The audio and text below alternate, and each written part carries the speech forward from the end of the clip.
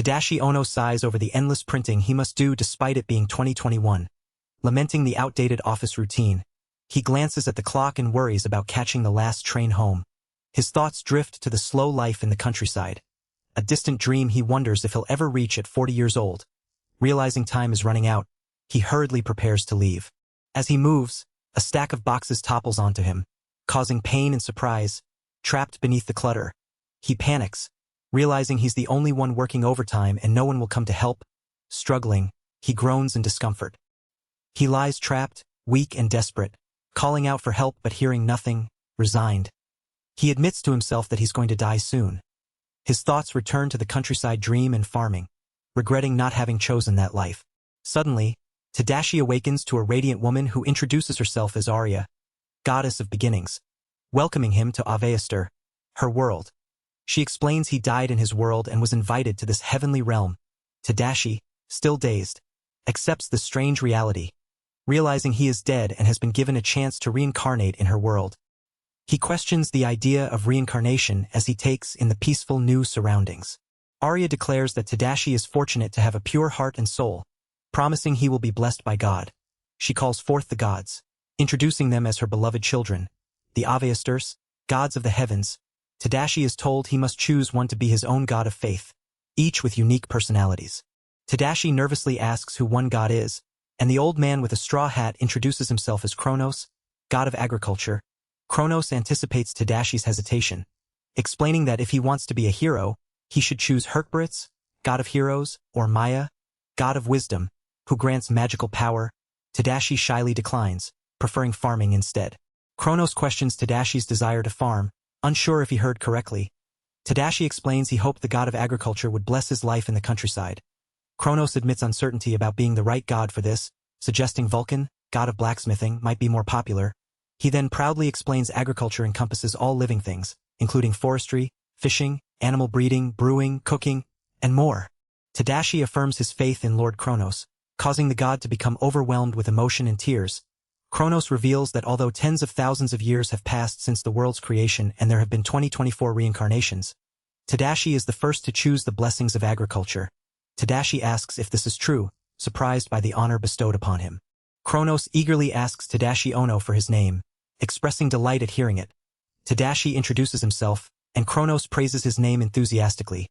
Kronos then calls out to Arya, goddess of beginnings, urging her not to let this rare young man slip away, marveling at how unusual it is for someone to come to another world just to farm. Arya calmly asks Kronos what he wants, and he pleads earnestly for a favor of a lifetime, promising to put everything he has into Tadashi Ono. Tadashi and Arya silently acknowledge Kronos' request, with Arya responding simply, "All right." Kronos solemnly declares he will give Tadashi all his power. Tadashi notices a tattoo-like mark appearing on the back of his hand and realizes it is the blessing of the god of agriculture. 7-star, Kronos confirms Tadashi is destined to be the savior of this world, but Tadashi urgently tells him to stop. Maya and Herkbaritz confront Tadashi, accusing him of breaking the rules by receiving a 7-star blessing, the maximum allowed being 5 stars. Maya insists that even a minor agricultural blessing cannot grant a human 7 stars, as it violates the laws of the world. Kronos angrily demands to know what a minor is. Arya steps in, urging both sides to listen. Kronos insists agriculture is the foundation of human life. Maya acknowledges the world is in chaos, with many areas suffering from starvation, poverty, and oppression. She asks how many reincarnations have been blessed by Kronos, and he answers 533 so far. Maya reveals Herkbaritz has blessed over 800 brave men, while Vulcan has blessed 86 master craftsmen. For unusual individuals received blessings from the demon god Ord and became ancient dragons, and 124 were blessed by demon god Yahello to become demon kings. Maya expresses doubt despite Arya's support, but Kronos insists that more food means a more peaceful world. Tadashi listens attentively as the gods debate the significance of his blessing. Maya demands Kronos stop, shocked by his insistence. Kronos urges Tadashi to receive blessings from all the gods, including Maya, Herkbaritz, and Vulcan, explaining farming needs tools and strength. Maya protests multiple blessings are unheard of, but Kronos insists Tadashi must be able to fight monsters and make tools, offering many blessings if needed. Kronos calls Herkbaritz to understand this is for the world's good. Herkbaritz reluctantly kneels, but Maya scolds him not to be pathetic. Kronos admits his divine power is weak and can only do so much for Tadashi. The god warns that a deity would monopolize strong souls to increase power. hinting Kronos might go that far. He agrees to give Tadashi only 1 star, raising his head reluctantly. Vulcan, god of the blacksmith, prepares to bless Tadashi next, noting his good terms with Kronos and willingness to give a star or 2.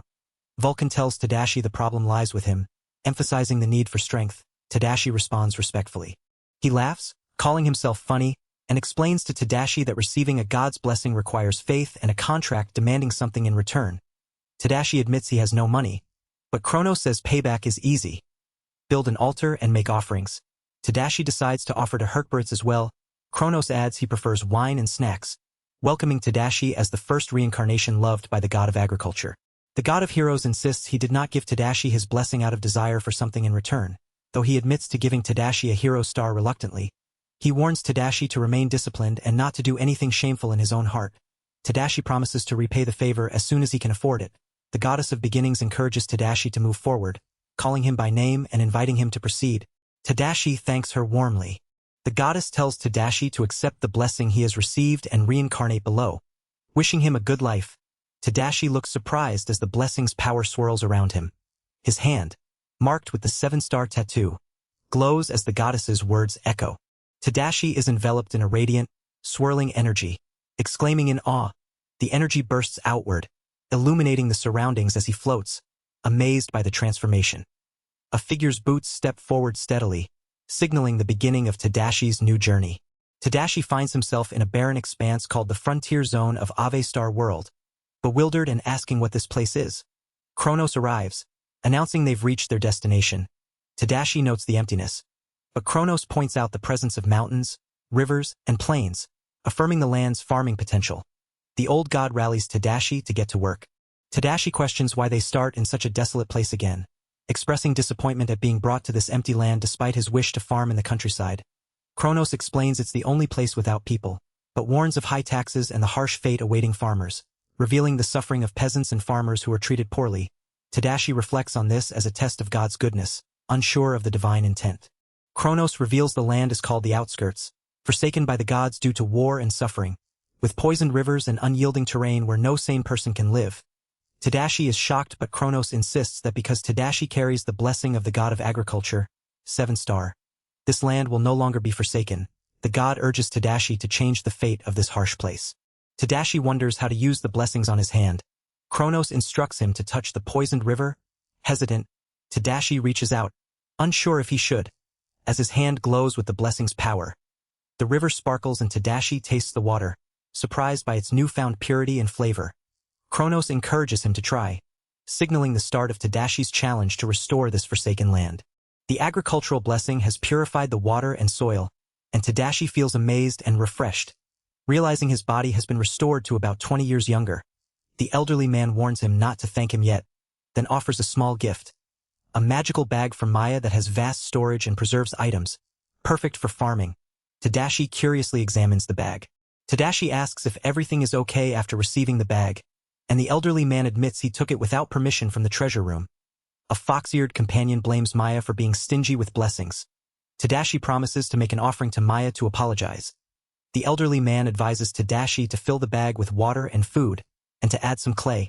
He confirms the purified water is safe to drink and stresses the need to secure food next. Tadashi decides he can manage without cups or pans for now and begins filling the magical bag with water from the purified river. Suddenly, a large fish leaps out of the bag, startling him. The elderly man praises Tadashi for already securing food. Tadashi wonders what kind of fish it is, noting its size is too big to fit inside the bag. The elderly man explains that the area offers limited resources, so they must search the forest for useful supplies. Tadashi finds a magical tree with wood as hard as steel. The elderly man notes that the blessings of agriculture allow them to identify seed varieties. Tadashi hopes they find something useful, while the elderly man remarks that someone with a high rank in the agricultural blessing should be able to appraise items expertly. Tadashi examines a glowing herb and wonders if it is the Alicia herb. The elderly man confirms it's a jackpot, explaining it's the finest medicinal herb named after Alicia, the goddess of healing, rarely found in such a place. Tadashi expresses gratitude and eagerness to start growing it immediately. The elderly man suggests Alicia may have given them the seeds. They agree to begin by plowing the soil and sprinkling water, with Tadashi preparing a crafted digging stick to start the work. Tadashi admires his digging stick, admitting he made it on a hunch, but it works well. The elderly man encourages him to focus, put his heart into it, and make the first move. Tadashi swings the stick with determination, marking the memorable first step of starting a farm from scratch. As Tadashi and the elderly man dig into the soil, the ground suddenly erupts with force, sending rocks flying. The elderly man reacts with shock, exclaiming in surprise, while Tadashi looks on, confused and asking what just happened. The ground violently erupts, sending rocks flying as the elderly man exclaims in shock. Tadashi asks what happened to the soil.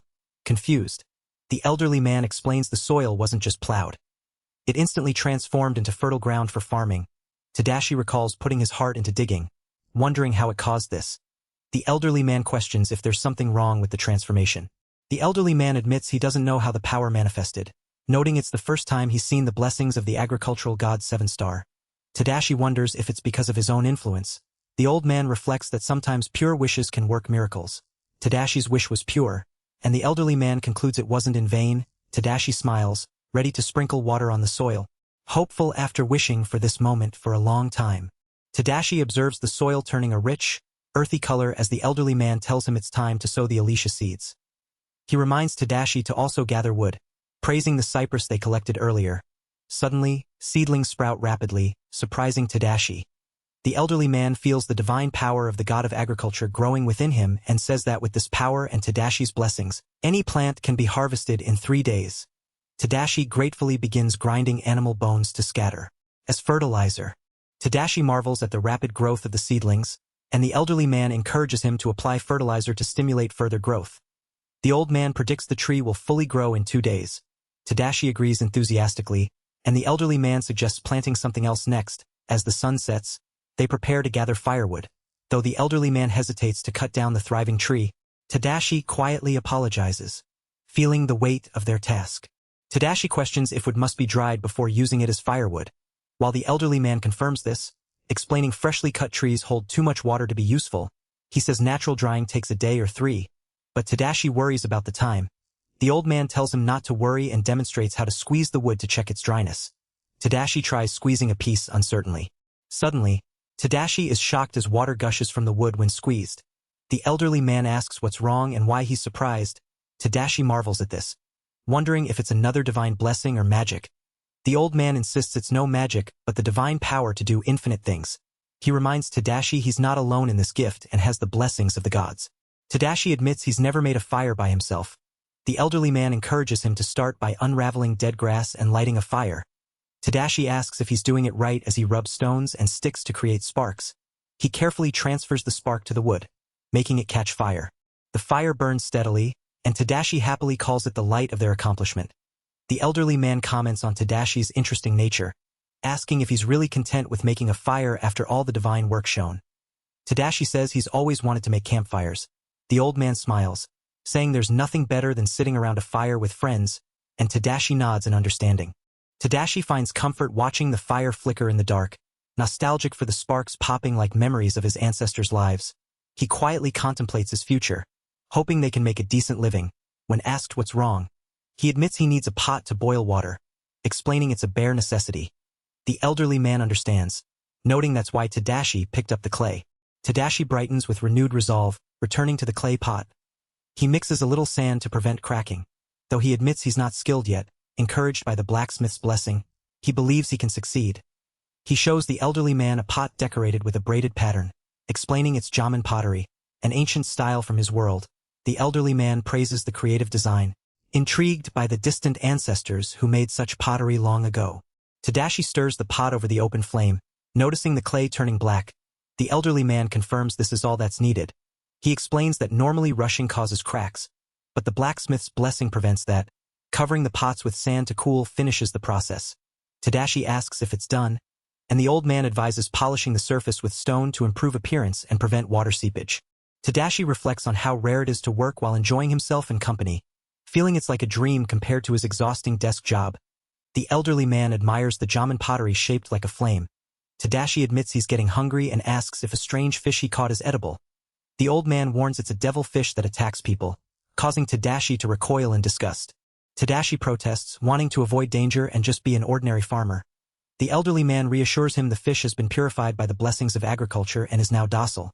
He jokes about demons that can be purified yet remain ferocious. then suggests they prepare for the night by fencing the fields and building a house for Tadashi. Suddenly, a demon bird's call startles Tadashi. Tadashi worries they need to build a weapon, but the elderly man tells him not to rush. He already has a weapon in hand. He explains magic wood and/or are harder than iron, so the club Tadashi holds would hurt more than steel. Since Tadashi has the blessing of a hero, he has more weapons than most warriors and is strong now. The old man offers to make remedies with Elysian herbs for him, advising readiness for anything while telling him not to worry too much. The elderly man advises caution, saying that learning this could save many lives. Tadashi asks if he said something about a god, but the old man brushes it off. They begin preparing dinner as Tadashi cuts salmon into pieces and boils it, then decides to add shiitake mushrooms to the pot. Tadashi tastes the soup and finds it delicious but wishes for soy sauce, miso, or salt. The elderly man suggests adding chopped Elysian herbs as a natural spice. Tadashi reflects on being a god and feels he must offer something in return. He wonders if there are limits to his powers but admits he can only do so much with what he has.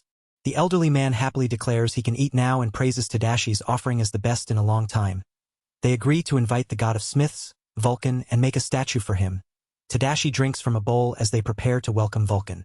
Vulcan arrives earlier than expected, and the elderly man invites him to enjoy the fish soup Tadashi prepared. Vulcan finds the meal satisfying but complains about not having a leisurely meal. Tadashi asks for Vulcan's opinion, who admits the soup is not bad. The elderly man urges Vulcan to get to work now that they've eaten. The elderly man holds up a chunk of magic ore, explaining it's harder than steel and the only stone of its kind around. He insists Tadashi listen while eating, confident it won't be a problem. Tadashi admits even with his powers, he can't process the ore, so he plans to use the blacksmith's divine power to do it instantly. The elderly man is shocked, having never heard of anyone processing magic or before. Noting if it were possible normally, it would already be common. The dwarf contemplates, suggesting the task might be done without divine power after all. The dwarf tells Tadashi that the reason magic or processing isn't common is simply because the method isn't widely known. He outlines the first step. Making the necessary tools, a furnace, anvil, hammer, and tongs. Tadashi finds this daunting. The dwarf reassures him it's simple and done their own way, hoping to eventually acquire crucibles and molds for melting metals. Tadashi examines a stone furnace, feeling a sense of accomplishment. The dwarf orders to burn the wood thoroughly to get the heat up to maximum, preparing for the forging process. The dwarf insists they just need to get the evil wood to burn, though Tadashi doubts it will catch fire. The dwarf explains that if burned long enough it will burn, but it's often mistaken as not burning because it doesn't catch fire quickly. Tadashi notices the flame changes from red to blue, and the dwarf highlights this as the key point. Tadashi wonders if the magic wood burns hotter than regular firewood, realizing it takes that much heat to melt magic. Or the dwarf praises Tadashi's insight, calling it the kind of talent Maya wanted to steal. The dwarf tells Tadashi to use his creativity now that he knows the basics and promises to correct him if he's wrong. Tadashi watches the black magic or turn blue in the fire, questioning if he's doing it right. The dwarf praises him, saying he's the best apprentice he's ever had. Suddenly, the dwarf calls out Tadashi's name, and he responds immediately. Tadashi admits he doesn't know what to do next, unable to just follow the blacksmith's example blindly. The dwarf advises starting with slabs for the anvil or maybe a hammerhead, encouraging Tadashi to try. Tadashi resolves to give it his all, not caring if he fails. The dwarf explains the magic ore will melt and turn into blue magic steel once impurities are removed, which is harder than demon ore and perfect for processing. Tadashi is told to cool the ore with water when satisfied. Tadashi proudly shows the dwarf the hammer he made from magic steel, admitting it looks ugly but he's attached to it. The dwarf values the effort over technique and encourages him to keep going. Tadashi asks to learn more to make elaborate tools, and the dwarf agrees, planning to melt more ore and make an anvil next. Tadashi wonders about materials for the crucible, suggesting ceramic clay that withstands high heat. The dwarf agrees they'll need to build a kiln to fire the crucibles.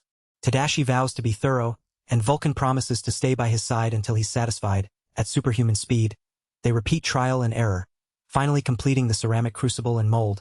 Exhausted, Tadashi falls asleep, reminded that even with God's blessing, he can only work 2 days without rest.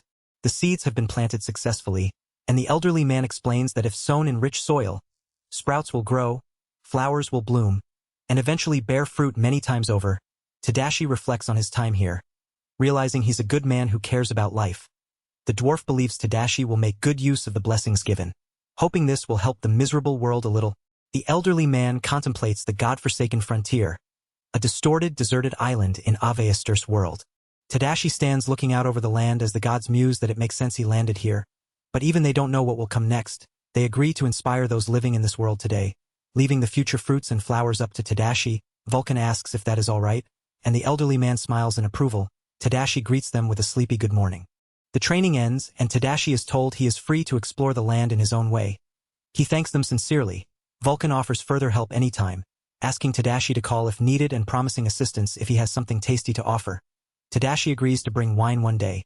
The elderly man advises Tadashi to first set up a foundation for his life and make offerings when he can afford it. With a quiet farewell, Tadashi and Kronos prepare to move on.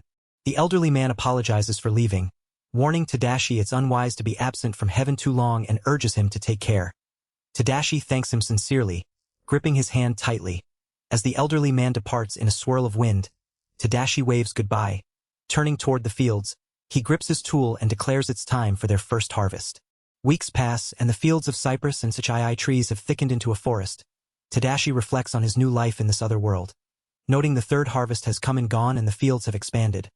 He's built a shack near the fields, crafting millstones, barrels, cellars, and other woodwork, managing to make a living for now.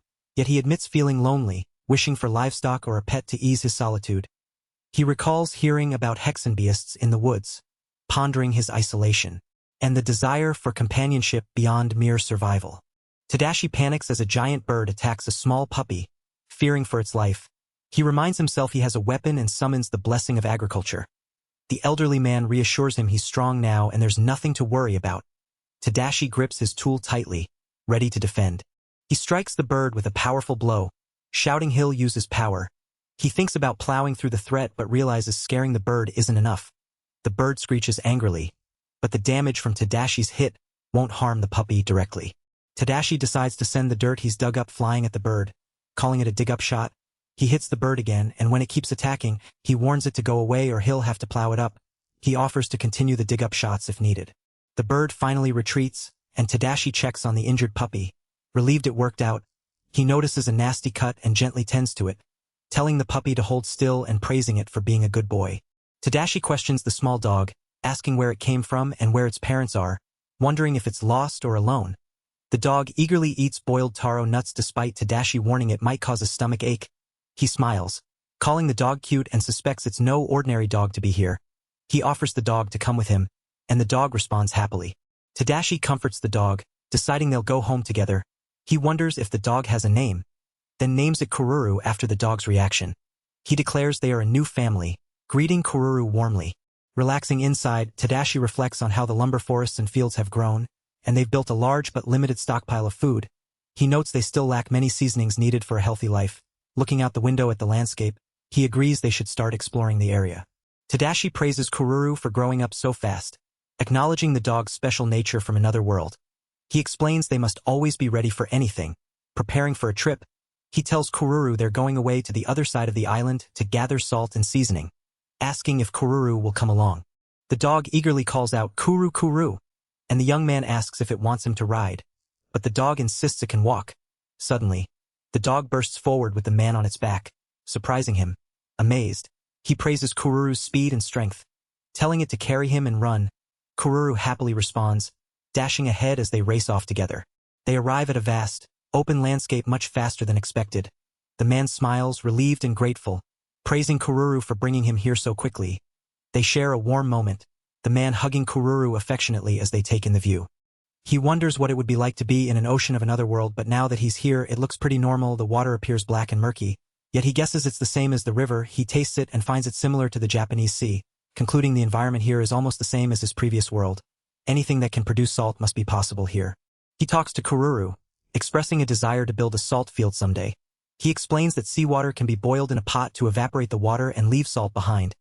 Kururu excitedly shows him a big catch of turban shells, abalone, and even lobsters. The man marvels at the bounty and Kururu's enthusiasm. They grill the seafood, and he notes that the creature they caught is not a typical ISE shrimp but an otherworldly lobster. He happily remarks on the plumpness of the seafood and praises the abalone's sweetness and natural saltiness, admitting he can't get enough of it. Kururu shares his joy, clearly pleased. Laughing, he promises to cook the seafood so Kururu can eat too. Watching Kururu drink, he comments that salty food makes one thirsty and they'll need to add more water. Confused, he questions what the water drinking was about if the water here is salty, while Kururu drinks contentedly.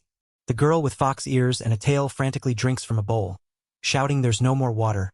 The man is startled, noticing her swimsuit and wondering if she's one of those fantasy beast women. She demands water and food, calling him master, which he nervously denies. Suddenly, a long-eared girl in a bikini appears, shouting at the man to get away from Aaron. The man, confused, wonders what's going on and questions why the elf is wearing a bikini. He recalls she came down from a ship, admitting he was too busy with the seafood party to notice.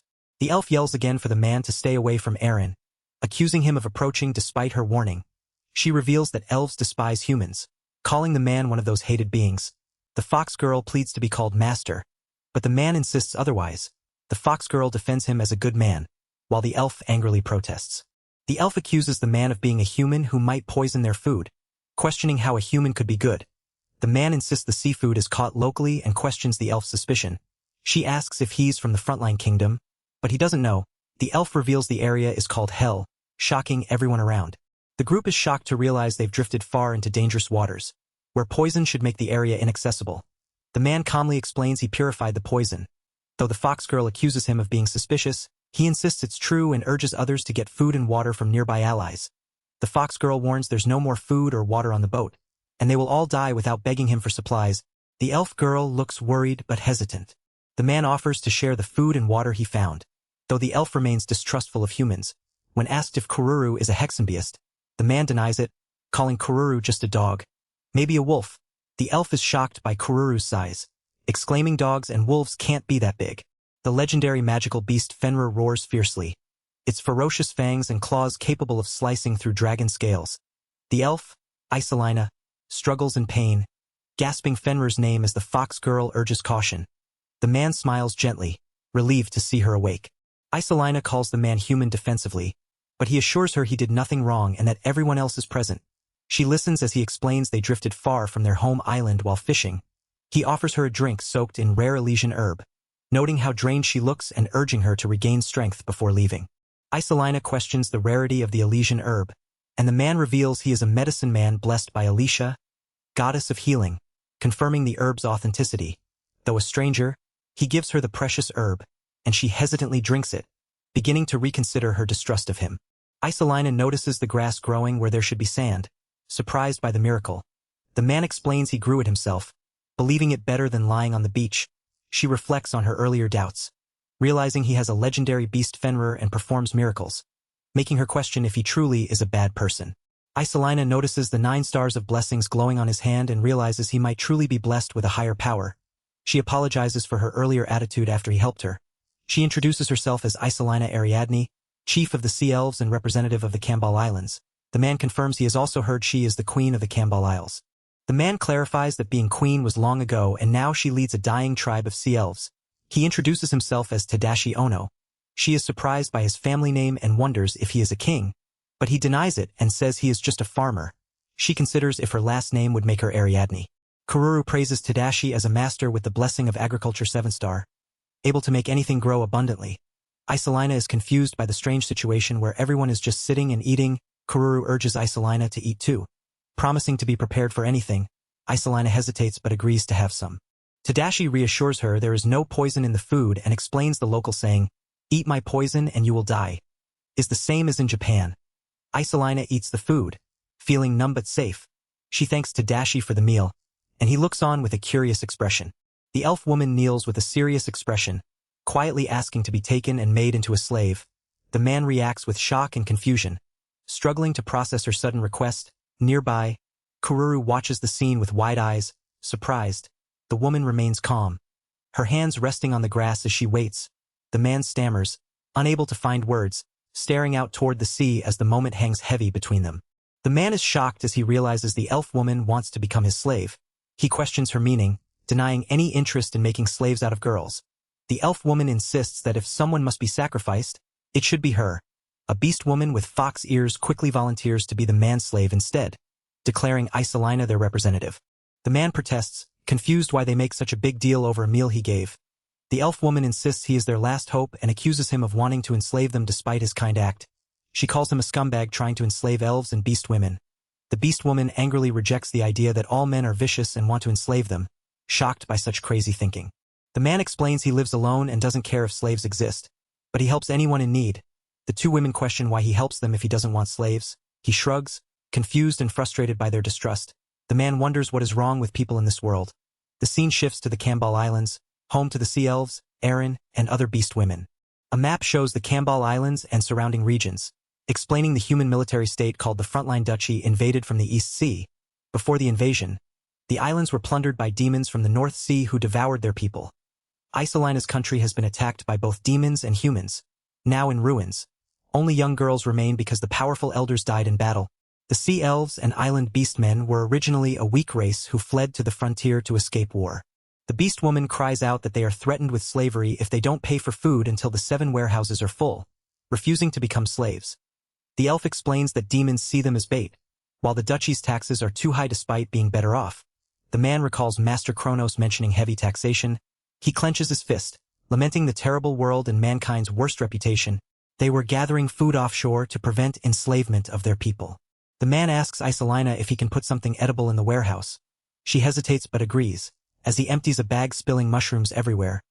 Isolina is shocked and questions what the bag is and why it's there. The man offers the mushrooms, saying they might help and promises to make more if needed. The beast woman happily calls him master. Though he protests, he explains he can grow as much as he wants in his garden, and Isolina, uneasy, admits to seeing it as just another crop. He asks if she has more of the Elysian herb he gave her earlier. The man reveals he's had Elysia herbs for a while and can make them, surprising Isolina. The beast woman praises Tadashi, the king of agriculture, saying the Elysia plant's blessing overturns all common sense. Isolina admits the plant is rare and difficult to grow. The man gently asks if the islanders, many injured, would share some with him. The beast woman agrees, saying they can take as much as they need, while Isolina quietly accepts the harsh reality before her. She apologizes for being late but reveals she is also a medicine person blessed with healing.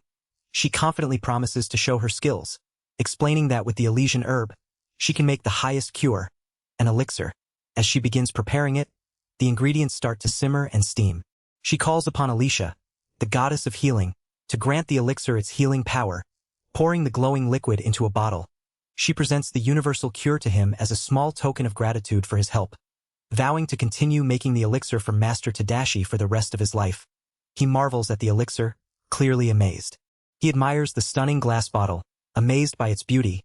She apologizes, calling it the show of her life, while he admits he didn't know she could make such glassware. She explains that if you can make glass, all you need is sand. He wonders if she can make lenses, and she confirms, introducing Asha, a glass blower blessed by a blacksmith's 1-star blessing. The elven art of glassmaking is supposed to be a secret, but she's happy to share it with Master Tadashi. Excited, he eagerly asks her to teach him how to make beautiful glass. She hesitates but agrees. While he admits he has sand but lacks fuel, furnace, and tools, he promises to build whatever furnace and tools she needs, boasting they have plenty of materials and he can bring more.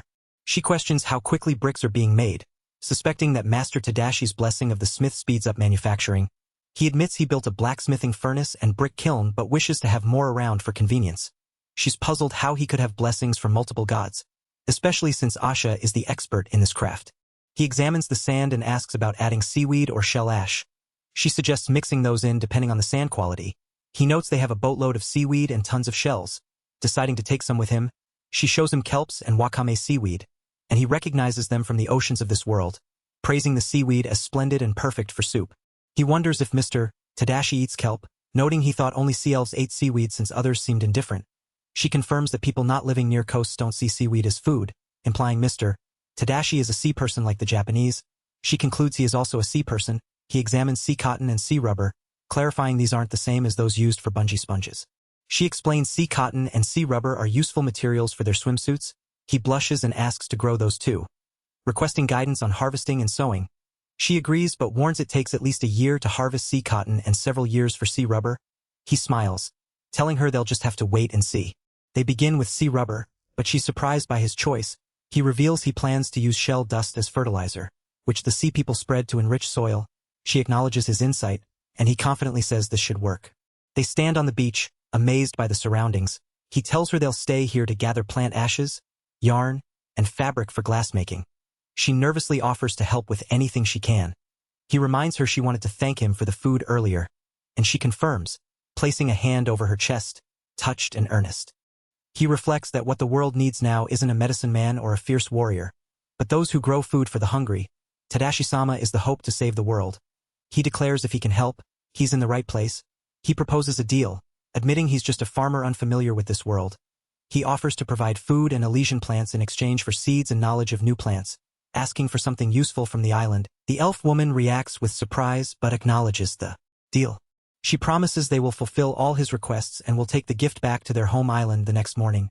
Tadashi panics, realizing it's almost sunset and he's unprepared. He laments not having built a proper house for her, having spent all his money on equipment instead. She reassures him warmly that it's all right. Eren leaps energetically into action, encouraged by a small cheering figure. Mr. Tadashi notices the stretchy fabric they have to make a tent and thanks them sincerely. He praises Kururu, the fluffy creature. For catching prawns today, Kururu is invited to wash off salt from the seawater, as a wooden bucket fills with water nearby. Kururu has become soft and fluffy, prompting Mr. Tadashi to decide he should take a bath too, but he blushes and panics, realizing he needs to build a changing room soon. The elf woman warmly invites him to her tent, but he nervously declines, preferring to watch the fire instead. She asks what's wrong, puzzled.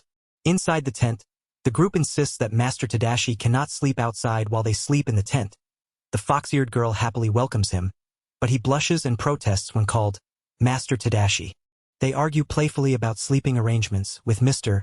Tadashi reluctantly agreeing to sleep at the far end while the fox-eared girl insists he should sleep in the middle. Kururu suddenly bursts into the tent, startling Mr. Tadashi, who quickly calms down and praises the creature for noticing his distress. They settle down together as night falls. The next morning, Eren greets Mr.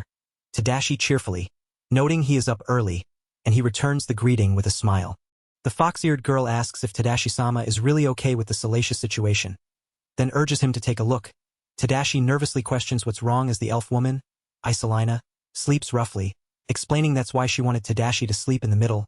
He realizes Eren was going to victimize him, but she laughs it off, teasing that this is good for Tadashi. He protests embarrassed, telling her not to make fun of a grown man. Mr. Tadashi asks how the bamboo and fabric were attached to the tent, admitting he doesn't know what those materials are. The fox-eared girl explains the tent's elasticity comes from sea rubber and that the fabric is synthetic, made from wood and bamboo. Mr.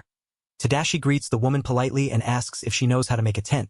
She praises his love of making things and asks what he likes. He admits he doesn't know, while she says she's a brave fighter, recalling her last battle with a shark. Mr. Tadashi greets Isolina and offers her a drink. She apologizes for her poor appearance, embarrassed. He notes that Eren must be calling her, and Isolina reflects on her morning weakness despite being strong otherwise. The woman tells him they will return to their home island soon. Confident the wind will allow them to sail back in a day, she urges him to bring food back to his people quickly, and the fox-eared girl thanks Master Tadashi, overwhelmed with gratitude. Mr. Tadashi explains that his request to Isolina is a deal of equals, asking a favor from her and the others. He cannot stand by and watch the misbehavior of the people of this world as a human being. Isolina thanks him sincerely, touched. He reflects that this is the duty of one blessed with great power, given by Master Kronos, to whom he owes a favor and must repay. She tells him she will leave Asha and 2 others with him since he will be doing some work here. Asking him to let them help, he gratefully thanks her. She steps forward. Then he raises his hand to wave goodbye, declaring he's off. The ship sails away across the sparkling sea under a bright sky. Tadashi asks the remaining 2 to share their names and skills. Laura introduces herself as a seamstress, while Barry says she used to work in the fields on the island. Tadashi thanks them and looks forward to working together, but then awkwardly wonders if they have any other clothes since they're all wearing bikinis. Tadashi questions why sea elves always wear swimsuits. Laura explains it's more convenient on the beach, but Tadashi decides it's safer to dress differently since they'll be working mostly on land now. He announces he'll start by building a forest, surprising the group. Barry enthusiastically waters the seeds, amazed they sprout with just water. Tadashi prepares to plow the field, explaining that once the forest is ready, anyone can grow plants there. He asks how he did, looking to the others for approval. Tadashi considers digging a well nearby, and Barry offers to handle it, saying she's dug wells before. Tadashi starts swinging a tool to dig, but Barry quickly warns him to give her some space as he approaches too close, causing her to step back in surprise. A sudden crash in the ground startles them both. Tadashi reveals he plowed up an underground water vein after smelling fresh water beneath the soil. He reasons that instead of building a well, he could just dig a hole in the ground. Barry, overwhelmed, admits his idea is too advanced for her to understand but insists she'll handle the well construction. Tadashi points out the materials and tools are ready nearby, and Barry agrees to take on the task. Tadashi decides to take an early break for lunch, telling Laura he's here to assist Mr. Tadashi. Laura responds cheerfully. Tadashi praises Kururu for catching another item, calling him clever. He tastes the salt he made and notes its sweet flavor. Laura asks what she can do to help, showing eagerness to assist. Tadashi instructs Laura to soak the kelp and wakame seaweed left behind by Isolina and the others in a large pot of water to make soup. He plans to make the recipe more complicated if time allows. Laura expresses surprise and curiosity about the bread he's making. Tadashi confirms the pot is ready, and Laura beams with excitement. Tadashi reveals he has experience baking bread and invites Laura to work with him, which she eagerly accepts. He explains that chia seeds alone are fragile, so mixing them with flour is better. Laura asks if Isolina will bring some, and Tadashi is confident she will. He adds that just having salt helps the dough stay soft, and he's glad his work is useful. The scene ends with them preparing to bake the bread together. The bread isn't as fluffy as it should be, but it's a satisfying meal on its own.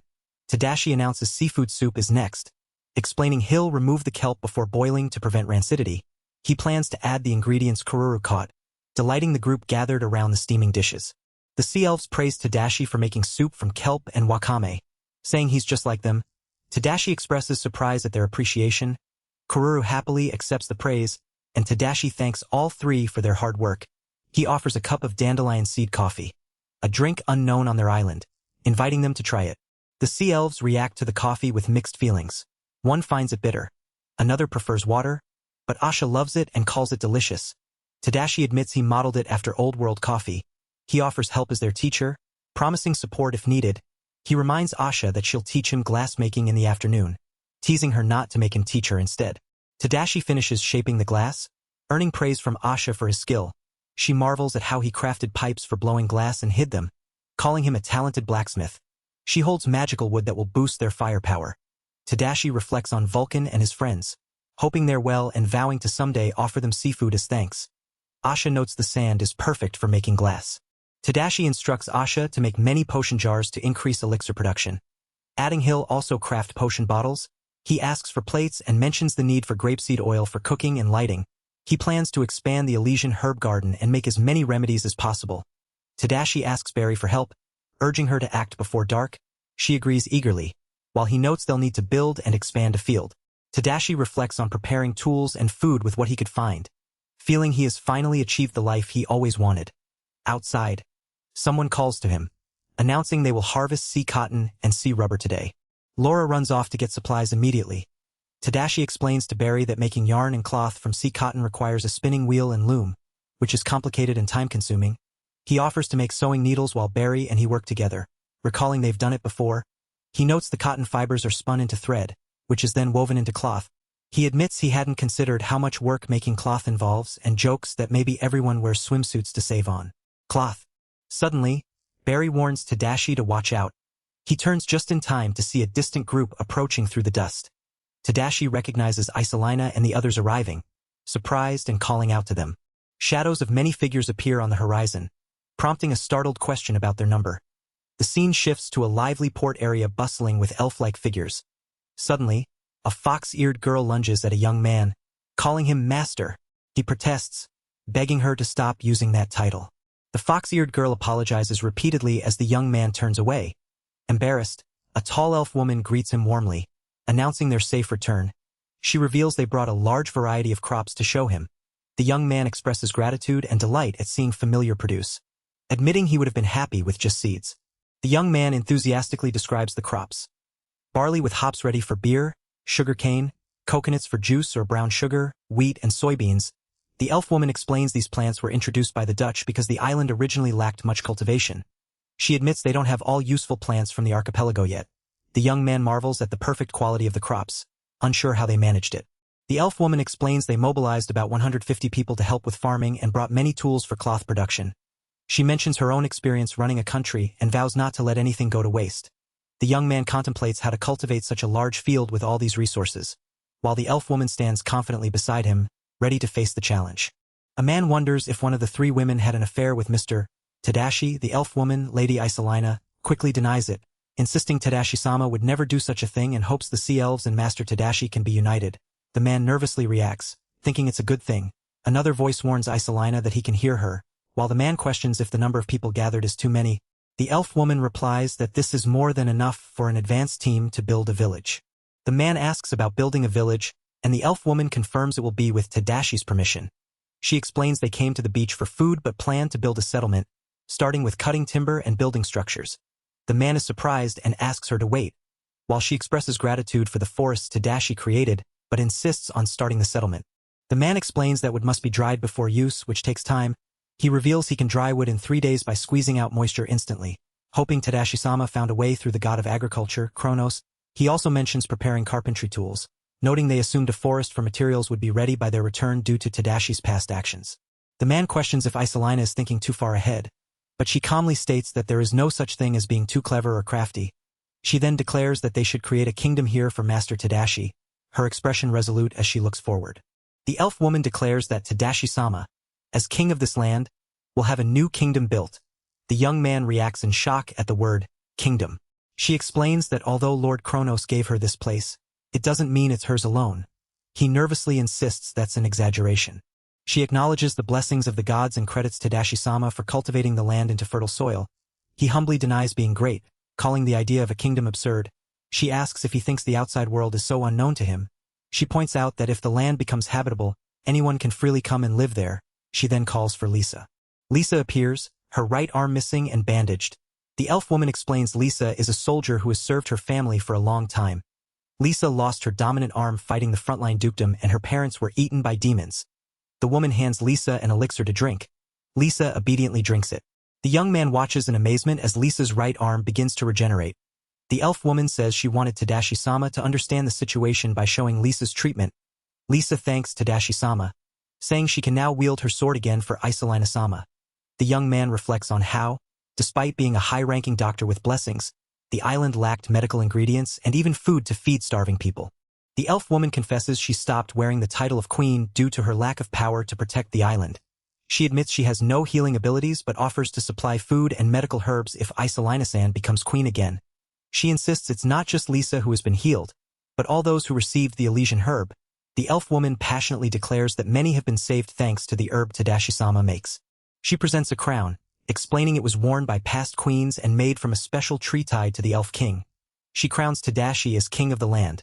Though he protests at taking something so valuable, she explains that despite the dukedom's control, many on the island do not want to leave, and a new hope is needed, something she feels she cannot become. Tadashi questions if he could be that hope, learning that rulers call themselves apostles of God, and that he holds the most blessings in this world, a sign of higher authority. The elf woman insists Tadashi is different from other kings, praising his gentle heart and great strength, saying he is the king who protects the weak. Barry looks on, moved by the declaration. Tadashi agrees he must wear the crown to become that hope. Isolina immediately prepares to make it official. She raises the crown, swearing to obey and protect the god's will and to yield the throne to Ono Tadashi, the new king of the land. The crown is placed on Tadashi's head as the elf woman proclaims loudly to everyone that the new king, Ono Tadashi, has arrived. The crowd cheers enthusiastically, shouting their support and joy. Tadashi, overwhelmed, nervously admits he feels unfit to be king, but the moment lingers with a sense of importance. Tadashi reflects quietly on his grandfather, who named him with the hope he would set the world right. Though he once doubted his abilities, he now believes he can do good for the people in this new life. When asked if he's going somewhere, he says he'll keep the crown aside for now, explaining he plans to expand the Elysian herb fields to help the injured. Tadashi smiles warmly, telling Izurina he must act quickly as king to save his people. She responds with heartfelt support. He contemplates how to best organize the fields and harvest crops, determined to build the village from scratch. He commands the villagers to inform him if they need anything else, and they respond eagerly, calling him Your Majesty. The villagers laugh and cheer together, creating a lively atmosphere. Tadashi humbly downplays his importance, surprised that anyone would look to him for hope. Izurina asks what he meant by that, but he brushes it off with a bright smile, carrying his farming tool as he prepares to work for his people. Izurina calls out to Tadashi, urging him to look over here. He reacts with surprise as she reveals a newly built one-story wooden house. Tadashi is amazed to see it has glass windows, a rarity completed within a single day. Izurina explains that although it shouldn't have been possible so quickly, She had to at least build a proper resting place for Tadashi-sama, the king. The carpentry leadership asks Tadashi to praise the hardworking carpenters. Tadashi nervously thanks everyone. Feeling overwhelmed, he notices the island's people. All adults are women, with some boys among the children. Ship insists Tadashi should come inside to see their work. Inside, Tadashi admires the craftsmanship of the wooden house, noting the polished hinoki cypress planks and proper nails. Ship asks if they lack any carpentry tools, and Tadashi learns iron is scarce and always imported. He promises to increase carpentry tool production after the fields are finished, impressing Ship. Tadashi surveys a king-sized bed, shocked by its size and softness. Izurina explains it symbolizes kingly authority, and that Tadashi can't be the only one living in luxury while others sleep in tents. Tadashi accepts this, realizing he won't be alone in the house. Izurina asks Tadashi who he prefers between her and Aisha. Teasing him about body types, Tadashi panics, denying any misunderstanding. Izurina laughs, clarifying the question about having multiple people in the room at once, while Tadashi frantically protests the serious misunderstanding. Now that Tadashi has been officially declared king, someone should attend to his needs at night. He thinks about the idea of a night attendant. Ship jokes that since Izurina always puts on airs, it wouldn't go well. Tadashi nervously asks what that means.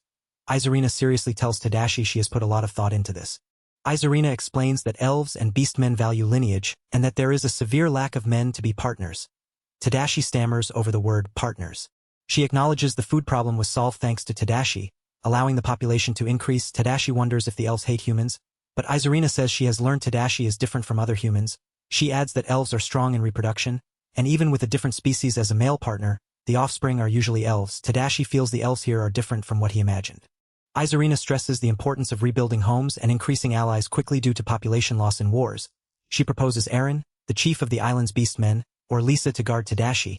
Tadashi is flustered that Lisa is included since he just met her. He admits he has a sense of ethics and is unsure about this. A small Aisha asks if human males are always in mating season, and Tadashi awkwardly tries to explain. Izurina explains that both beasts and elves have their own mating cycles, and the body structure is similar enough to accommodate Tadashi. It's better to aim for those cycles since it's harder to have babies outside breeding season. Tadashi panics, asking why she explains it as if he already decided to reproduce. He blushes, insisting he doesn't mind sleeping with Lisa but won't do anything else. Izurina suggests Eren instead, while Tadashi flails, denying any inappropriate intentions. Ship watches the exchange silently. The dog beastman playfully insists it's too early for him to find a partner, suggesting Izurina would be the best match for Tadashi. Izurina blushes, doubting Tadashi would prefer her, while the dog beastman teases that Izurina is just upset her favorite nightgown failed. Tadashi, flustered, tells the dog beastman to stop calling him master. He wonders if Izurina's assertiveness was really an appeal. The dog beastman laughs and suggests Tadashi be called Your Majesty, teasing him about sounding like a big shot. Tadashi asks to be called by his name like Izurina. The dog beastman explains that as chief of the beastmen, hierarchy matters and calling him master makes them feel safer. The dog beastman reflects on her past as the hero of her tribe, burdened by powerlessness and losing friends in wars. She admits she was sick of it when Izurina stopped being queen. Meeting Tadashi, she thought entrusting everything to him would make things easier, even though she lacks a close relationship with him. Tadashi sympathizes, realizing how heavy the burden on cheerful Eren has been. He reassures her she doesn't need to apologize and promises she can rely on him. Eren joyfully thanks him, hugging him tightly with tears of relief and gratitude. He gently comforts the fox-eared girl, admitting he never imagined wanting to protect someone else. She gleefully claims he said she could be his night attendant, but he protests, insisting he never said that. She teases him, saying she thought she could get away with it because of the mood, but it didn't work. He sighs, calling her too much, while she grins brightly, despite everything. He thinks that Eren laughing and smiling like this suits her best. The sun rises, and the day begins with a groggy man stretching and sighing about his restless sleep. A fox-eared girl greets him cheerfully, offering water and teasing about his awkward sleeping posture. He admits he's used to it now, though she laughs, calling him a hero for surviving the night. She playfully accuses him of hiding behind Lisa, which he awkwardly confirms. A tall elf woman greets him warmly, causing him to blush as he recalls her overwhelming presence. She confidently mentions her perseverance despite the challenge. He nervously agrees to do his best today. He then explains that they finished planting wheat yesterday to produce bread, and now they will move on to sugarcane, barley, and hops. The elf questions why they need to increase barley and hop production, understanding sugarcane but curious about the others. He explains he plans to grow barley to make beer as an offering to the gods. She considers making barley wine instead but wouldn't use hops, as they would be reserved for medicine on the island. He clarifies that beer is alcohol, which surprises a young girl who didn't know. He reflects that in medieval times, hops weren't used to make alcohol, and alcohol was a substitute for water on voyages, with taste being secondary to hydration. The man asks if there are specialists in alcohol brewing. An older man with a mustache confirms, saying he will prepare alcohol worthy of the gods who helped him. The man asks to be introduced to these specialists, and a young woman named Brewer Mal appears. Expressing eagerness to learn, the man entrusts the task to her, and she accepts with a smile. The man reminds Brewer Mal to use the cask he made before as he heads off to the blacksmith's shop. She eagerly accepts the responsibility. He spots Aisha working and asks if she's making nails. She confirms and adds she's also repairing broken tools. He reflects that tools can break when working overtime at a fast pace. The man explains to Aisha that melting iron and rebuilding tools repeatedly is inefficient. He wants to rebuild with magical steel, but the supply is nearly depleted. He calls out to Kururu, the fox-like companion, asking for a quick errand and speed. Kururu responds excitedly and prepares to run. The man rides Kururu swiftly along the river, instructing to get some water too. He notes that Kururu's speed will take him quickly to the northern forest, where magical steel is abundant. They move rapidly through the landscape, with the man catching some devil salmon along the way, pleased with the efficiency. Arriving in the northern forest, the man swings his axe energetically, breaking branches and clearing the way. He encourages Kururu to go as deep into the mountain as possible. Kururu happily responds, and the man looks determined to gather what they need. He shouts a command to begin, launching a powerful strike called Dig Up Shot that sends rocks flying in all directions. He explains that he intended to absorb the energy too, but the bag he uses is a cheat class item that gains protection power. Smiling, he tells Kururu that this is enough and suggests returning to the village. As he arrives back, he calls out to Aisha, greeting her warmly while dropping off extra materials and fuel. Aisha reacts with surprise, overwhelmed by the sheer amount. He asks if it's too little, but she insists it's more than enough. She admits she doesn't have enough people to use all the materials and urges him to bring more support. He responds with a lighthearted, "Okay," as Kururu stays close by. The sound of hammering rings out as the man wipes sweat from his brow, declaring his work finished. He considers taking the crafted piece to the carpenter's printing block. The fox-like companion excitedly praises the work, amazed at how easily it was shaved down. The man explains the tool is called a plane, made because it seemed possible, and now it looks usable. The companion notes the screws fit better than nails, making work more efficient. With enthusiasm, the companion rallies everyone to get started for the king. The man smiles, feeling he's mastering crafting with divine favor, and wonders what to make next. He calls out to Aisha about his next project. Aisha, exhausted from overseeing progress, is urged to rest by another woman with glasses. The man reflects on his lingering corporate work habits from his past life as he accepts a break. The woman insists he take a rest now, handing him something as he agrees. Sitting and sipping from a coconut, the man calls out to Kururu, who is happily chewing on a large prawn. He asks if Kururu wants him to cook it, and the fox-like companion responds excitedly. The man watches the firewood and then looks thoughtful, telling Kururu he has a good idea. Aisha suddenly exclaims in surprise as she approaches Tadashi-sama, curious about what he plans to create this time. He explains he mixed coconut oil, roasted seaweed, salt, and some liquid soap, letting it age. She marvels at the fluffy bubbles and the pleasant scent, realizing that with soap, the next thing needed is a bath. Tadashi-sama stands before a large, newly built bath under a thatched roof, reflecting on how easy it was to build the space for a bath and kiln despite its size. Ship excitedly spots the bath and urges him to try turning a nozzle nearby. Tadashi-sama reveals he also made a shower by placing a giant pot of hot water at a height, allowing the water to flow out automatically due to gravity. Ship reacts with surprise and delight as the shower sprays down, calling it amazing and refreshing. Tadashi-sama feels he's starting to understand crafting better by mentally visualizing what he wants to make. He declares the day's work done and invites everyone to enter the bath as they are. Since they're already wearing swimsuits, Ship happily agrees and rushes off to gather everyone, while Tadashi-sama relaxes in the bath, sighing contentedly. Relaxing in the bath, he breathes in the scent of Japanese cypress and feels reborn after a long time without a proper soak. Suddenly, a cheerful voice calls out to him, and Ship excitedly announces he has gathered everyone. The group, wrapped in towels or partially submerged, shares a warm, happy moment together. Shocked, he demands to know what happened to the swimsuits, but Ship insists it feels better without them. A blushing companion suggests this is a good chance to deepen their relationship, while he nervously protests that he didn't mean for this to happen. Ship playfully urges him to strip too, causing him to panic and shout as he tries to cover himself. Another voice warns Ship not to misuse his skills like this, but Ship insists it's boring otherwise, continuing the playful chaos in the bath. Aisha screams in shock as Ship scolds her for hiding behind a towel, urging her to stop playing around. Tadashi warns her that if she continues, there will be no dinner. Ship protests, but Tadashi insists she hurry and wash herself, while Ship apologizes playfully. Riza quietly enters the bath and apologizes for Erin's tense behavior. Tadashi reassures her, noting Erin is still a child. He brings up a troubling story he heard recently about the kingdom enslaving elves and beast men, asking if Erin was harmed. Riza says the commander there is a woman and was fine. Tadashi recalls the kingdom's military leader was a woman from the Frontline Kingdom, who fought fiercely on the front lines herself. A map shows the Frontline Kingdom using islands as a base to attack the Demon Kingdom. Despite their resistance, the female commander was terrifying, mowing down countless soldiers with a single blow. Tadashi reflects on losing his arm during that conflict and the kingdom's hunger for military food supplies. Lady Isolina made a deal to become a territory of the kingdom, paying tribute with food to guarantee the people's safety. Tadashi suspects the kingdom's true motive was to disarm, torment, and enslave them. Riza timidly asks if she may ask him something, and he agrees.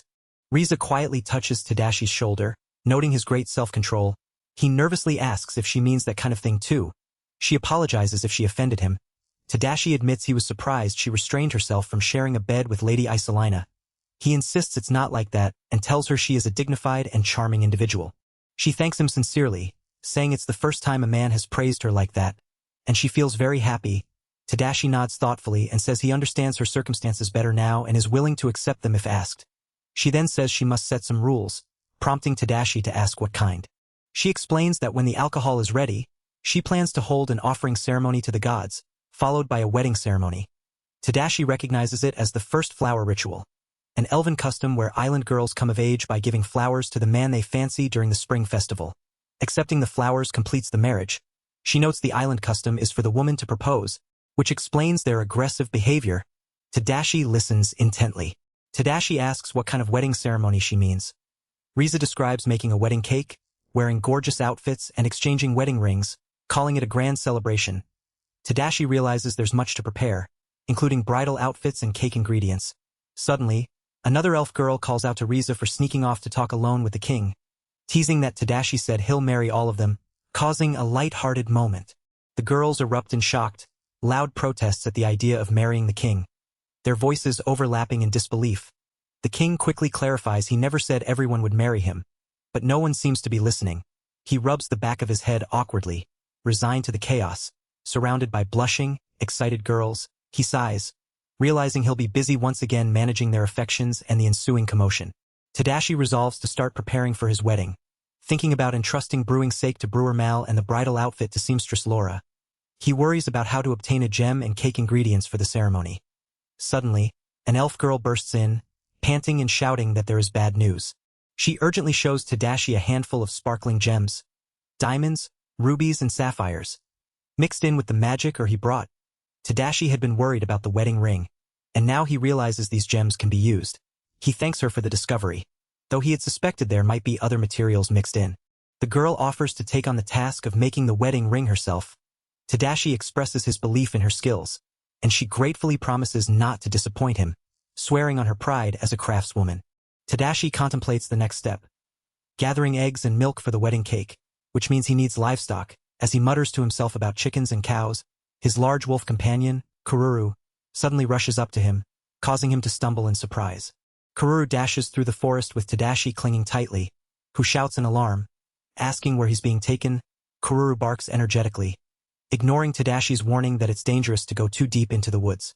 They realize they've ventured far into the forest as Kururu growls aggressively, unsettling Tadashi.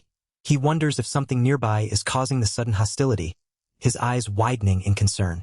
Suddenly, a large group of cows and chickens appear, much bigger than expected, causing a commotion. Tadashi greets them warmly, asking if they would like to be raised by him, trying to calm the situation. Despite the noise and tension, the animals surprisingly settle down. Tadashi watches in amazement as Kururu growls, but the creatures calm. Understanding this is how Kururu tames them. Tadashi cheerfully offers the livestock tastier food and water in exchange for eggs and milk, asking them to cooperate. The animals, including cows and chickens, form a line obediently behind him. Riding on Kururu, Tadashi laughs, praising how easy taming is once you try it, as the animals follow along happily. Tadashi reflects that agriculture is a human endeavor, noting that raising livestock is part of it. Nearby, a worried elf woman exclaims in shock, demanding to know what is happening as Tadashi explains he brought flower seeds for the first flowering ceremony. Tadashi thanks Isolina as he proudly announces finishing the chicken coop and cow ranch. Ready to sow flower seeds, a girl with fox ears urgently asks if demon cows and chickens can be domesticated. Shocked by their huge, muscular forms, another girl exclaims disbelief, saying even humans can't tame magical beasts. Tadashi urges the chickens to keep laying eggs, but the fox-eared girls notice the magical beasts seem to be crying.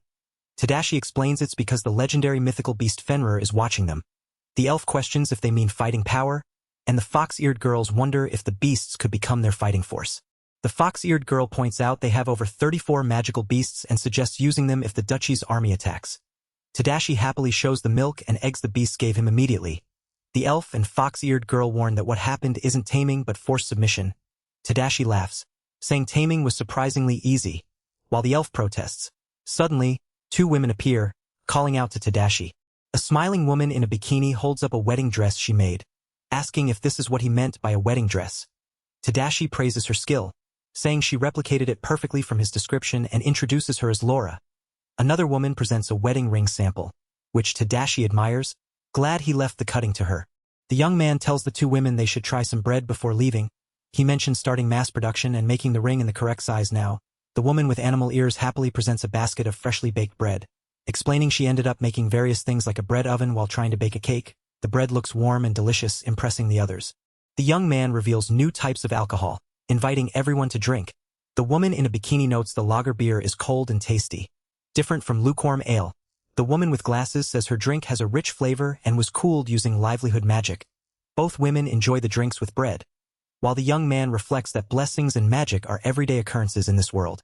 A narration explains livelihood magic is simple magic that heats or cools food, making cooking surprisingly easy. The young man tells the woman with animal ears he managed to make a good bread oven, so they can bake a cake too, needing only whipped cream and butter left. Suddenly, the young man is called by a voice, and he turns to see who it is. The woman with the large bow nervously asks if he is really okay marrying someone like her. Having heard he loves without favoritism, she wonders if he is also planning to marry her. The young man is surprised and says he doesn't remember saying it could be anyone. She admits she has a kid but asks if that will be okay with him. He looks taken aback but listens carefully. The young man reacts with shock, exclaiming in disbelief. A narration introduces Malsan, a 28-year-old beast woman whose husband, Cornell, died in the war with the duchy. Malsan apologizes for asking a disturbing question but expresses pride in her husband. She quietly reveals she heard he met an honorable death protecting their beast man hero, Aaron Sama.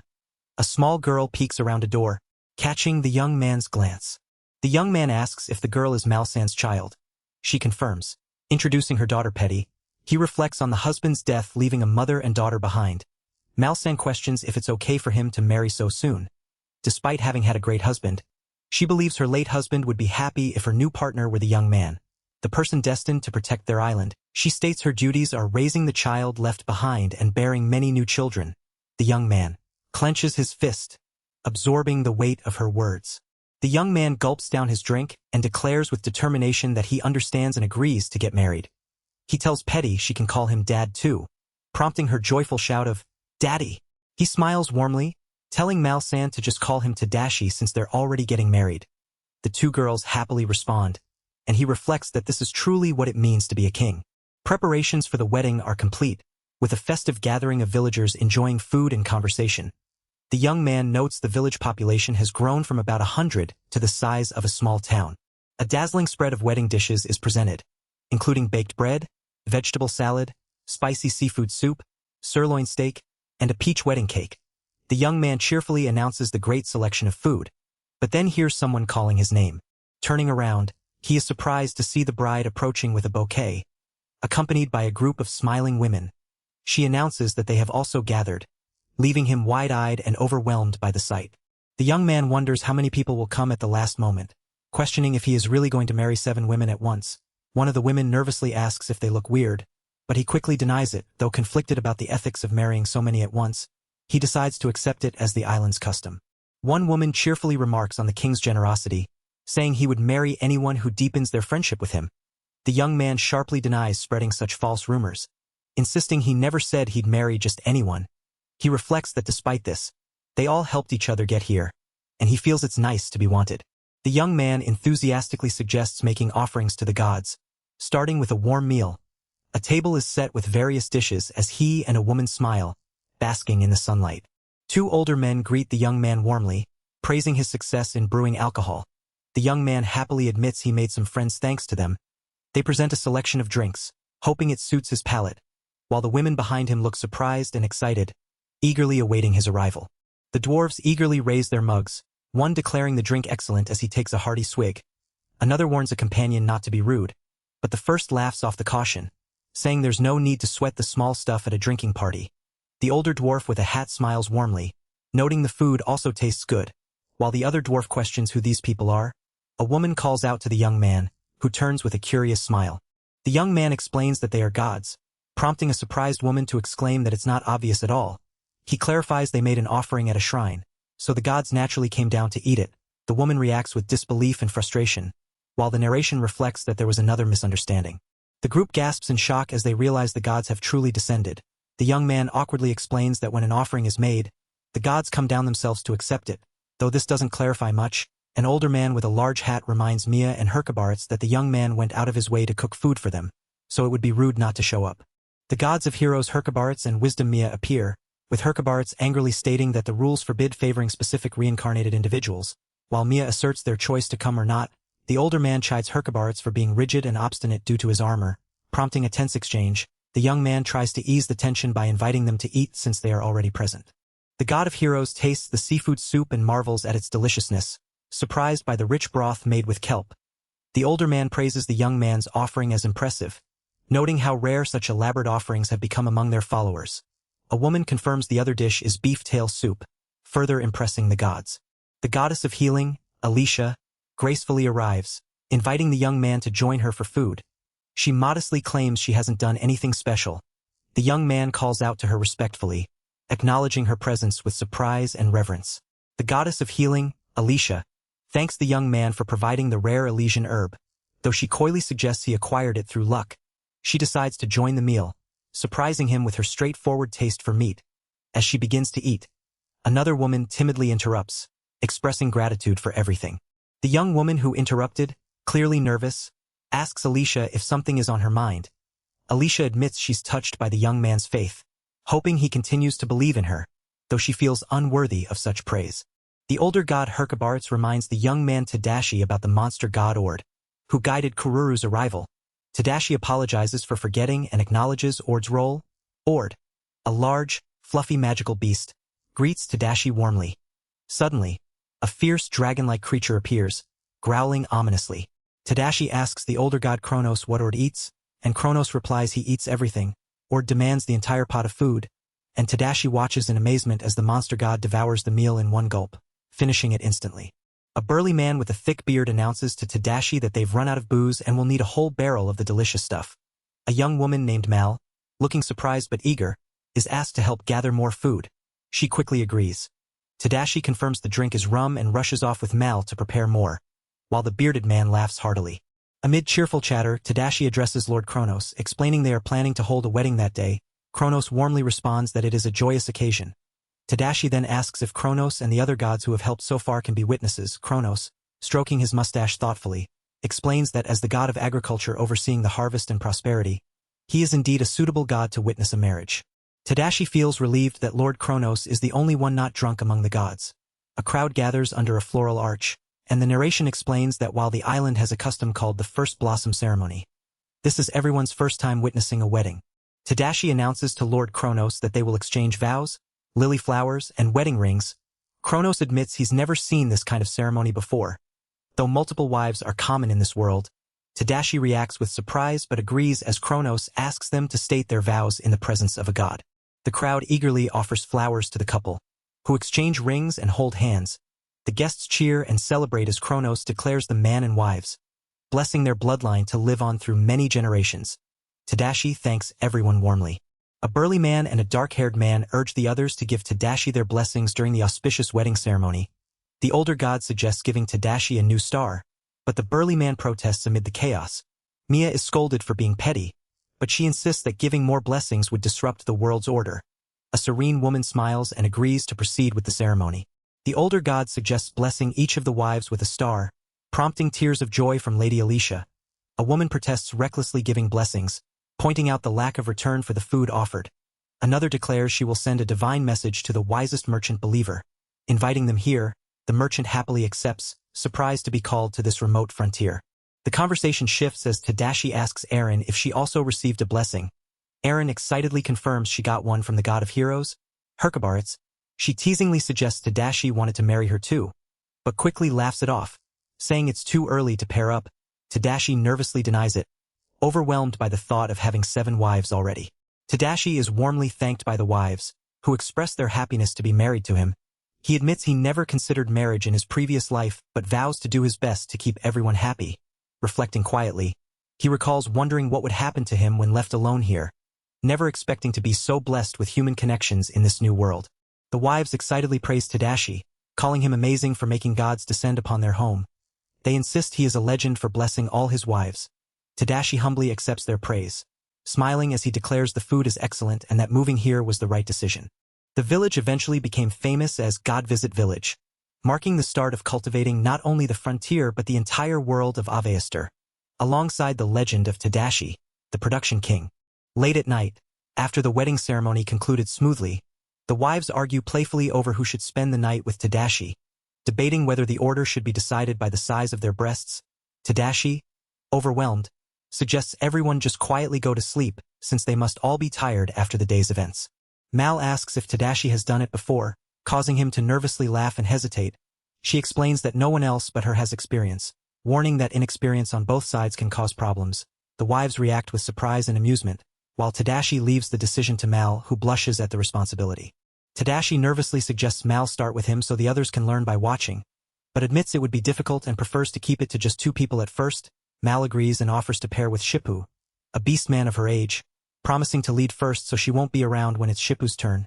Tadashi is overwhelmed by the thought of taking 2 people from the start. Tadashi accepts the compromise with a blush, asking for gentleness. Mal cheerfully hopes he likes it. While Shippu looks on with concern, Mal reassures him not to try too hard early on and to leave everything to her. The scene shifts to the next day, with Tadashi sitting on a bed, wondering if he did something wrong. Mal nervously asks Tadashi to tell her if she was bad or too good. While Tadashi is confused by her calling him dangerous, she warns that what he's doing is risky and could accidentally kill the other person if he's not careful. Tadashi wonders if the physical strength from the 7-star blessing of the agriculture god might be the cause, and he promises to be careful. Despite everything, the establishment of the kingdom progressed steadily. Migrants from the Kanbal Islands flocked to God Visit Village, causing Tadashi's kingdom's population to grow rapidly. This prosperity even reached the upper echelons of the Frontline Duchy governing the Kanbal Islands. The scene shifts to Century, the capital of the Frontline Duchy, a country held by the Heavenly Star Knights, founded by a single hero and 100 knights. Duchess Matilda von Frontline, daughter of Duke Zester, studies documents with a concerned expression. Matilda struggles with paperwork, admitting it's not her forte, but now that her father is gone, she must manage it. A knock at the door interrupts her, and Odin von Rosenheim enters, greeting her respectfully. Odin reports unrest in the Kanbal Islands, with the population dwindling to less than half. Matilda demands the issue be left to her, asserting her authority as commander-in-chief. Odin warns her that if she were anyone else, he would have dismissed her for such a tone. A stern officer urgently pleads with the supreme commander, insisting that a nation exists because of its people and begging her to reconsider. He slams his armored hand down, warning that they will soon be counterattacking the Demon Lord's army. The commander, Duchess Matilda von Frontline, listens silently but firm.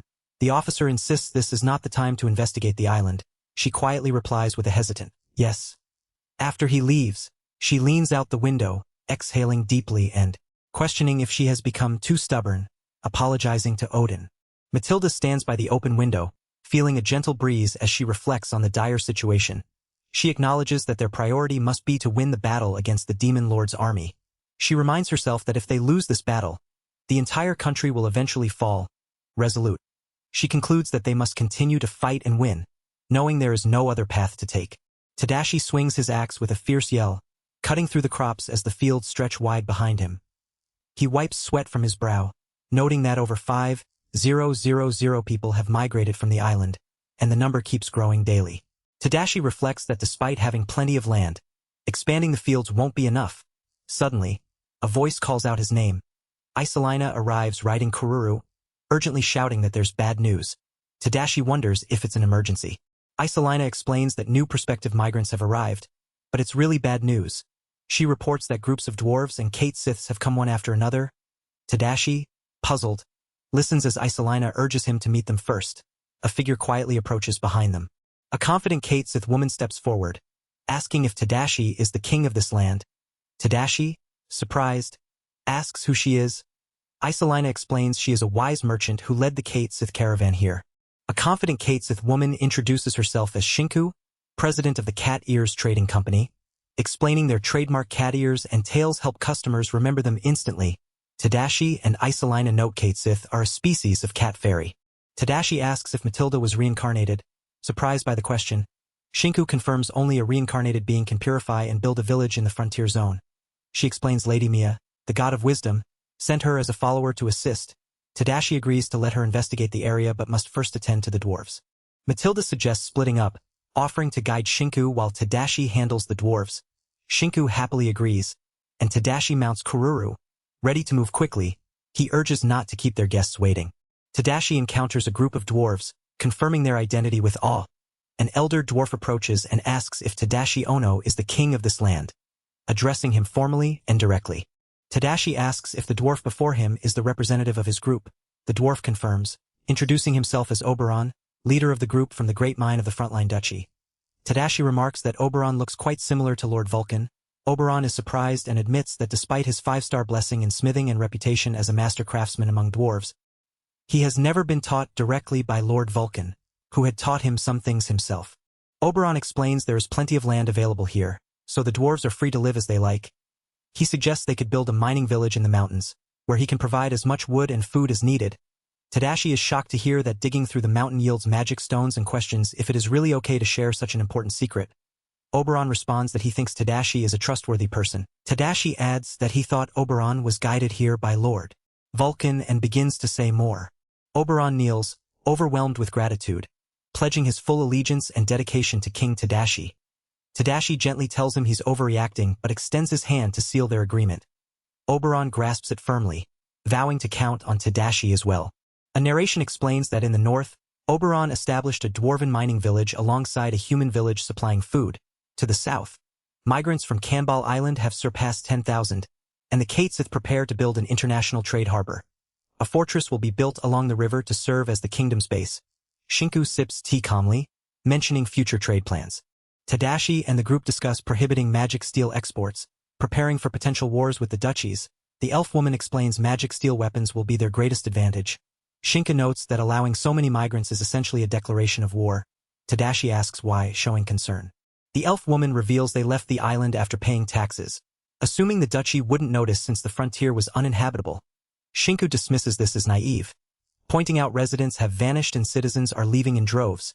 Tadashi smiles, grateful for Shinku's promise to devise a strategy to intercept any threats while considering all factors carefully. Shinku urges to leave the strategy to the wise merchant, while Oberon pledges to fight with all his might for their king. The elf woman, Isolina, worries that the sea elves and island beastmen won't fare as before.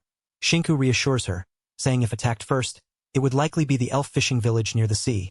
The cat-eared hero clenches her fist, declaring she is here for that very reason. The beastmen hero, Aaron, glares confidently, claiming she is also skilled at strategizing and that they don't need Kate Sith's help. Shinku smiles, expecting much from both Aaron and the cat-eared hero.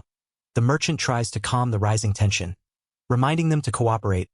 Aaron warns that if the duchy's army attacks with full force, it will be a tough fight. The merchant reflects on his powers, questioning them. Shinku explains she believes it ultimately depends on King Tadashi's powers, which are said to be strong enough to summon the gods and purify the entire frontier zone. The merchant admits he hasn't mastered this power or knows if it can be used in battle. He respectfully addresses Shinku as Her Majesty.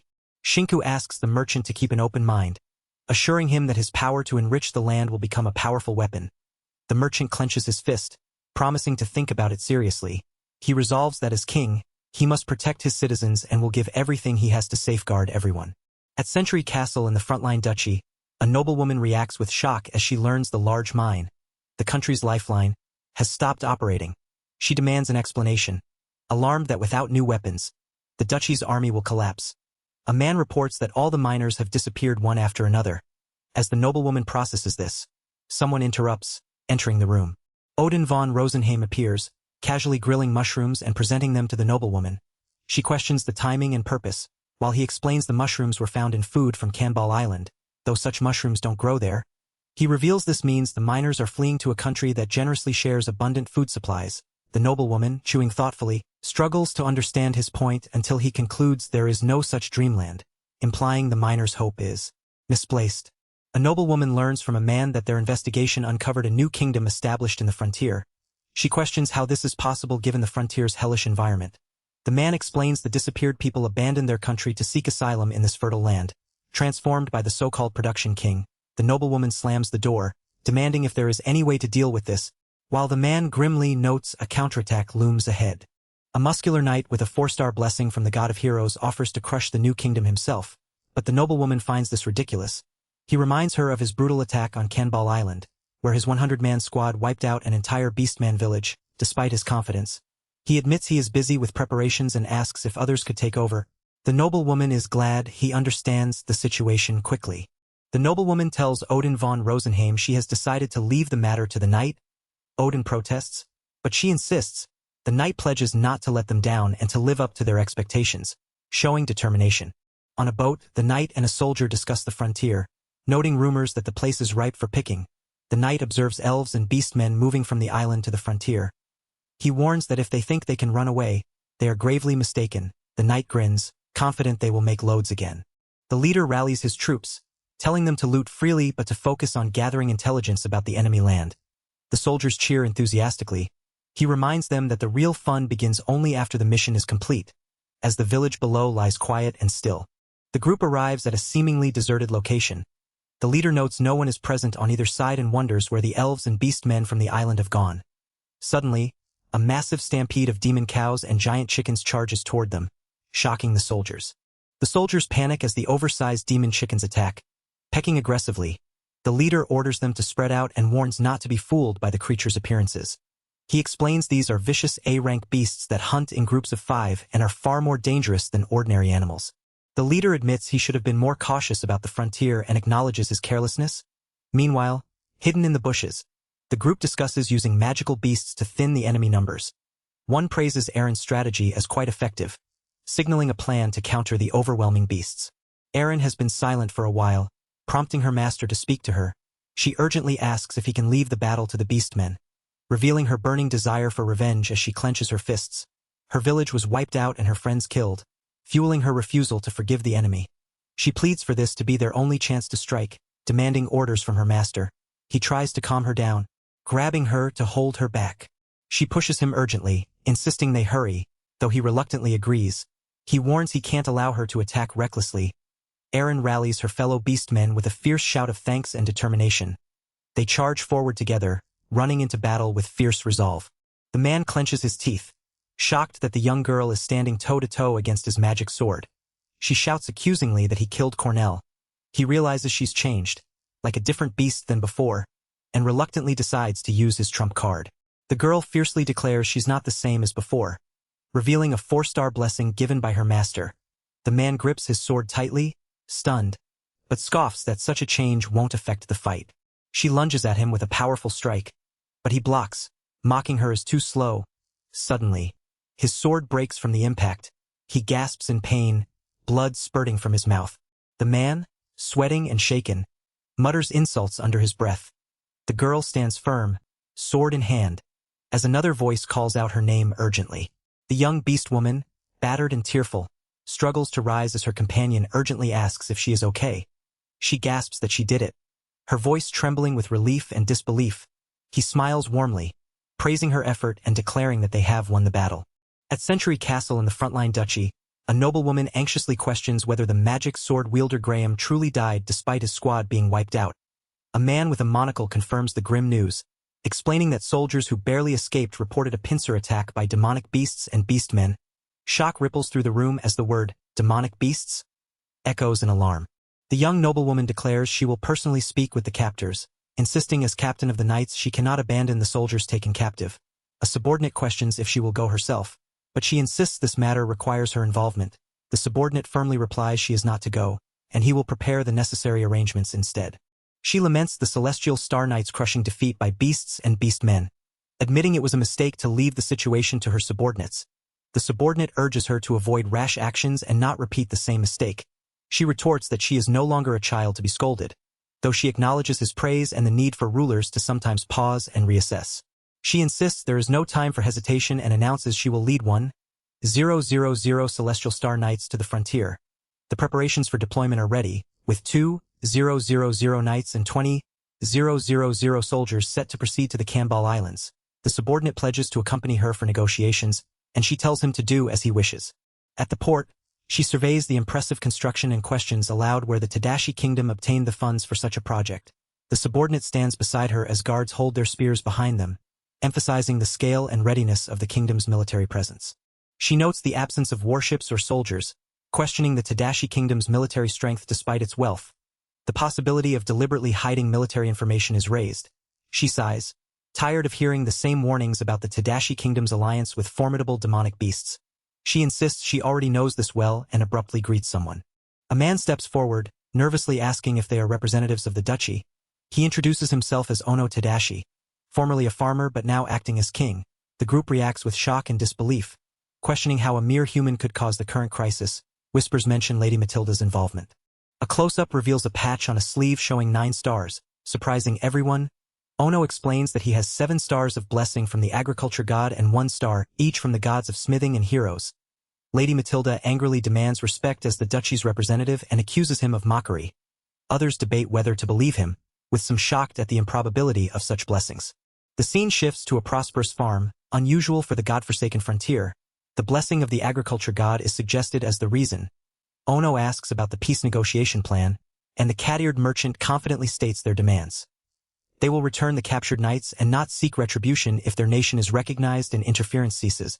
She emphasizes the simplicity of their terms with a playful gesture. The armored woman demands an end to the chaos, shouting that 10,000 of their citizens have been taken. The cat-eared woman insists it's false that they were taken, claiming everyone came seeking asylum freely. The young man asks if the duchy needs food supplies, but the cat-eared woman dismisses this, blaming poor governance. The armored woman states they cannot provide food for free but will sell it at a discount through trade. The young man presses, asking what they actually want. The bearded leader demands the immediate return of all dwarves belonging to their country and insists all elves and beastmen be sent back to the island. He declares they came to serve King Tadashi on their own accord and will decide who to serve themselves. The cat-eared woman and the elf woman assert they have become the king's wives and will always stand by his side, warning the duchy not to think they can control them anymore. The young man looks on, surprised. The armored woman questions the cat-eared woman, confirming she is Matilda-san of the duchy's army, and rejects her proposal since everyone arrived of their own free will. She offers that they become a vassal state of the duchy, joining its territory and receiving protection from the demon king's army. The cat-eared woman angrily lashes out, calling the offer nonsense and impossible to accept. The armored woman states if their generous offer is refused, there's nothing more to be done. The armored woman tells Odin they are heading back as the cat-eared woman fumes in frustration. The commander warns Odin that his last statement may have been too bold, but Odin insists it's okay and orders preparations to move their forces to Cambal Island immediately. The commander reacts in shock, questioning if Odin intends to use the same army against Tadashi's kingdom as for the demon kingdom. Odin explains the strength of Tadashi's kingdom is unknown, and initiating war without proper information violates warfare principles. He insists on taking them by surprise. Odin argues the enemy's forces number at most 10,000, including magical beasts, and they must act before the enemy grows stronger. He calls the plan a two-front operation against both the demon kingdom and Tadashi's kingdom, acknowledging it as a huge gamble but necessary. He points out the prosperous land they saw could double their army's size, enabling them to win against the demon lord's army. The commander questions if Odin is relying on luck for the nation's survival, but Odin stresses their country is on the brink of destruction without taking this gamble.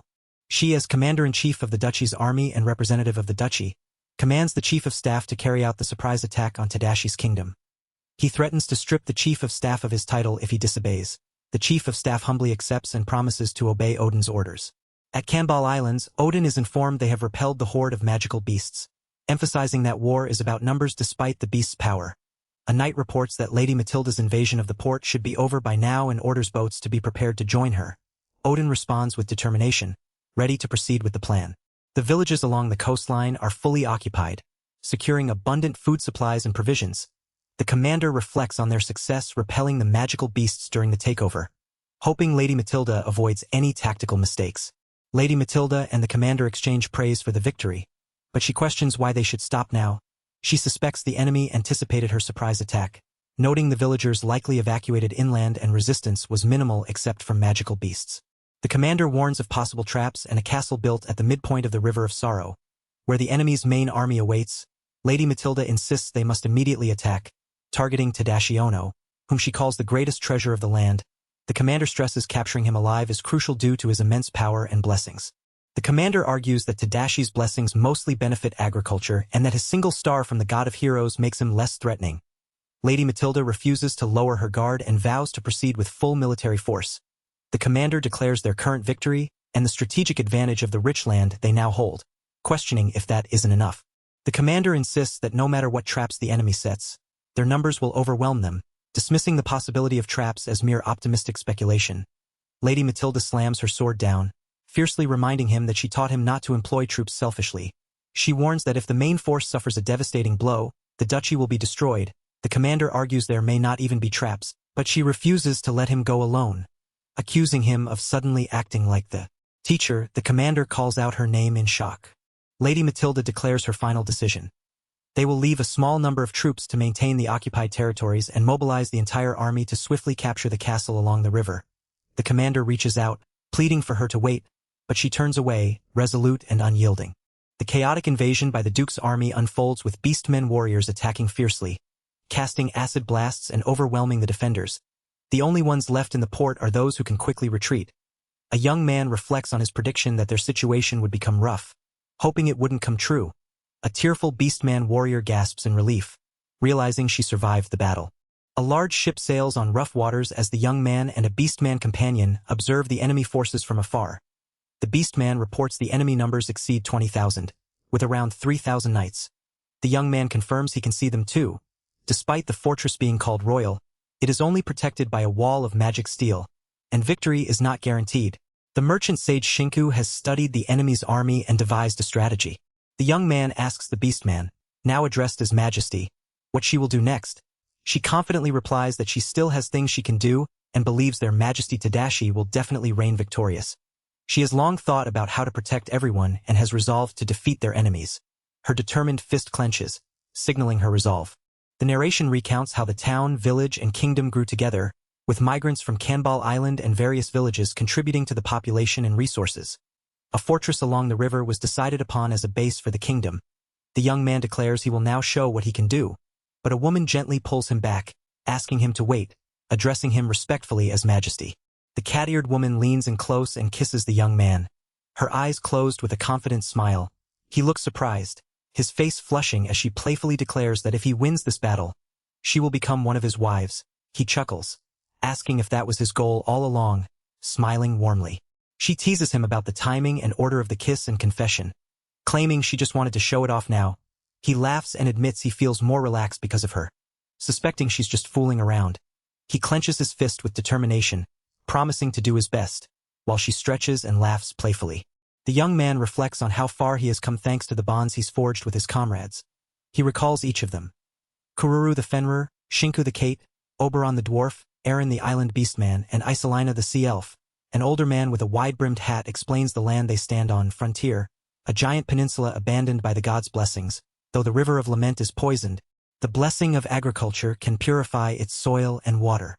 The young man confirms that with this blessing, he purified the previously uninhabitable Frontier's poisoned river.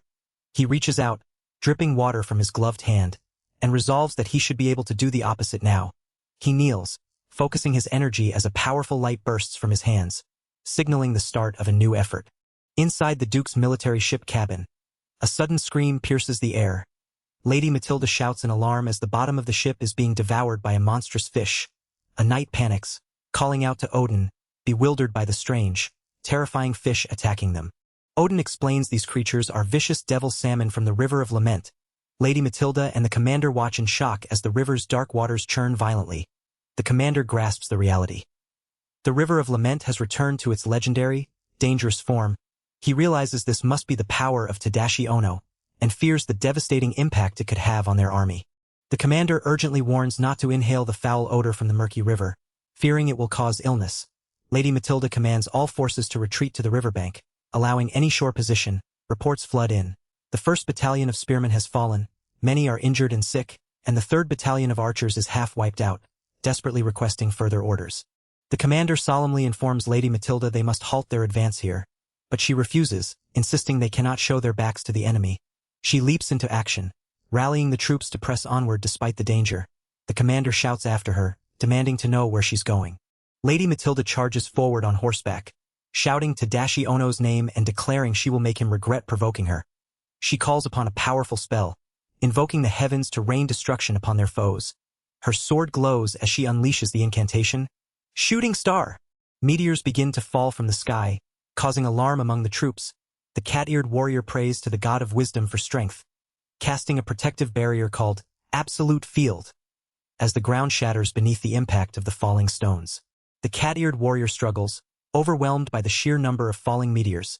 Admitting they are too many to handle, Lady Matilda laughs confidently, declaring that even the merchant sage Shinku cannot stop all her falling stars. She boasts that she has saved her holy power for half a year for this moment, and the power of her holy sword, Shooting Star, is unmatched. The cat-eared warrior warns that this ability is far too reckless. The magic steel castle walls are shown cracking under. The meteor strikes, and the group watches anxiously as the destruction begins. The young man, King Tadashi, is handed a newly made hoe by an older elf with a mustache, who urges him to take it. Tadashi doubts himself, questioning if he can really do this, but resolves to believe in his ability. He prays earnestly to Lord Kronos, begging for the power to till the meteors falling from the sky. Mounted on a large wolf, Tadashi swings the hoe with determination, shouting the name of his technique. Starburst Excavation Cannon. Lady Matilda reacts in shock, realizing his attack is still not enough to stop the meteors. Tadashi prepares a new move, calling out Starburst Diffusion Excavation Cannon as he leaps forward on his wolf.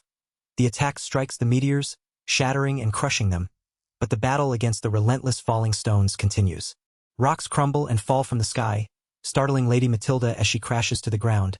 Demanding an explanation, Tadashi Ono calmly reveals he tilled the falling meteors, explaining that shaving off their surface causes smaller ones to burn up from heat, allowing his excavation cannon to reach the stratosphere.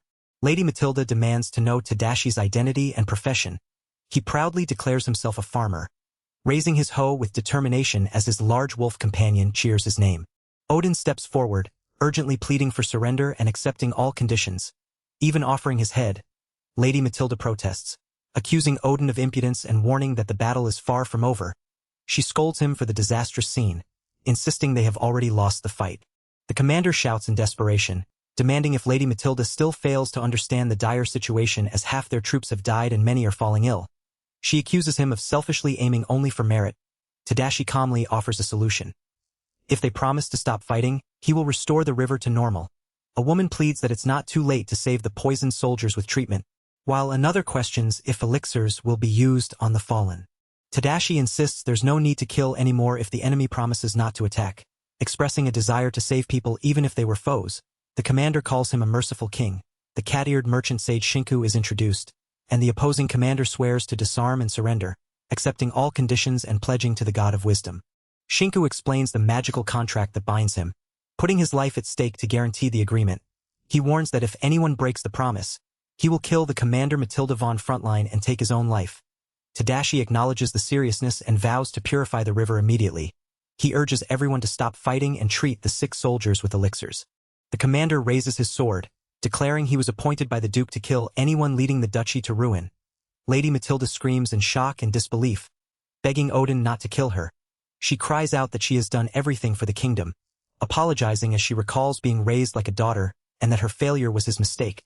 The weight of the moment hangs heavy as she breaks down in tears. Lady Matilda, tears streaming, questions if she made the wrong choice and wonders what all her efforts were for. The commander grips his sword tightly, vowing his incompetent teacher will follow her in death and sends apologies to his honor. Lord Kronos awkwardly raises his hand, interrupting the heated moment to say she doesn't need to be killed. The commander, shocked, asks if King Tadashi truly intends to forgive without punishing the commander responsible. Tadashi calmly replies he doesn't need her head to forgive. The cat-eared merchant agrees, dismissing the princess's worth and warning it would be troublesome to lose the general controlling the duke's army. The commander demands how they will atone for the battle. The commander admits the duchy's finances are dire and they have nothing to offer, not even the princess's head as an apology.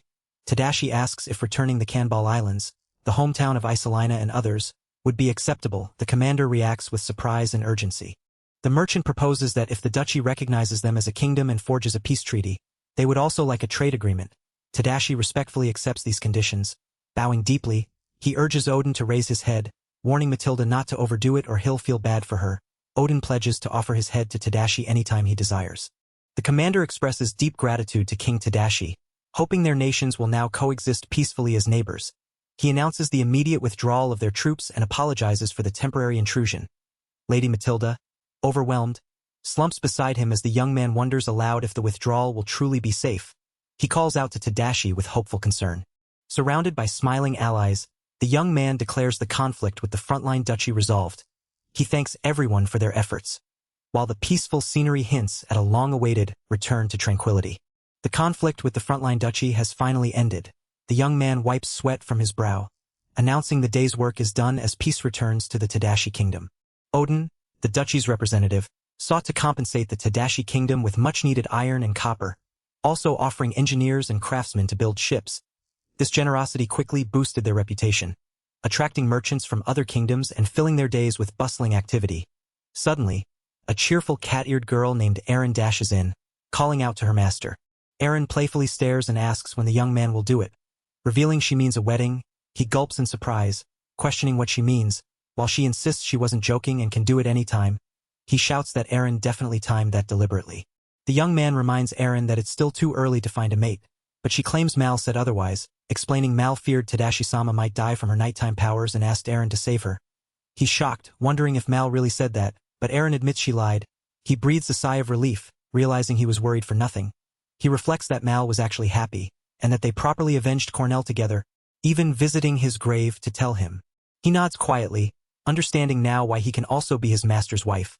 A cheerful cat-eared girl beams with a bright smile, declaring her new role. He thinks Erin must be relieved as well. Suddenly, another cat-eared girl greets him warmly. Noting this is where he was, they call him Your Majesty. The girl proudly announces she acquired the strawberries he requested, promising to make strawberry shortcake. He thanks her happily, but she scolds him for acting without telling her. She reminds him of their promise to get married, squeezing him tightly. He recalls the promise but hesitates when asked her age, shocked by her true years despite her youthful appearance. The two girls begin playfully tugging and teasing him, calling him a newbie and telling him to stop acting arrogant. They glare at each other, but he intervenes, telling them to stop fighting. He admits this life is very different from the slow life he expected, but it's not so bad. He agrees to start preparations for the wedding right away. Night falls in a stone castle where a woman with long hair and pointed ears, Isolina, writes by candlelight. She is addressed gently, told it's late and she must be tired, as must he, Tadashi-sama. He recalls that Isolina advised him on creating his country and always puts her all into being useful for him. She suddenly notices a mistake in her work and vows to fix it immediately. He reassures her not to panic, explaining that his abilities come naturally from where he originally came from.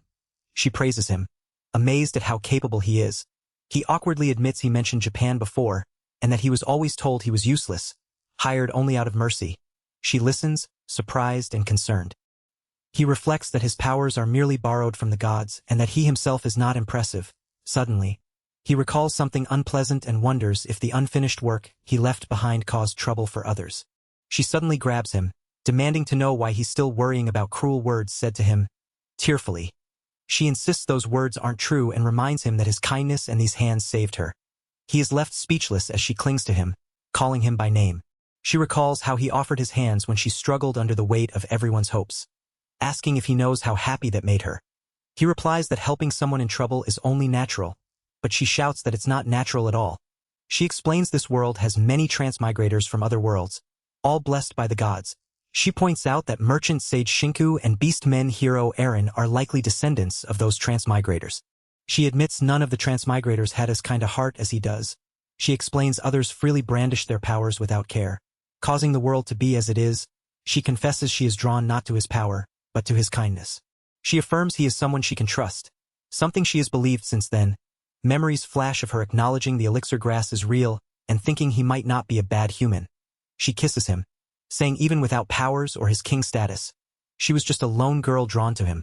Suddenly, a cat-eared girl teases him, calling him the prince of her dreams who gallantly saved the princess. The cat-eared girl notices the two are getting heated and offers to leave them alone for the day, admitting she too wants Tadashi-sama to herself sometimes. She leaves to inform everyone, while the elf girl nervously asks if this is all right with him, urging him to take his time. The elf woman slips out a surprise, revealing a delicate set of lace lingerie she specially ordered from the cat ears trading company, calling it lucky underwear. She asks Tadashi how it looks.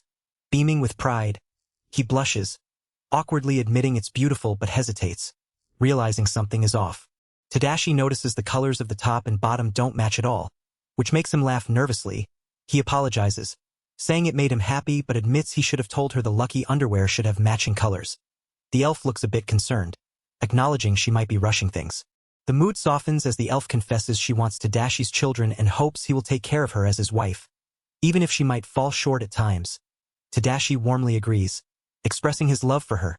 They embrace tenderly, sharing a quiet moment of mutual devotion.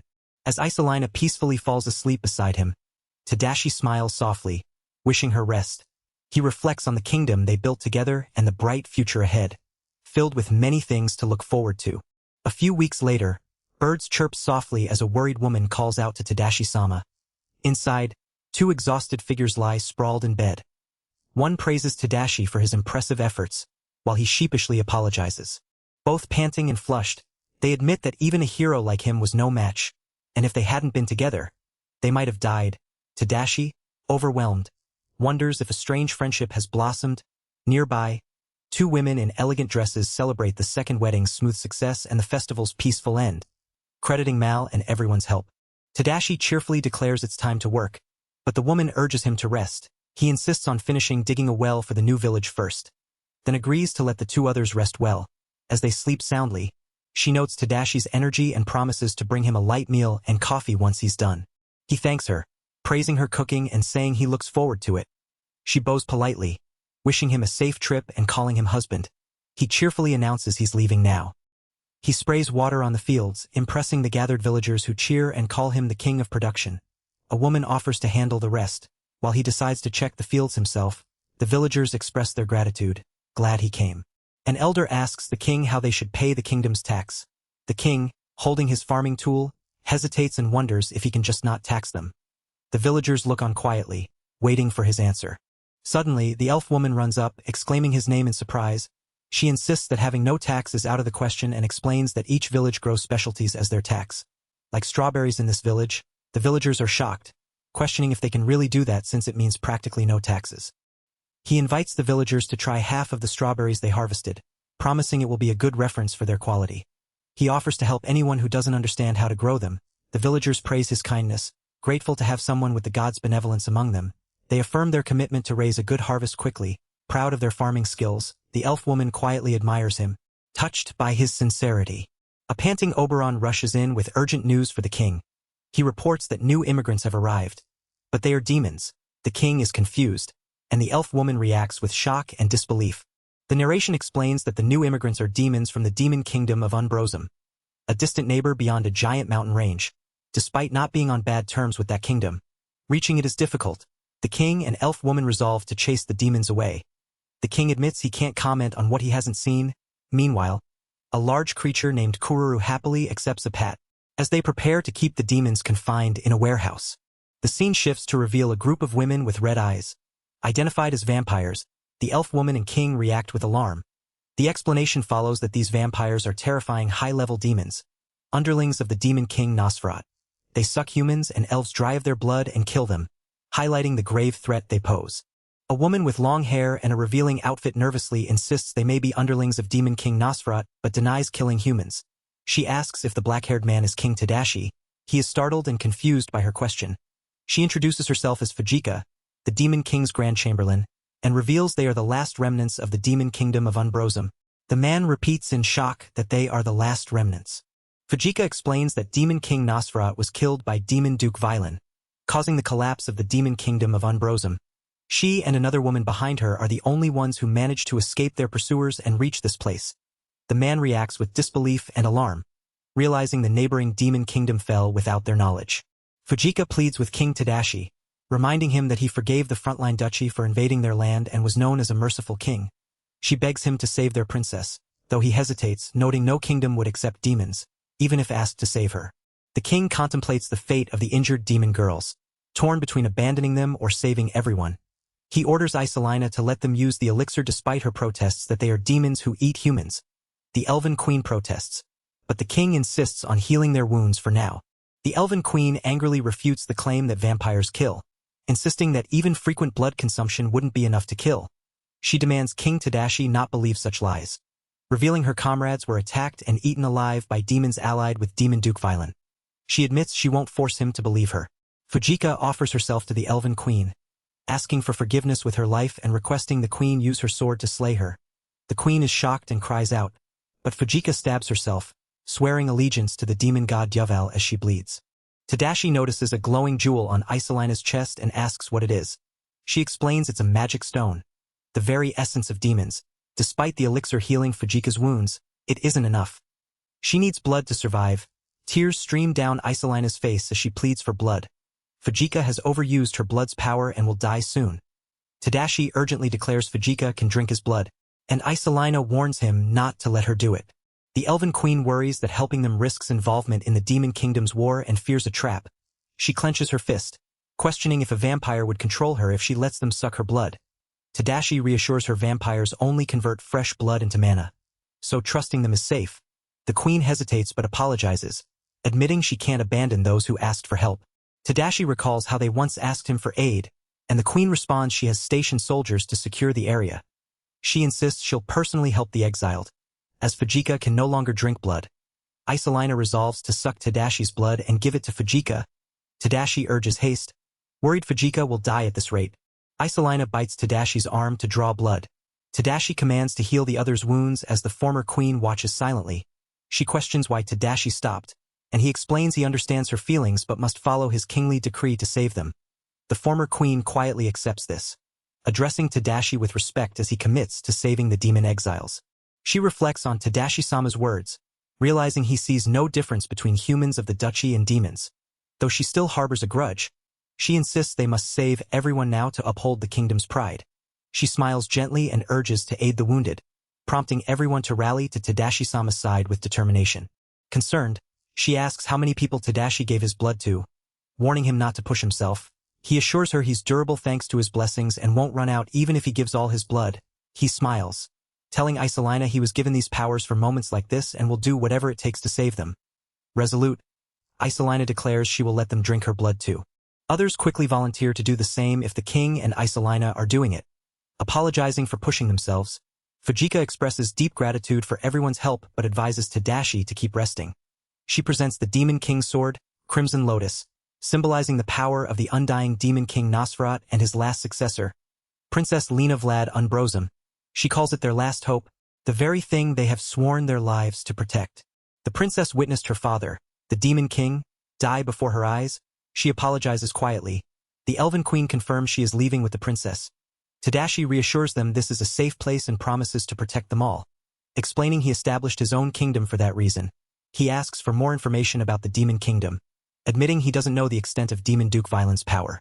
The Elven Queen offers her full support to Tadashi. He awkwardly asks why vampires wear adhesive bras. She explains they are made from hardened sap of silicon trees, providing excellent magic resistance and serving as battle equipment for vampire maids. Tadashi nervously declines her offer to remove it, deciding to make food instead. Tadashi struggles with cooking for so many, but decides to use the Demon King's sword, Crimson Lotus. The sword instantly turns the meat into delicious roast beef, surprising everyone. The Elven Queen encourages him to taste it, amazed by the sword's power. The Elven Queen blushes, finding the food delicious but insists that's not the reason. She explains that Crimson Lotus changes its nature and power based on its user's mana, but using it for cooking is unexpected. The others laugh, praising Tadashi's peaceful use of the sword. Tadashi wonders if the change is due to the 7 stars of agricultural blessing he received. The queen is surprised he knows about the blessing and asks how he got that information, confirming it matches their spies. Report. The woman demonstrates how, aside from their red eyes, they look exactly like humans by removing her colored contacts, blending in perfectly. She explains these are just one of many clever tools created by Hellfire, the Demon Kingdom's founder. Like their vampire-made uniforms, she wonders if the first Demon King was a transmigrator blessed specially, just like Tadashi, surprising him. She reflects that these disguises are handier than expected, wishing they were more useful in daily life. The woman insists they shouldn't make Tadashi cook more, but he insists it's fine. She asks if they can help, and he confirms the meat is from a demon cow. The woman is surprised Tadashi knows about demon cows. The younger girl explains the Demon King often hunted them and treated them to the meat, which tastes nostalgic. Tadashi explains they breed demon cows at their ranch, which also provide milk, making them convenient demon beasts. The woman is shocked to learn they are A-class demon beasts. But Tadashi notes how docile they are. He offers the meat to Kururu, who eagerly accepts. The woman is stunned to see Tadashi feeding a Fenrir, realizing his keeping demon cows is significant. The woman suddenly grows serious, telling Tadashi he's making it hard to cook by acting strange. She apologizes for the late explanation and reveals that vampires develop feelings for the person whose blood they suck.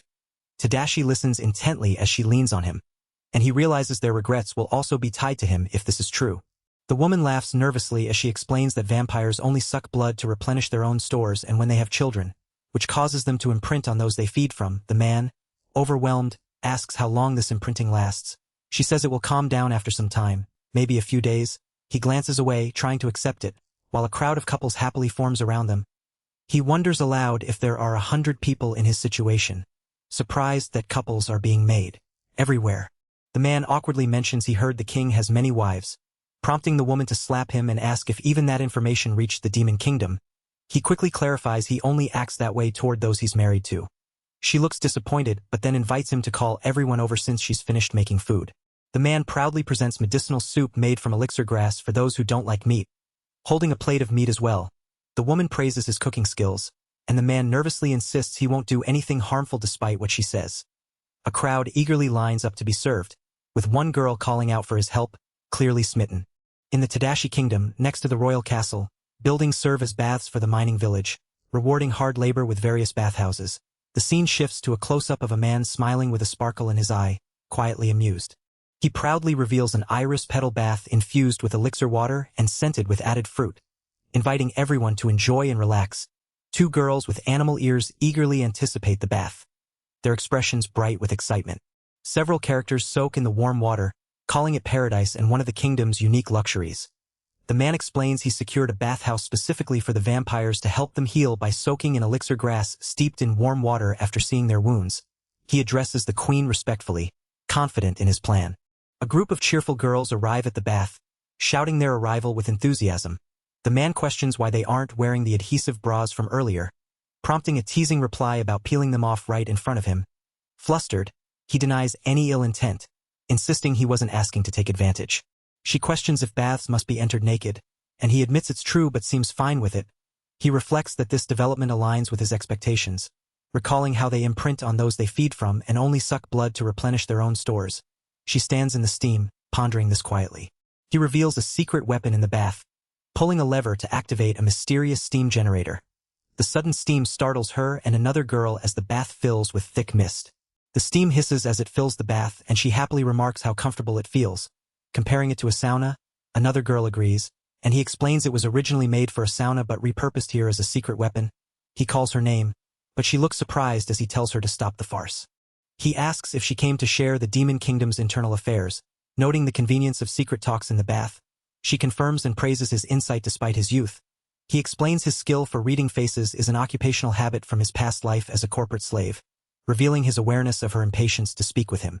The Demon Kingdom, known to humans as the western region of the Aviaster continent, is called the Demon Realm by vampires. It is vast, divided into 24 different races, each ruled by a demon king, with over 1,000 races living in their own lands. However, the correct way to say it is that there were 24 demon kings. The Unbrosum Demon Kingdom controls the vast southern region, while a few small independent forces exist elsewhere. The young man reacts in surprise, comparing it to the romance of the 3 kingdoms. The demon kingdoms, despite their divisions, cooperate somewhat against their common enemy. The human kingdoms, the young man notes this makes them not so different from humans. The woman then questions why Demon King Nosferat, one of the 3 great demon kings and known to be strong, lost to his subordinate Demon Duke Violin. She reflects on how odd this seemed to her. The woman explains that due to the betrayal by the head of the ghoul race, Imperial Count Palatine Richmond, their race fell into crisis. She notes that Demon King Nosferat is normally immortal and should not have lost to Demon Duke Violin. The young man reflects that the difference in power between stars is absolute, so Violin, a subordinate, should have been defeated by a single strike from Nosferat's Crimson Lotus demon sword. However, a dark miasma swelled from Violin's body, and suddenly, the Demon King's neck was pierced. She continues, observing that if her eyes aren't mistaken, 5 mysterious black stars appeared on the back of Demon Duke Violin's hand. The young man reacts with surprise, questioning the meaning of these mysterious black stars. The woman examines the sinister pure black star pattern on her hand, concluding it is not a blessing from the gods of the Aviaster world, despite the holy demon attribute being different. The young man notes this is a blessing they have never seen before. She recalls grabbing the Crimson Lotus sword that fell from the Demon King's hand, taking the princess's hand, and fleeing. The sword protected them from pursuers, likely because it is the memento of Lena's father. Suddenly, another woman touches the young man, addressing him as Your Majesty. But he firmly rejects her, saying he won't fall for seduction and already has his charming wives. The woman insists they are not trusted in this kingdom yet, while 2 other women dash forward, one blushing and the other excitedly asking if she is one of those charming wives. The young man internally notes that Isolina has always been charming.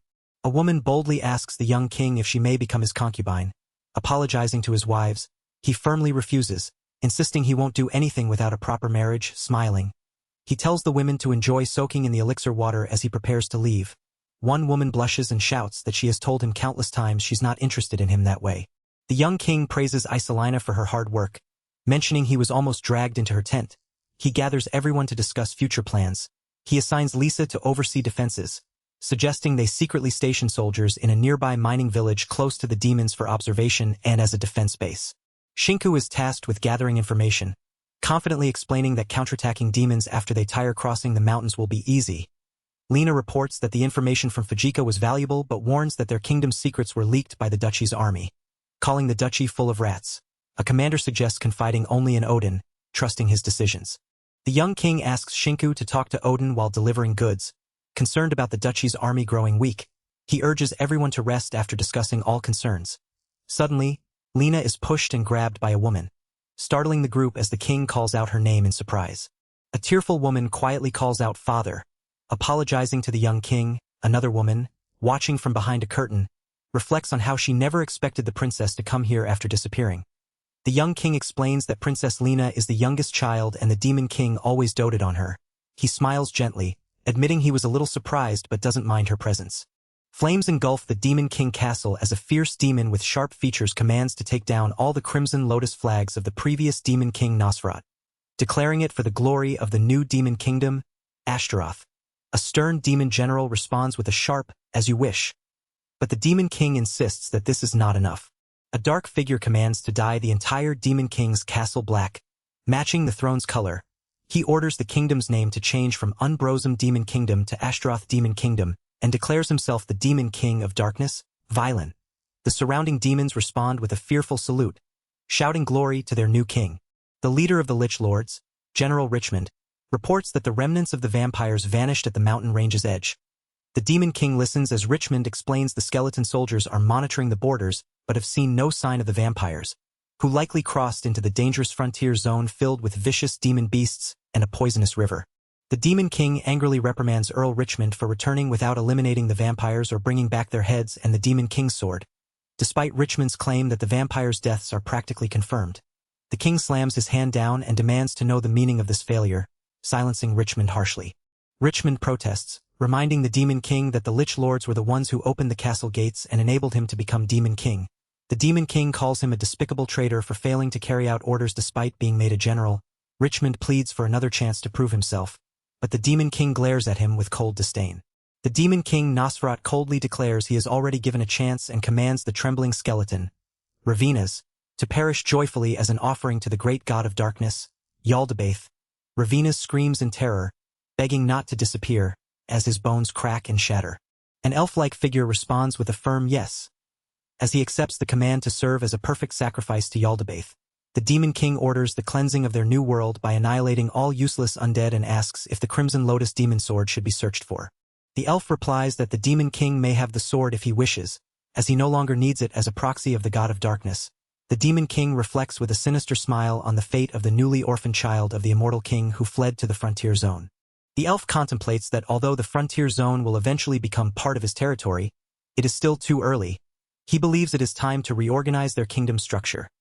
The Demon King announces a new order to make everyone immediately stop believing in the demon god Yahello, acknowledging that changing the national religion will likely face resistance from the demon church, but insists this is exactly why they must do it.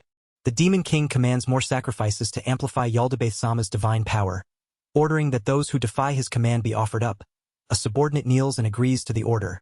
The Demon King declares that after cleansing all who defy him, they will begin invading the human kingdoms. He explains that strong demons will devour the weak, and with that power, they will consume all human kingdoms, dyeing the entire world black. The subordinate pledges to carry out the Demon King's wishes. The Demon King reveals his ambition to become Yaldabaoth's avatar in this world, vowing to kill the ancient gods with his own hands and become a supreme being. The narration states that on this day, the military kingdom ruled by darkness and violence was born, and the now powerful Demon King's army began attacking the frontline duchy. The dwarven engineers from Oberon unveil new weapons designed to fight demons. Massive ballistas, the Demon King's army boasts many large flying creatures like dragons and wyverns, prompting surprise that anti-air defenses extend beyond archers.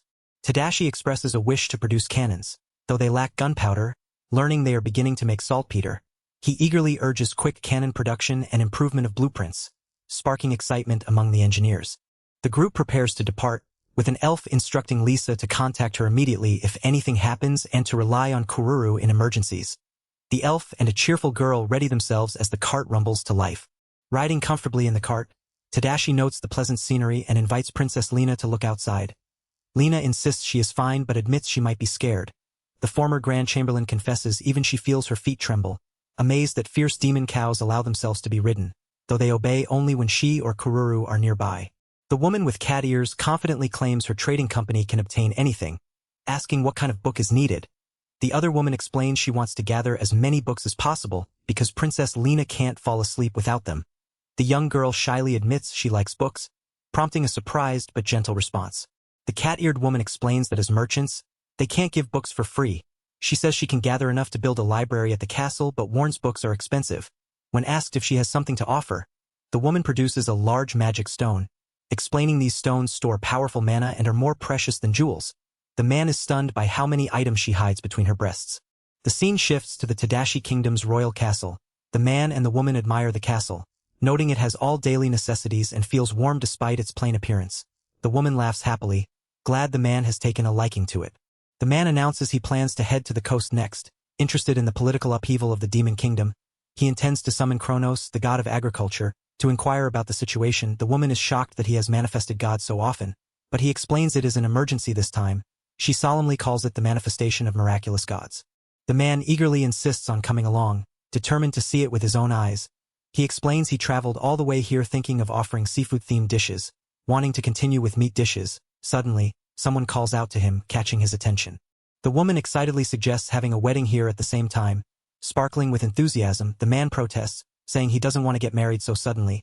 She explains she heard from Isolina that a wedding ring is important and offers to prepare them with her jewels. Performing a magical gesture, the man insists that asking the gods about the Demon Kingdom comes first, so this isn't the time for a wedding. The woman pouts, wondering what kind of magic trick that was, while a small figure quietly reacts with a soft, "Ah." Tadashi plans to catch spiny lobsters and shrimps while growing more seaweed for feed, emphasizing the need to protect marine resources. He conjures seaweed magically, surprising a woman who exclaims in shock. While others nearby remain unfazed, he smiles, declaring they'll have this for today's meal. He lists the staples they've obtained through trade with Shinka's Cat Ears Trading Company. Rice, miso, soy sauce, and top-quality junmai sake. He explains they started producing rice after acquiring rice seeds, showing a field where he is planting. Reflecting on his prayers and efforts, Tadashi marvels at the first batch of rice sprouting glossy crops, a sight he had only dreamed of. He mentions buying malted rice to try producing miso, soy sauce, and sake domestically, as steam rises from a cooking pot. The rice finishes cooking, and Tadashi praises it as nicely cooked. He sneaks a taste, thinking he should offer it to the gods first but can't resist. His delighted expression shows how good the rice is, the very rice he had longed for. As seafood sizzles on the grill, the young man reflects on his deep connection to Japanese culture. He urges everyone to stop sneaking bites and insists the food must be offered to the gods.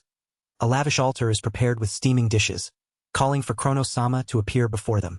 An older man with a straw hat suddenly appears, questioning Tadashi if something has happened since his last visit. Tadashi explains a political upheaval in the Demon Kingdom, signaling a significant change. Fujika nervously confirms the news, visibly shaken. The elder asks Fujika to explain everything she witnessed, just as she did before, despite her anxiety. She insists there's no problem and no one else to explain it to. The elder nods thoughtfully, acknowledging her words. Fujika vows to explain carefully. The elder remarks that black stars are strange and Tadashi agrees. He suggests summoning the demon god Yahello to inquire further. Fujika excitedly reveals she already has an idol of Yahello with her, wondering aloud how the space for it works. The altar remains silent, the offerings untouched as a thought arises that perhaps the divine power is too weak to manifest on the surface. The elder recalls Yahello mentioning feeling unwell and leaving, but suddenly a radiant presence appears, and a voice calls out to Tadashi, questioning why they weren't summoned sooner. A woman with animal-like ears and a man with flowing hair arrive, insisting the old man won't provide answers. They address Tadashi and the elder by name, revealing they heard about the inquiry into Yahello. The elder confirms Yahello's weakened divine power, blaming an unfaithful god for the situation. Tadashi protests, unaware of these developments, while the woman dismisses further explanation as pointless. The elderly man cries out in frustration, feeling left out and bullied despite his divine power growing thanks to Tadashi. A calm figure explains they stayed silent because speaking wouldn't help. Tadashi addresses Mia, who asks about unfaithful gods. Another figure admits they normally wouldn't tell a human but must now. A woman begins recounting the world's origins. It started with the first goddess, Arya-sama, and a few people, but they fell into crisis and were wiped out. Arya-sama then accepted abandoned gods and other races from outside, reviving the fallen world. The elder reveals he came from Earth with others from Greece. Tadashi is shocked that everyone came from an outside world. The woman continues, explaining this as a secret legend of the world of Avestur. She and another came from different worlds with their people. The world overflowed with gods and races, becoming unstable. Arya-sama wanted to send powerful transmigrators to fix the imbalance, but they disagreed. Mia opposed Tadashi's presence back then. Mia insists she opposed Tadashi because those with too much power only cause more imbalance. The elder defends Tadashi as an upright youth who will save the world. Mia reveals the unfaithful gods were those under Arya-sama who sought to seize control of the world. Though many gods and races came from afar, these were dubbed the unfaithful gods. Tadashi questions if the incident was caused by an unfaithful god. The elder explains it was probably Yaldabaoth, the god of darkness, who did it. He adds that Yaldabaoth likely plans to take over the world by forcing demons to worship him. The woman clarifies that gods and surface dwellers exist in different dimensions, so they can't directly interfere with the surface world. The elder cheerfully insists they need Tadashi's power, prompting a frustrated voice to shout at him for being so proud, while the elder proudly declares Tadashi as his believer. The woman reveals that in reality, only Tadashi, with his extraordinary blessings, can oppose the proxy of the god of darkness. She urges Tadashi to see this as a virtuous deed to save others.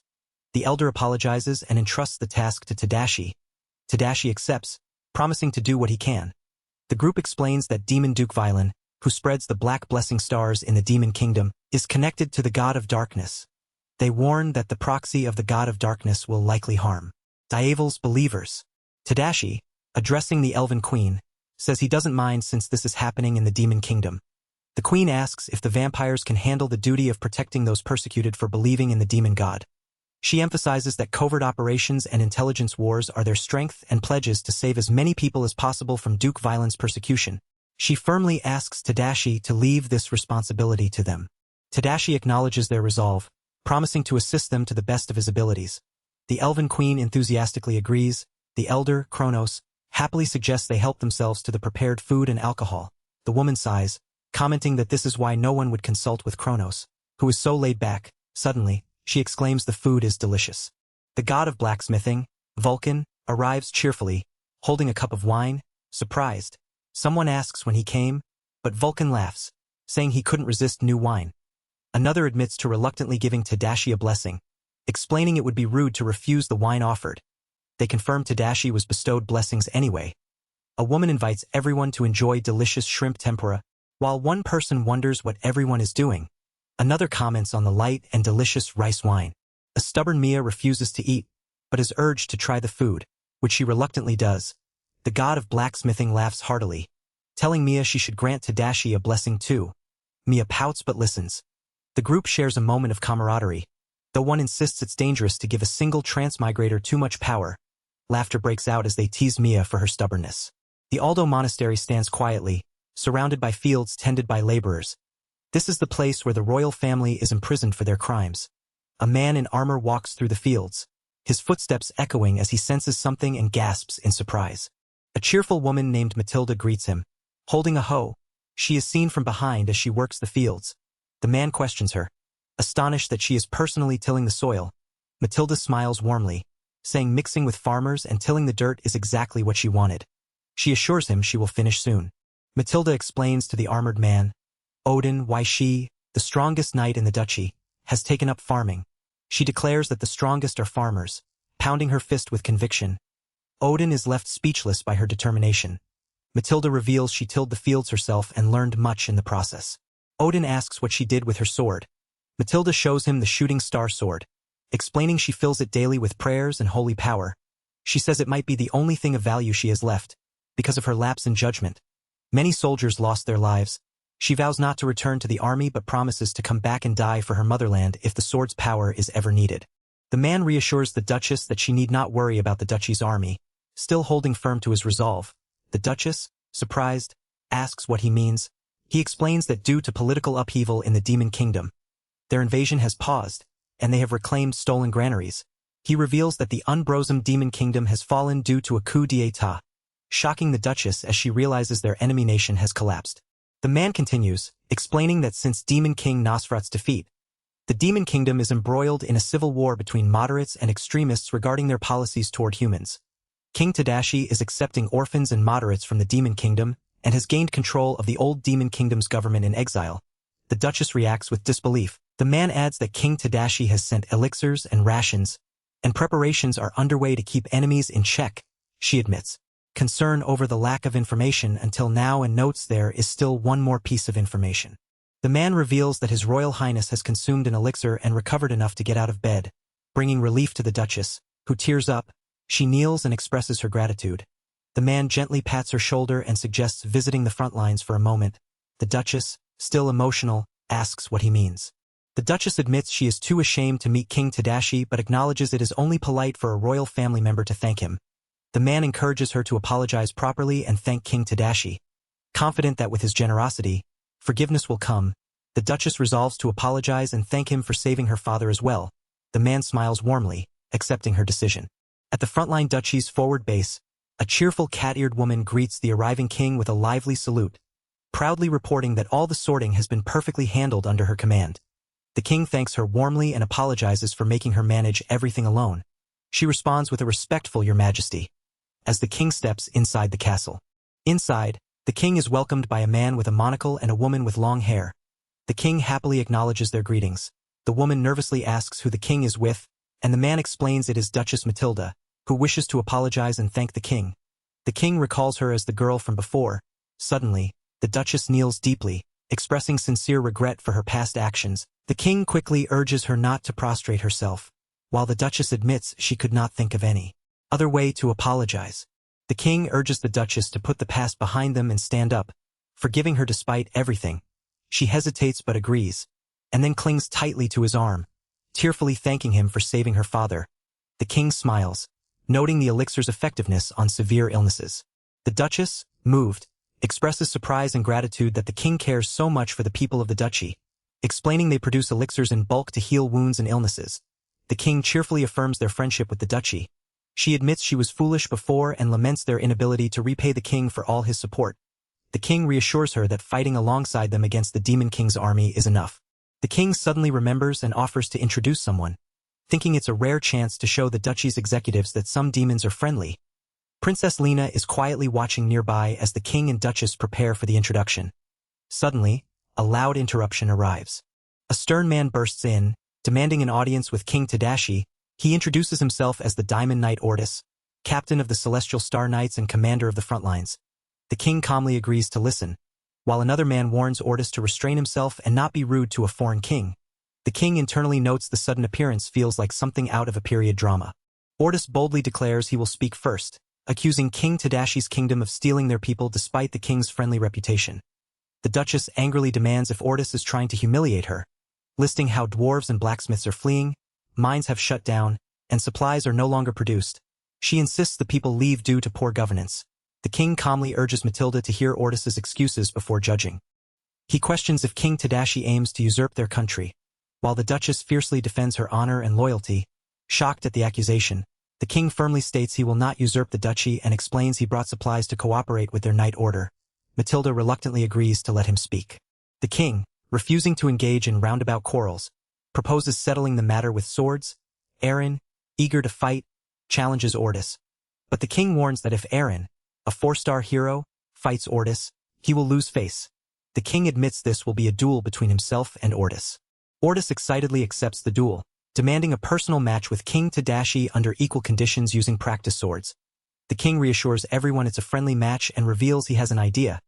Outside the castle walls, the king asks if he will really refrain from using his divine power, reminding them this is just a friendly contest. Ordis declares he will cast aside his holy armor and the power of diamond to bring King Tadashi down fairly and squarely as a knight by himself. The king acknowledges Ordis's resolve as a warrior and thanks him for sparring despite his lesser skills.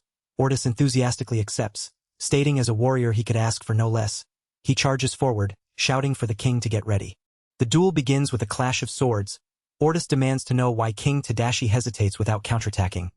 The king admits he cannot afford to hold back, nor does he have the skills to do so. He warns that if he relaxes even slightly, his whole body will be sent flying. The two continue their fierce exchange of blows, the tension rising as the king struggles to keep pace. The king acknowledges the Diamond Knight's skill, praising how well he has done against his sword. Yet, he warns that there is more to come, urging the knight to feel the power of one who protects his duchy.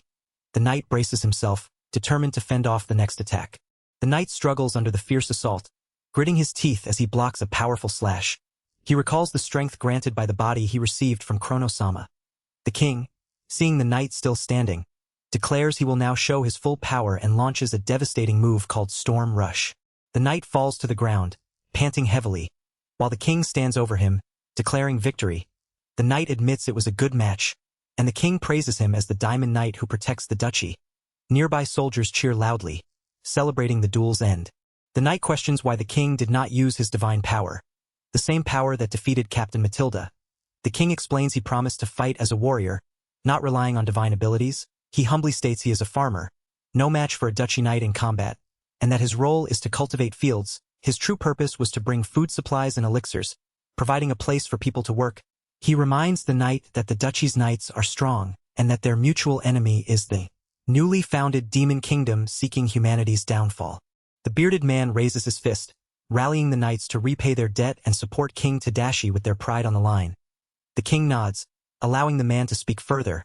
The knights agree wholeheartedly, and a cat-eared girl peeks in, praising the king's leadership. The young man thanks her, expressing high expectations. The knights and king share smiles, acknowledging how the king won the people's hearts and resolved their discontent, making them work on the front lines willingly. The young man downplays it, recalling his corporate slave-era experience. The cat-eared girl defends the king's reputation, warning that Aaron would have made things worse. Another girl chides the cat-eared one for underestimating him, while a third voice notes that Shinku never said that. The young man addresses Aaron, the beast man of the island, about her lingering grudges against the duchy's knights, urging her to let go of conflicting feelings. She admits he is right. He explains that with their agreement and cooperation, the duchy's frontline will strengthen militarily, supported logistically by the Tadashi kingdom. A blonde woman and a stern man express gratitude for his consideration. Suddenly, someone calls out to the king. The king modestly praises the duchy knight's high morale, admitting he admired it. He jokes about not using divine power in the spar. Though he could have easily defeated Ordis, the blonde woman is impressed.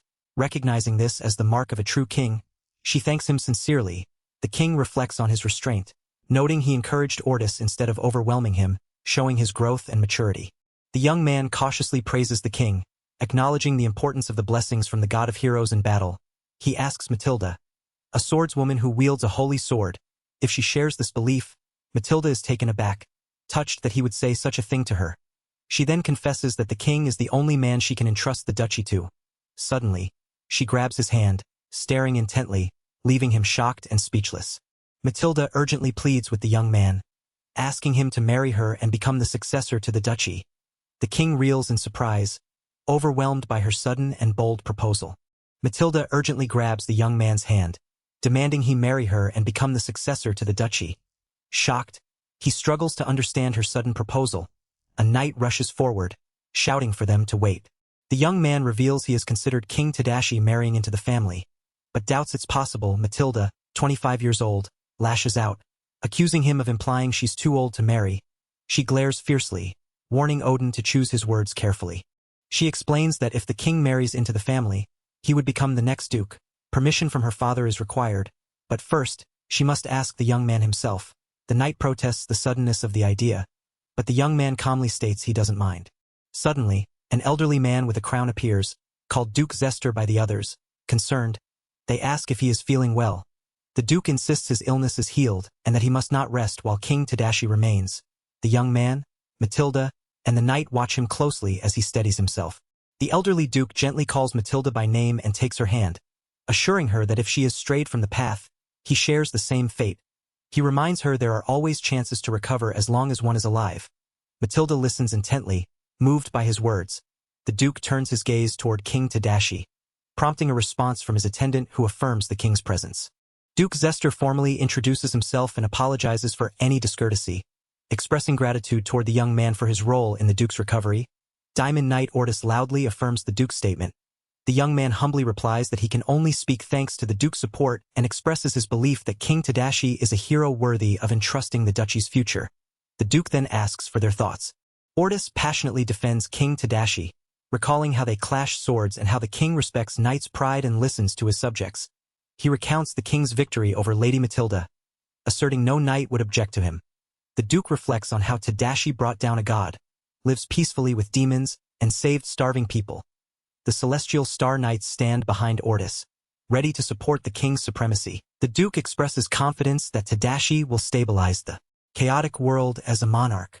The duke asks King Tadashi for his thoughts, but the young man hesitates to answer immediately. Matilda quietly calls out to her father. The duke laughs warmly, suggesting they first deepen their friendship and inviting them to relax at his castle. He praises Matilda's skill in personally brewing the black tea they enjoy. The young man and Matilda respond with shy gratitude, sharing a peaceful moment together. The group enjoys the black tea, one commenting on its deliciousness while another wonders if the clear sky will bring rain. Duke Zester raises his hand, signaling he is listening attentively. The young man nervously announces he has someone to introduce. Lena Vlad Unbrosum, the youngest child of Nosferat Vlad Unbrosum, the previous demon king. The young man explains that Lena's people currently reside in his kingdom, believing humans can coexist peacefully with demons under proper moderation. He acknowledges the duchy's people need more time to accept this. The young man reflects on the deep-rooted prejudice humans hold against demons. Suddenly, Lena interrupts, boldly declaring she wants King Tadashi to become the demon king. The young man is shocked, exclaiming this is the first time he's heard of such a plan. Duke Zester laughs heartily, understanding that since Matilda will be the demon king's bride, the princess should also be his bride. Lena firmly insists that at 13 she is almost an adult and will mature soon at 15. Grabbing the young man's arm to emphasize her point, Matilda, watching closely, admits she won't lose, while the duke calls Lena a formidable opponent and notes she's even a little cute. A cat-eared woman suddenly objects, opposing the marriage with the duchess and reminding the young man that Lena was the boss of those who attacked their island. The young man acknowledges he still has subjects who don't accept him. The cat-eared woman argues that having blood relations with the duchy is necessary, explaining they can sponsor the duchy with magic steel weapons, food, and medical supplies, making them compatriots. Duke Zester agrees, asking if King Tadashi will cooperate with the moderate demons if he becomes the duchy's successor. The young man asks for clarification, and the cat-eared woman confirms their support. Duke Zester confirms they do not have much time left, addressing a merchant named Shinku. The merchant agrees, noting that the Demon Kingdom army will likely attack soon, praising the duke as a wise ruler. The young man grimaces at the urgency, while the cat-eared woman cheerfully states that the rest depends on the young man's decision. Suddenly, a messenger rushes in with urgent news. The messenger announces that a new army is attacking their granaries, flying a black flag never seen before, and possessing some kind of repulsive power. Everyone, including Duke Zester, Matilda, the cat-eared woman, and the young man, reacts with shock. The young man, Tadashi, is called upon urgently and responds immediately, acknowledging the situation with determination. The young man boldly declares he will marry Duchess Matilda, earning a joyful response from her. He commands Shinku to bring magic steel weapons, vowing not to let the duchy's people die in vain. The cat-eared woman excitedly confirms she already has the weapons ready. The scene shifts to the duchy's breadbasket, where smoke rises from burning fields. Ogre Lord General Garriate wonders if the fleeing people are scared of the new Demon King's army. Goblin Lord Gabuta gleefully urges his troops to kill and burn more, praising the new Demon King's permission to plunder freely. Gabuta boasts about the new Demon King's generosity, contrasting it with the previous king's restrictions.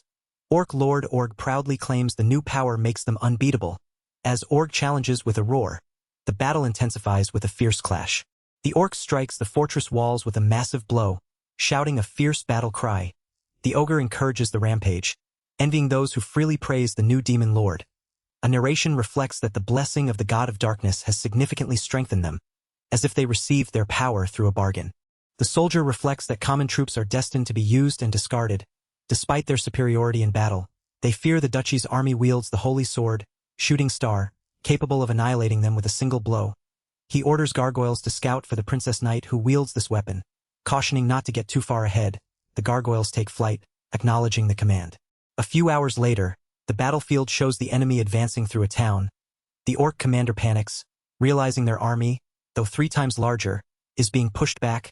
Confused and alarmed, he demands to know what is happening as the enemy forces overwhelm their position. The orc commander shouts in disbelief, questioning why their forces are being pushed back despite their overwhelming numbers. The goblin complains that the enemy's weapons are far too strong, and the ogre laments that even with 80,000 troops, they can't bring down a single castle to honor the Demon King. He grows increasingly anxious, realizing something is wrong and that the duchy's army cannot be this powerful. Inside the frontline castle, the young man worries about the sheer number of enemies who have made it so far. The armored commander reassures him, explaining they allowed the foes to approach because their strategies are known. He outlines their plan to use the castle's geological advantage to weaken the enemy and converge on them all at once, confident the enemy has lost their numerical edge. As the enemy forces rush forward, the commander declares that wars cannot be won by numbers alone and vows to prove it. Archers release flaming arrows, igniting traps filled with oil. The young man notes the demons are tenacious and strengthened by the God of Darkness' blessing. But the commander insists this is the minimum response required.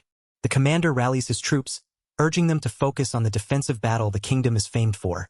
He reminds them they were given great weapons and that victory depends on each soldier killing 3 enemies. The soldiers roar their battle cries, readying themselves for the fierce fight ahead. The young man orders his group to support from the rear, taking charge of nursing the wounded and providing food. A woman ladles out a bubbling stew, explaining it's demonic beef stew made with elixir grass. Armored soldiers eagerly devour the stew, praising its deliciousness and feeling strength fill their bodies. They laugh confidently, declaring that having eaten demonic beasts, they cannot lose to goblins. The focus shifts to a bearded knight enjoying onigiri, expressing relief that the rice suits their tastes and fills him with strength. The young man smiles, noting that onigiri is simple and delicious, and recalls how it was the answer in his hometown during tough times. The soldiers cheer loudly, proud that their food supplies never run out, allowing them to fight without worrying about provisions. The narration reflects on King Tadashi's surprising efforts. He planted a field in their land and harvested food and medicinal herbs in under a day using his blessings. He even mass-produced rare elixirs, sparking what the knight calls an industrial revolution. Various women, including elves and cat-eared helpers, work happily in the fields and kitchens, symbolizing this new era of abundance. The young man digs in the field, pondering that this person might truly be the monarch who can stabilize the chaotic world. The bearded knight approaches, asking if they can achieve a smooth victory at this rate. The young man looks concerned, and the knight warns that they cannot underestimate the demon's power. The armored knight explains that for their enemies, losing a battle would mean losing everything. The young man worries if everything will be fine, but the knight reassures him, confident that the enemy's all-out attack will be their chance to secure a decisive victory, patting him on the shoulder. The knight declares he will return to battle and urges the young man to feast his eyes on their future victory. Meanwhile, the battle continues to favor the duchy's army thanks to the Industrial Revolution, as the Ogre Lord rides a massive dragon forward, signaling the decisive battle is drawing near. Goblins fall defeated in the chaos of battle, their bodies scattered across the ground. Ogre Lord General Garriate clenches his teeth, sweat dripping down his face, stunned and desperate, questioning how things deteriorated so badly. A voice urgently calls out his name, heightening the tension. Orc Lord Org and Goblin Lord Gabuta shout in alarm, fearing their army will be crushed if the current pace continues. They discuss the ruthless Demon King Violin, who mercilessly executes any general who suffers defeat along with their entire race. A gargoyle reports that the enemy general is a man clad in full armor, prompting concern if it might be the warrior Princess Matilda. Garriate roars his resolve, declaring he will personally lead the charge from the front lines. His declaration ignites hope among the troops, who cheer loudly. He commands everyone to follow his lead and charge immediately, vowing to pave the path with blood. Mounted on a massive dragon, Garriate swings a giant lance with fierce determination, driven by the need to save his tribe and refusing to accept defeat. The bearded knight nearby urges the soldiers to seize the moment as the enemy is trapped. Garriate orders the initiation of the siege massacre formation, signaling a brutal counterattack about to unfold. An ogre commander warns of an ambush, urging his troops to push forward without mercy. He shouts that their magic steel can pierce even an earth dragon's hide and demands they fight fiercely, declaring they either die now or later. The ogre commander rallies his forces to advance relentlessly. Two warriors step forward to duel. The ogre general Garriate and the diamond knight Ortis. They exchange fierce challenges, acknowledging each other as worthy opponents. Their weapons clash violently, each determined not to lose. The battle intensifies as Garriate swings a giant lance, striking Ortis, who staggers but remains standing. Garriate notes that while Ortis's holy armor is unscathed, his body is vulnerable. With a powerful attack, Garriate vows to end the fight decisively. Suddenly, the ground erupts beneath them, surprising both combatants. A young man holding a weapon appears, apologizing for not seeing them earlier. The ogre commander demands to know who he is, and the newcomer introduces himself as Tadashi Ono of the Tadashi Kingdom. The young man is asked if he is a king or a farmer, to which he calmly replies he is both, explaining their kingdom is agricultural. The ogre commander snarls, calling him a bastard regardless of who he is. The ogre swings his lance fiercely, but the young man swiftly dodges and breaks the lance with a precise strike, revealing he plowed the weapon. Shocked, the ogre holds the broken lance piece, questioning the unusual divine power behind it. The young man recognizes this power as the force that turned the tide of the war and resolves that if he kills this ogre, he can win the fight. The ogre charges again, but the young man counters with a powerful sword strike, slashing at his opponent. The ogre roars in pain, clutching his wounded arm as the young man warns that if he keeps fighting, his neck will soon be plowed. The young man reveals a mark on his glove, identical in stars to the Demon King Violins, and offers to treat the ogre's wounds. He urges the ogre to stop killing each other, appealing to their shared demonic nature. The ogre struggles to accept this, insisting the battle is not over yet. The young man holds up a sword, the Crimson Lotus, recognized by the ogre as the Demon Lord's weapon. He declares that the successor of the Crimson Lotus and the Ambrosum royal family, Princess Lena Vlad Ambrosum, is safe with them. The ogre is shocked, but the young man explains his country lies in the outskirts and pledges to protect anyone who believes in the demon god Yahello, regardless of race. With determination, the young man vows to bring down Demon King Violin alongside Princess Lena, risking his life to protect the demon clans. The ogre commander Garriate, moved, offers to withdraw and not pursue further. The young man apologizes to the Diamond Knight Ortis for interrupting their duel and thanks the ogre general for his support.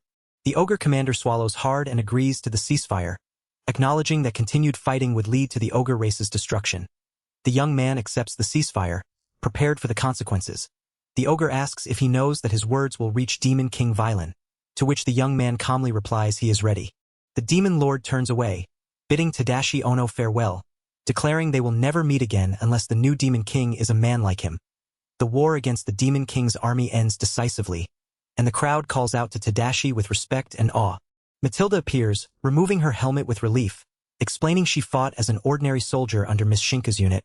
She praises Shinka's brilliant strategy and their successful assault on the enemy's supply base, causing panic and starvation among the goblins. The young man acknowledges both Shinku and Matilda's efforts with admiration. Matilda thanks Tadashi profusely for his rescue, but he humbly downplays his role.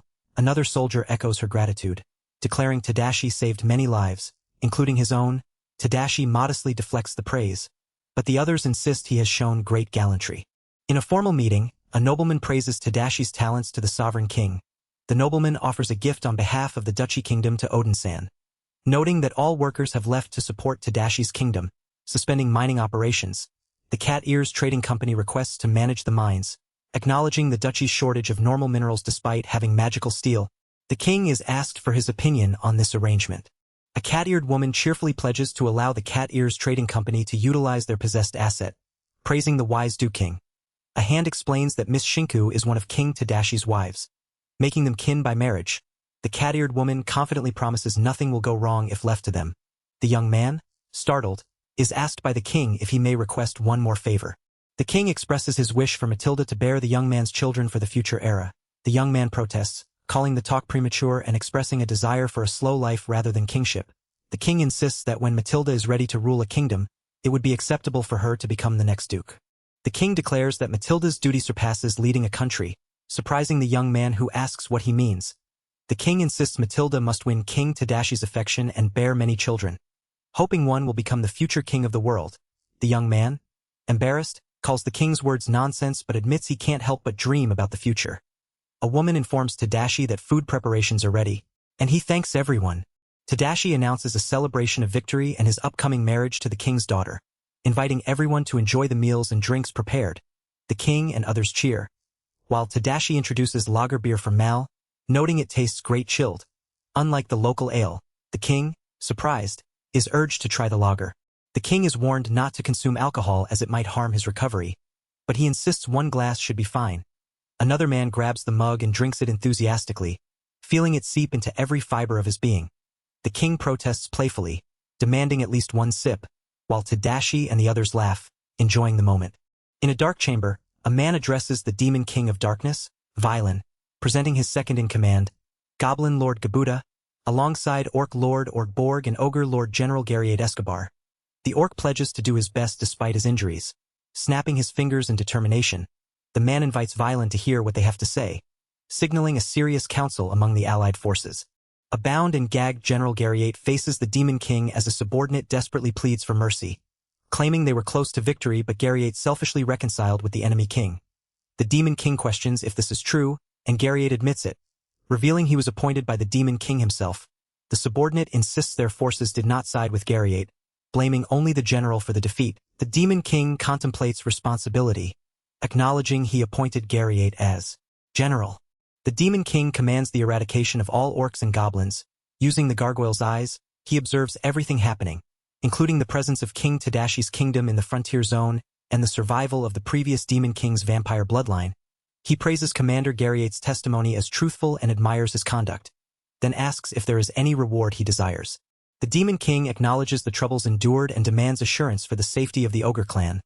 Vowing their strength will benefit him, he entrusts his family to the subordinate, who is shocked when the Demon King reveals he killed General Garriade, discarding him for weakness despite Garriade's considerable militia experience. The subordinate nervously asks the Demon King to at least keep his word to spare the Ogre clan. The Demon King coldly dismisses the value of defeated generals and trivializes the Duchy Kingdom's army, stating generals can be replaced. Yet he admits the news about the Frontier Zone King has caught his interest, hinting at future plans. The ruler of that kingdom, Tadashi Ono, is a transmigrated individual. The impudent king even has the same number of divine blessings as I do, time and time again. Transmigrates prove to be irritating. How would you like to proceed? How about we send out the Dragon Duke and Dragon Marquis? Those guys can fly in the sky. They're ideal for an assault on the frontier. We'll surely be victorious if we send out the strongest dragon clan. I hope this will be the outcome, and even if it won't, I'll crush them myself. Nevertheless, for my army to amass enough strength, it will take a bit more time. I shall hasten the reorganization of the army, whether it be the Duchy Kingdom or the Frontier Zone. Eventually, all will be mine in this world. That destiny shall not change. Shortly after the war with the Demon Lord army, the Ogre tribe sought asylum at the Duchy Kingdom Castle. King Tadashi Ono introduces himself to the gathered group, raising his hand in greeting. General Garriade's son, Grigori, arrives and is acknowledged by King Tadashi. Grigori confirms he is the general's son but reveals that his father is nowhere to be found. He solemnly explains that General Garriade appeared before Demon King Violin to protect the Ogre tribe and was beheaded. Grigori accepts that they will not meet again, and King Tadashi acknowledges the loss with respect. He praises Grigori's father as an admirable man and recalls that his final wish was for the tribe to rely on King Tadashi. The king warmly welcomes the Ogre tribe without hesitation. King Tadashi then asks the group to meet someone important. Lena Vlad Ambrosum steps forward, introducing herself as the youngest child of Nasra Vlad Ambrosum, the successor of Crimson Lotus and the Ambrosum princess. Her presence commands attention as she stands before the assembled ogres. The group reacts with shock and recognition as the previous Demon King's skin is revealed. The young man explains they are protecting the Demon King's successor. The girl adds that many demon clans are displeased with Violin's reign and would likely pledge allegiance to Princess Lena. An ogre steps forward, declaring the ogre tribe's loyalty to her. The ogres inform King Tadashi that Demon King Violin plans to invade by crossing the mountains, leading an assault with the strongest dragon clan. The young man reflects that dragons flying over mountains would be a serious threat. The ogres request to be appointed as the frontline dragoon unit. Having gathered detailed intelligence on the assault plan, the king agrees they must return to the frontier and prepare. Inside the castle, a knight expresses anxiety over King Tadashi leaving, but the king insists it is only right for a ruler to return home during a crisis. Despite this, the demon army is reinforcing its strength. Miss Shinku enthusiastically announces she has a good strategy. The knight worries their strength alone may not be enough to withstand the demon foes. Miss Shinku presents a map, proposing an escape route to King Tadashi's kingdom if the palace cannot quell the demon army. She reveals a secret scheme to catch the enemy. A shocked voice questions abandoning the castle, but she insists nothing lasts forever. The king advises Matilda to accompany him, and she urges her father to come with them as well. The king acknowledges the large-scale commencement of their plan. The duchy king insists it would be improper to leave his palace, as his duty is to protect. He declares this the destiny of the frontline bloodline, entrusting the harmony of the duchy kingdom and King Tadashi's kingdom to those present. The young woman acknowledges this solemn responsibility. The king tries to clarify his wish for both countries to unite, but she sharply cuts him off, urging seriousness. She calls on Ordis and Odin, entrusting her father to their care. Back at the castle, the group greets King Tadashi warmly, noting it feels like a long time since their return. The king praises the completion of the secret mission without issue, confirming the supporting forces of the former demon kingdom can now escape safely by sea. A confident woman explains she succeeded in protecting the witches serving the demon god Yahello and wishes the king to greet their representatives arriving from the Kanbal archipelago. The king reacts with surprise, questioning if the demon congregation's representative is a woman. A woman reveals that Sister Banksia, the Yahello demon congregation representative, is from the succubus clan, shocking the young man. She explains Sister Banksia is a pious witch aiming to revive the demon congregation destroyed by Violin. Despite his doubts, the young man resolves to meet them, sensing this marks Yahello-sama's return to power. Sister Banksia greets General Garriate's son, Grigori, warmly. He acknowledges the recent death of Lord Garriate and confirms he is the next successor. Grigori warns that the Dragon Clan army will soon assault the kingdom, intending to burn it down, targeting the mining village first. Grigori requests permission to build a village near the front lines for the demon clans to gather. Noting some vampires already live in the mining village, the woman expresses gratitude for this kindness. The young man introduces Princess Matilda from the Duchy Kingdom, now married to him, and she asks to be treated well. Princess Matilda nervously admits she had planned to marry King Tadashi herself but was beaten to it. The woman offers to teach her everything as a senior, causing Matilda to blush. Suddenly, Sister Banksia sharply demands bluntly not to be lied to, startling everyone. Erin vehemently declares she never approved the marriage to the Duchy Kingdom's Knight Princess from the start, accusing Matilda of being Cornell's enemy. Matilda nervously explains she came due to certain circumstances. Erin shouts she cannot stay silent since Mal's previous husband was killed by the Duchy army, shocking Matilda. She lashes out, refusing to be told to be on the same side, vowing never to forgive Matilda for the deaths of her island companions and families. Matilda, taken aback, tightens her grip on her knees and sincerely apologizes. Though she doubts Erin will accept it, Erin grabs Matilda's arm, insisting that apologizing won't bring Cornell back. She demands why Mal sides with Matilda, calling her a bastard. Mal calmly responds that demon tribes are no different, having also attacked the Kanbal Islands. She asks if Erin will hold the same grudges against Lina-chan, leaving Erin speechless and conflicted. Mal reminds Erin that both demon tribes and humans have fought alongside each other, and that Erin herself killed many demons and Duchy soldiers. Mal admits she holds resentment and will never forget what happened to Cornell, but believes Tadashi-sama's words are right. Erin, overwhelmed, questions why then they must feud forever, struggling with the truth Mal presents. Lina-chan dashes forward, shouting fiercely for Matilda to come out and duel her. Matilda silently grips her weapon, her expression calm but resolute. Another voice urges Mal to help Erin feel better. While the group watches tensely, the young man wonders aloud why disputes always escalate into duels. Recalling a similar situation with the Duchy Knight, he quietly calls out to Mal, seeking her attention.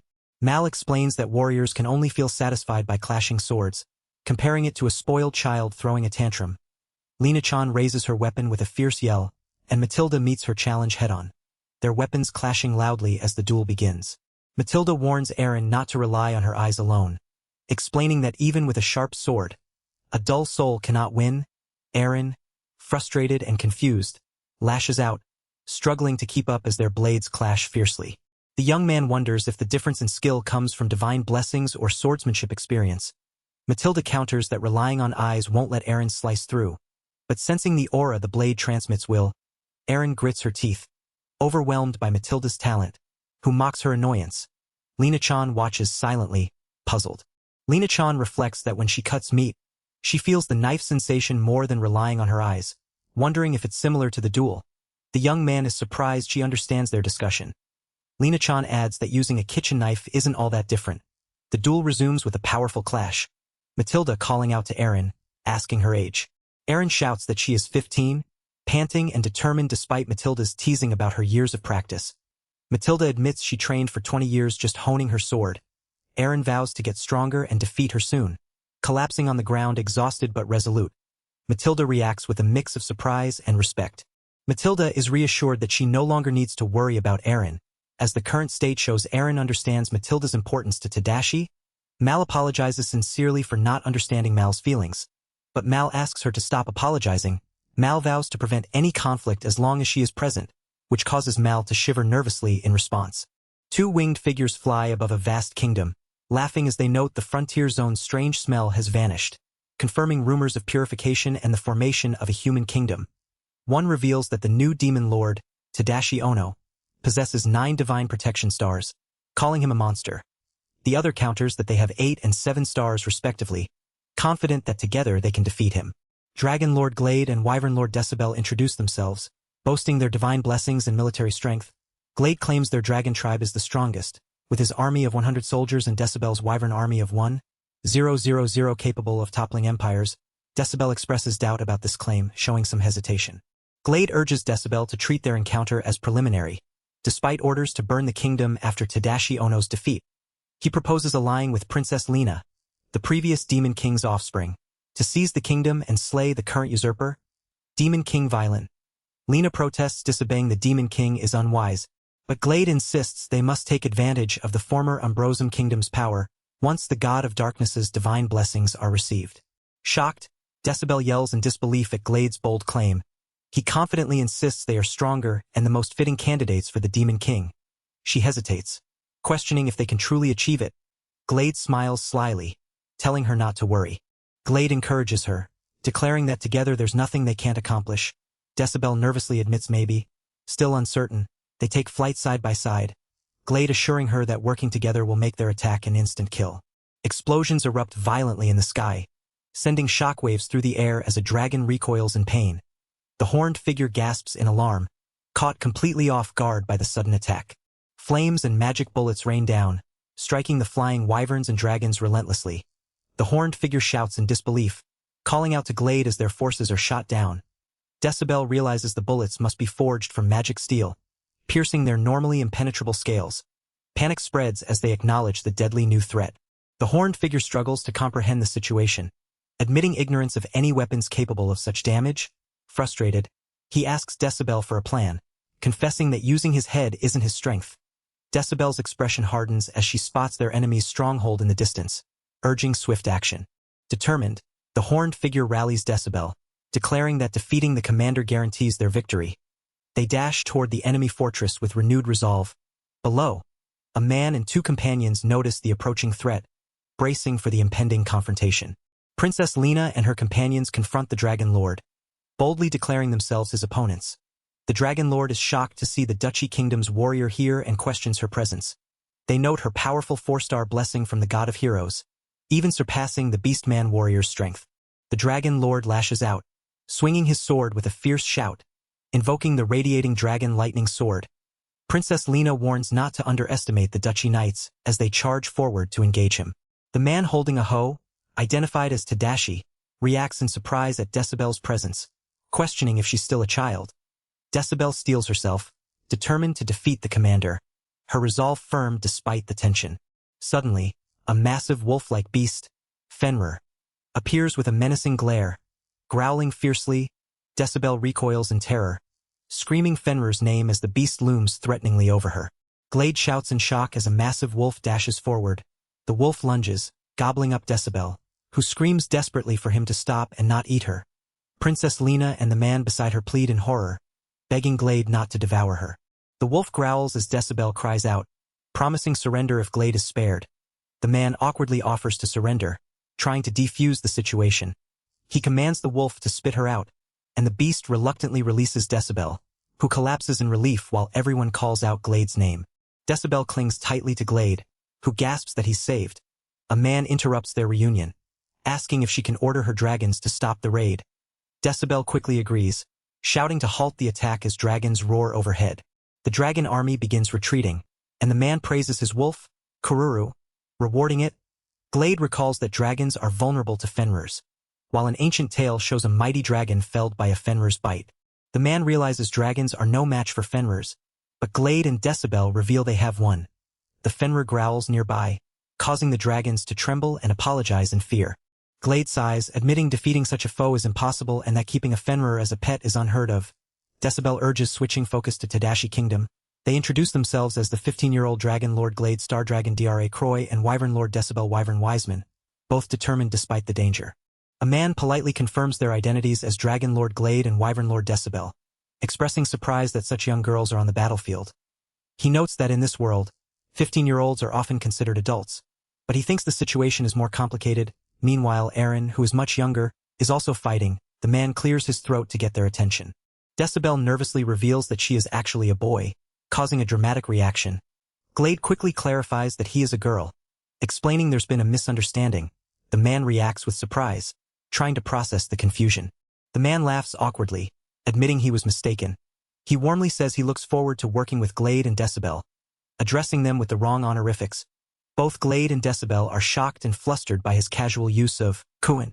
The man tells them it's fine to call Decibel without any suffix, but Glade insists not to add Chan to his name because it embarrasses him. Decibel shyly tries to respond, blushing and seeming almost seductive in her gestures, which confuses the man. He understands why Glade looks dissatisfied but wonders why Decibel's behavior feels so alluring. He hurriedly promises to address them as they prefer, clearly eager to avoid further confusion. Observing the others, he notes that no one else is pressing the topic, realizing this isn't an unusual matter in this world. He reflects with a nervous smile that he's slowly learning the customs of this ice sky, though he remains uncertain. The kingdom has suffered minimal damage in the recent battle, thanks to their efforts. In exchange, they secured a powerful army of dragons as allies. Suddenly, a voice calls out, Oberon, and the man cheerfully greets the king, praising the progress being made.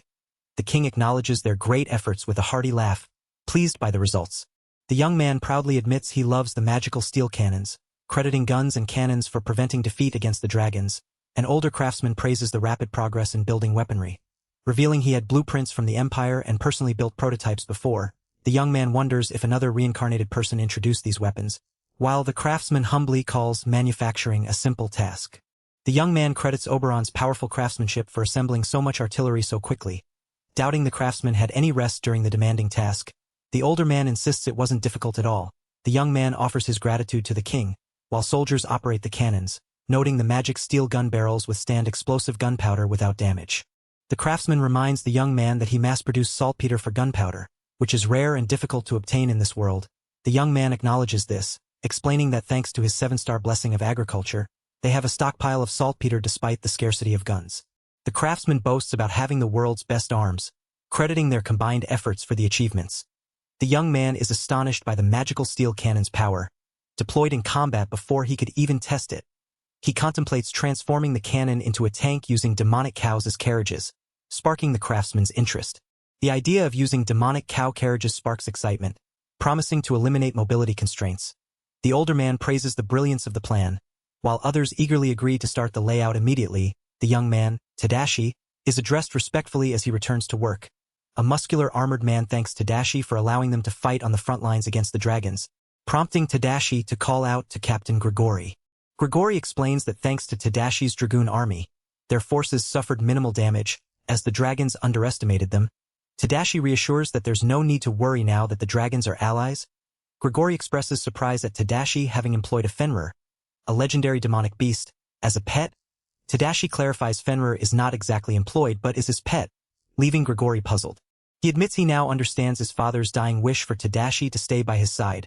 Despite his initial shock at keeping a legendary beast as a pet, he praises Tadashi for his service and looks forward to great things from him.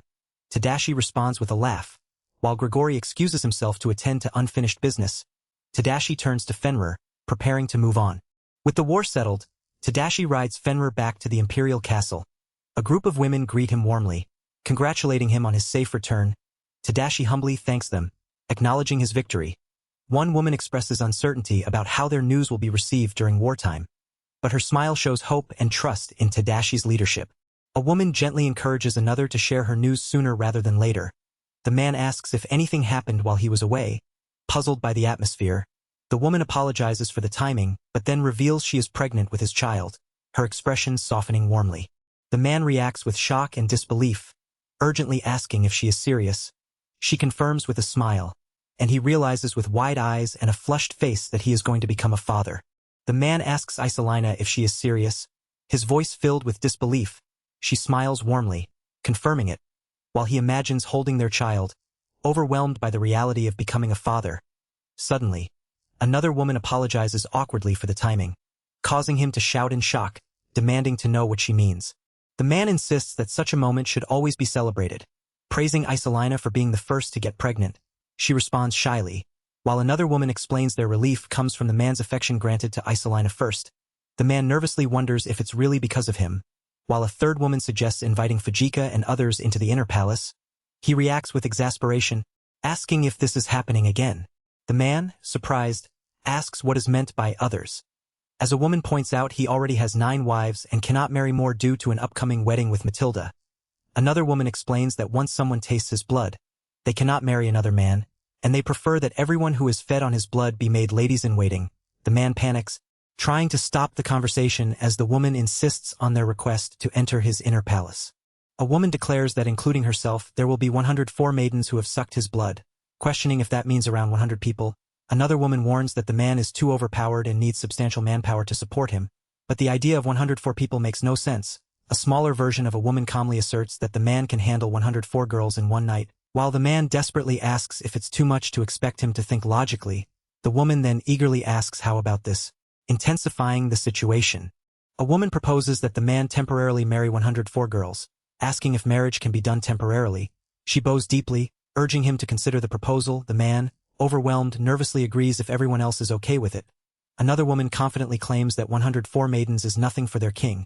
Even if she is the last to go, the man panics, questioning where such confidence comes from. The next day, the man sits, still in disbelief over having 104 girls. He recalls memories of them one by one, feeling terrified by the situation. A woman greets him cheerfully, announcing breakfast is served. The man gasps, surprised it is already morning. At breakfast, a woman asks if he likes his sunny-side-up eggs with salt and pepper, which he confirms. She expresses amazement that he could get up, while he smiles and says it feels peaceful to eat together like this. She boasts of holding the willpower of the original Great Chamberlain of the Demon King. Another woman requests sunny-side-up eggs with sauce, which is happily agreed to.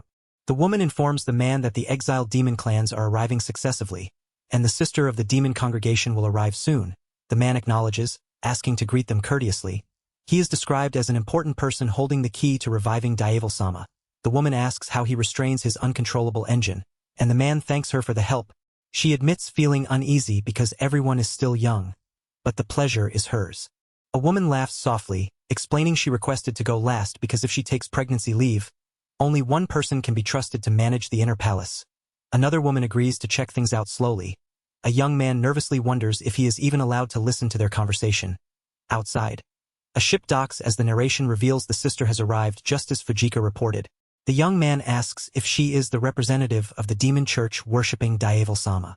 The sister steps forward, introducing herself as Banksia Iricifolia, offering her deepest gratitude and utmost respect to the king for protecting the demon clans. The young man and others watch her with a dazed expression. The young man quickly praises her for being very sensible, apologizing for his earlier prejudice assuming she might be a bad girl. She responds with a simple apology. He introduces himself as Tadashi Ono, expressing honor in meeting her and warmly welcomes Banksia-san. The woman with the veil urges familiarity, asking to be called Sia as she grabs his hand. The man nervously clears his throat and asks if she knows how to strengthen Yahello-sama's powers. She explains the god's power has likely weakened because one of the 2 main worship sites in the demon world has been destroyed, comparing it to one of Yahello-sama's wings being clipped. The man wonders if they can simply rebuild the temple, but Sia cautions that the demon church requires a large amount of high-quality marble for construction. making rebuilding easier said than done. The man is surprised to learn even the temple's materials are predetermined. Sia continues that the place of gathering must be ceremonious, with size and materials reflecting the church's prestige. The man contemplates the necessity of marble, while an elderly man, the god of agriculture, expresses contentment with the lumber he has cultivated. A cat-eared woman asks Shinku for help, explaining that goods must be relied upon from the Holy Kingdom, which takes over a month to arrive by boat. The woman worries they won't make it before the Demon King's invasion, startling the man. She suddenly reveals they do have marble and points to a large pile nearby, prompting the man to ask where. She directs him to the marble's location, emphasizing its presence just ahead. The man is stunned to find a vast pile of marble right before them, the Garden of Stones. He wonders how it all got there. A woman explains that Isolina-sama insisted the palace be made of marble, but since it clashed with other materials, it was left unused. The woman praises Isolina for this blessed mishap, while Isolina herself struggles with mixed emotions. A veiled woman appears, admiring the marble and declaring it perfect for their needs. She suggests the elf queen's careless purchase and neglect of the marble was part of Yahello-sama's plan.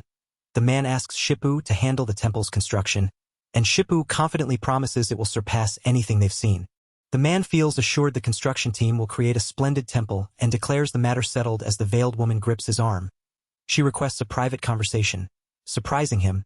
When he asks if something is wrong, she insists on speaking just between the two of them.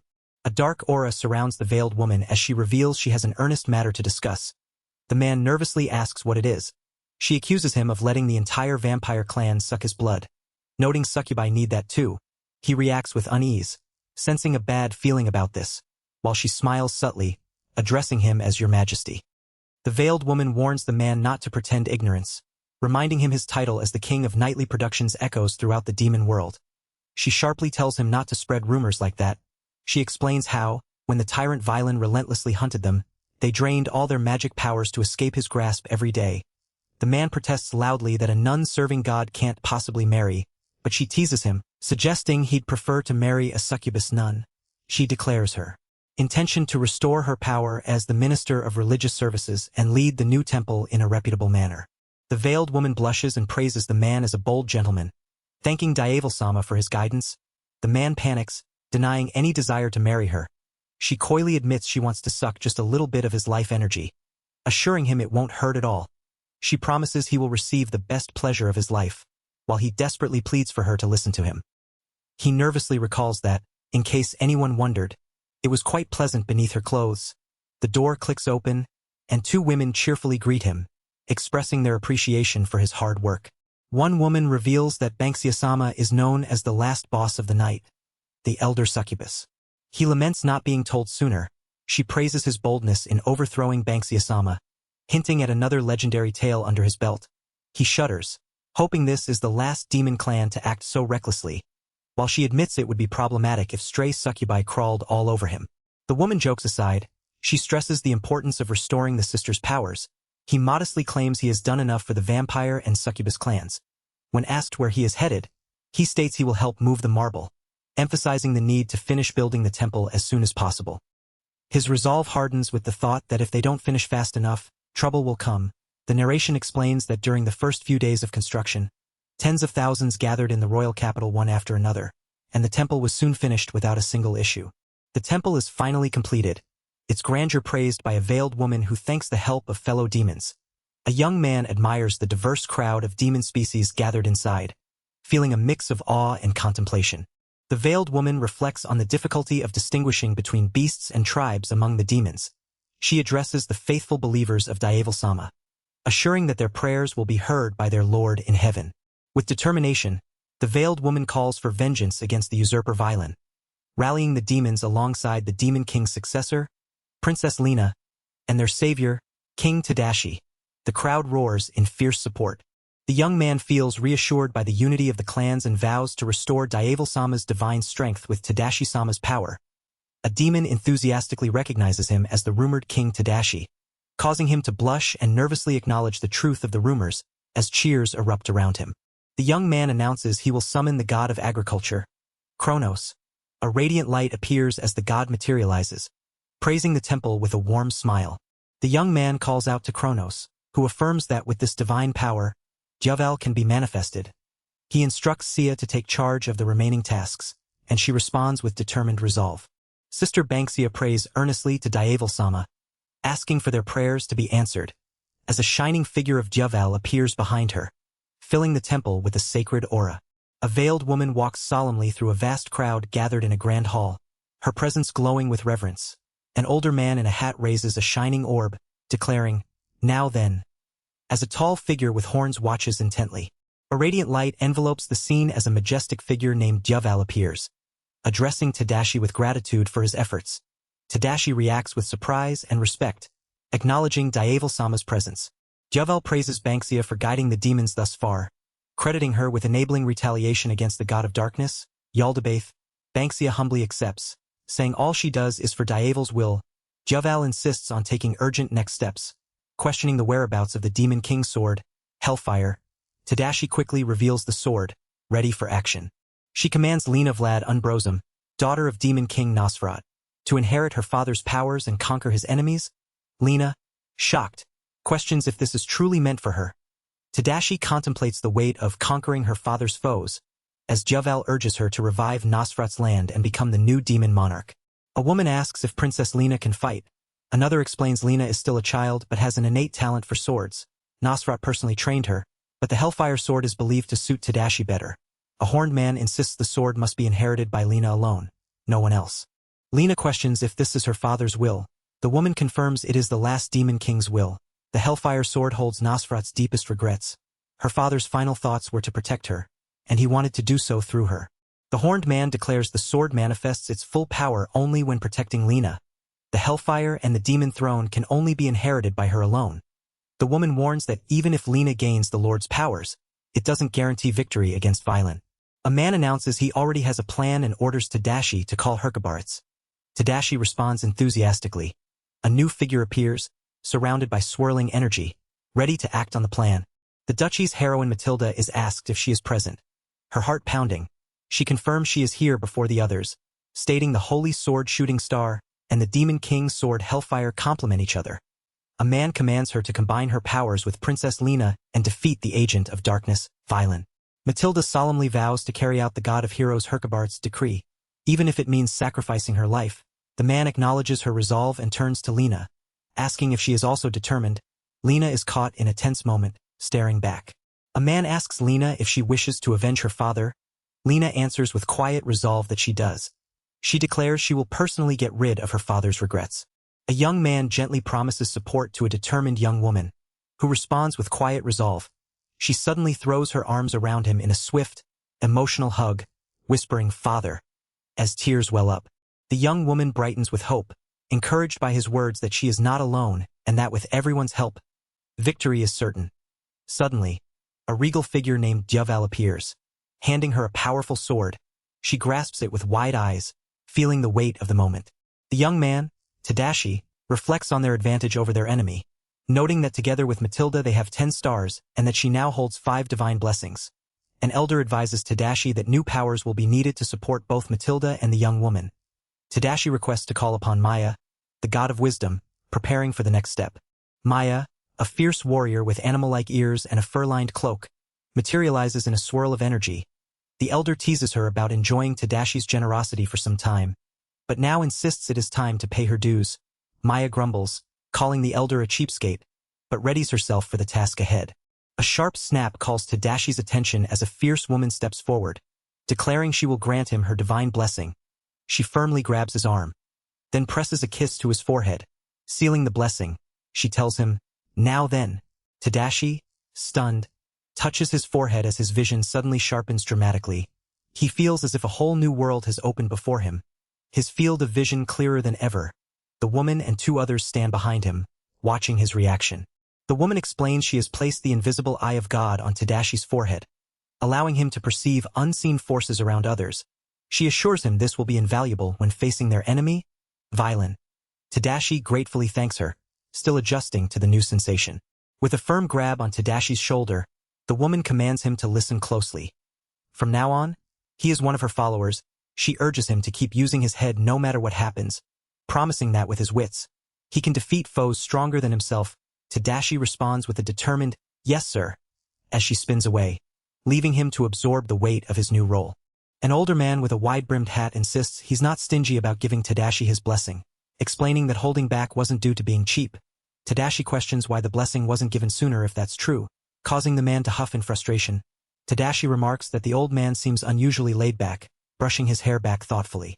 The conversation turns serious as the older man reveals Tadashi isn't a normal reincarnate. He urges them to consider that all other reincarnates started life as babies, implying Tadashi's case is different. Tadashi listens intently, absorbing the weight of this revelation. A sharp question arises about why Tadashi is the only one who retained his original body. The elder explains that Tadashi's original body was destroyed, so he wouldn't survive at the frontier without a new one. Tadashi, confused, asks for clarification, standing alongside the elder as the truth settles in. The elder reveals Tadashi's body was remade by the goddess of beginnings, Arya, who shaped his soul into a new form.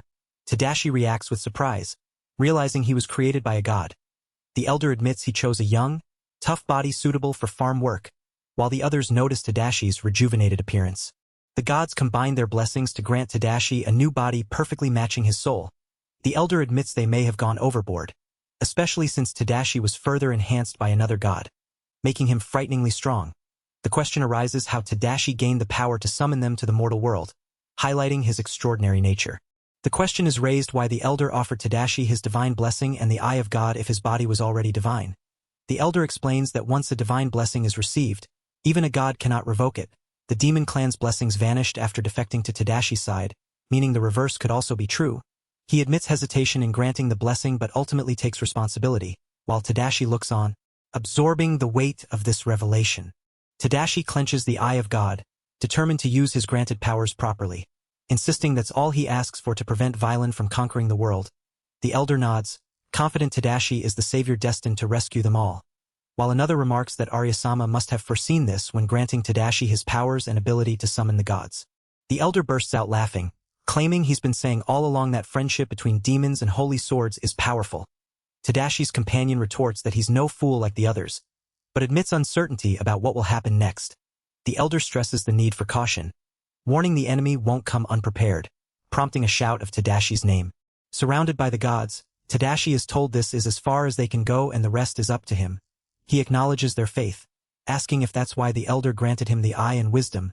The elder smirks, declaring Tadashi his follower, while another god insists the same. Tadashi is called everyone's follower and reminded they're all united. Asked if he has any drinks, he gestures to lead the way. Vulcan surprises them by already having helped himself to a drink, causing laughter and playful complaints from the group. A lively toast erupts as one cheers everyone to drink up without leaving a drop of alcohol. The group laughs and raises their cups in celebration. One suggests Tadashi serve food and drinks to everyone since they're celebrating their upcoming victory. Tadashi agrees enthusiastically, promising to return shortly. The scene shifts to a burning castle engulfed in flames. Amidst the chaos, a group of demons appears, their presence radiating an intimidating aura. One demon, noticing the atmosphere, nervously calls out to Violin-sama, sensing something ominous about the air. Violin stands confidently amid the destruction, his dark armor gleaming as he declares his strength is at its peak. He proclaims that soon the world will belong to him, his sinister smile promising a grim future. When Zester, the king of Duchy, learned that 104 vampires had entered the inner palace, he immediately issued a decree. He commanded Tadashi to marry Matilda at once and to bestow upon her the fervent affection she deserved. With this heavy responsibility in mind, they held a modest wedding before the battle. Tadashi is called by name, his thoughts heavy with the weight of the moment. Matilda appears in a stunning wedding dress, nervously asking how she looks. Tadashi is taken aback, exclaiming she looks beautiful. Matilda blushes deeply, overwhelmed by his compliment. The wedding procession moves forward amid gentle chatter and falling petals. Matilda tearfully calls out to her father, who is visibly moved and tells her she looks lovely. Another man sobs quietly, overcome with emotion. The atmosphere is filled with heartfelt warmth and solemnity. The king cheers Matilda to give birth to a fine child. Prompting her embarrassed protest, Tadashi smiles nervously, acknowledging the moment. The wedding ceremony concludes as a harmonious event, symbolizing the strong friendship between the two nations, with close allies standing proudly behind the newlyweds. A man greets Matilda warmly, praising the splendid ceremony and acknowledging her exhaustion. She quietly admits to feeling tired. He carefully asks if something about the wedding left her discontent, catching her off guard. Matilda quickly denies any discontent, insisting she is far from unhappy. She explains the wedding was actually too good, gripping her dress tightly as she struggles to express herself. The man looks puzzled by her words. Matilda reflects on the wedding's significance, declaring it a symbol of unity between their countries. As the duchy's next successor, she has embraced her role as a bride and feels very happy. She recalls wishing for a wedding like this, a dream made real by everyone's efforts. The man smiles, relieved that she enjoyed the event. Matilda's mood shifts as she confesses her inner turmoil. She recalls the nobles who slandered her, and how she couldn't help but think they deserved it.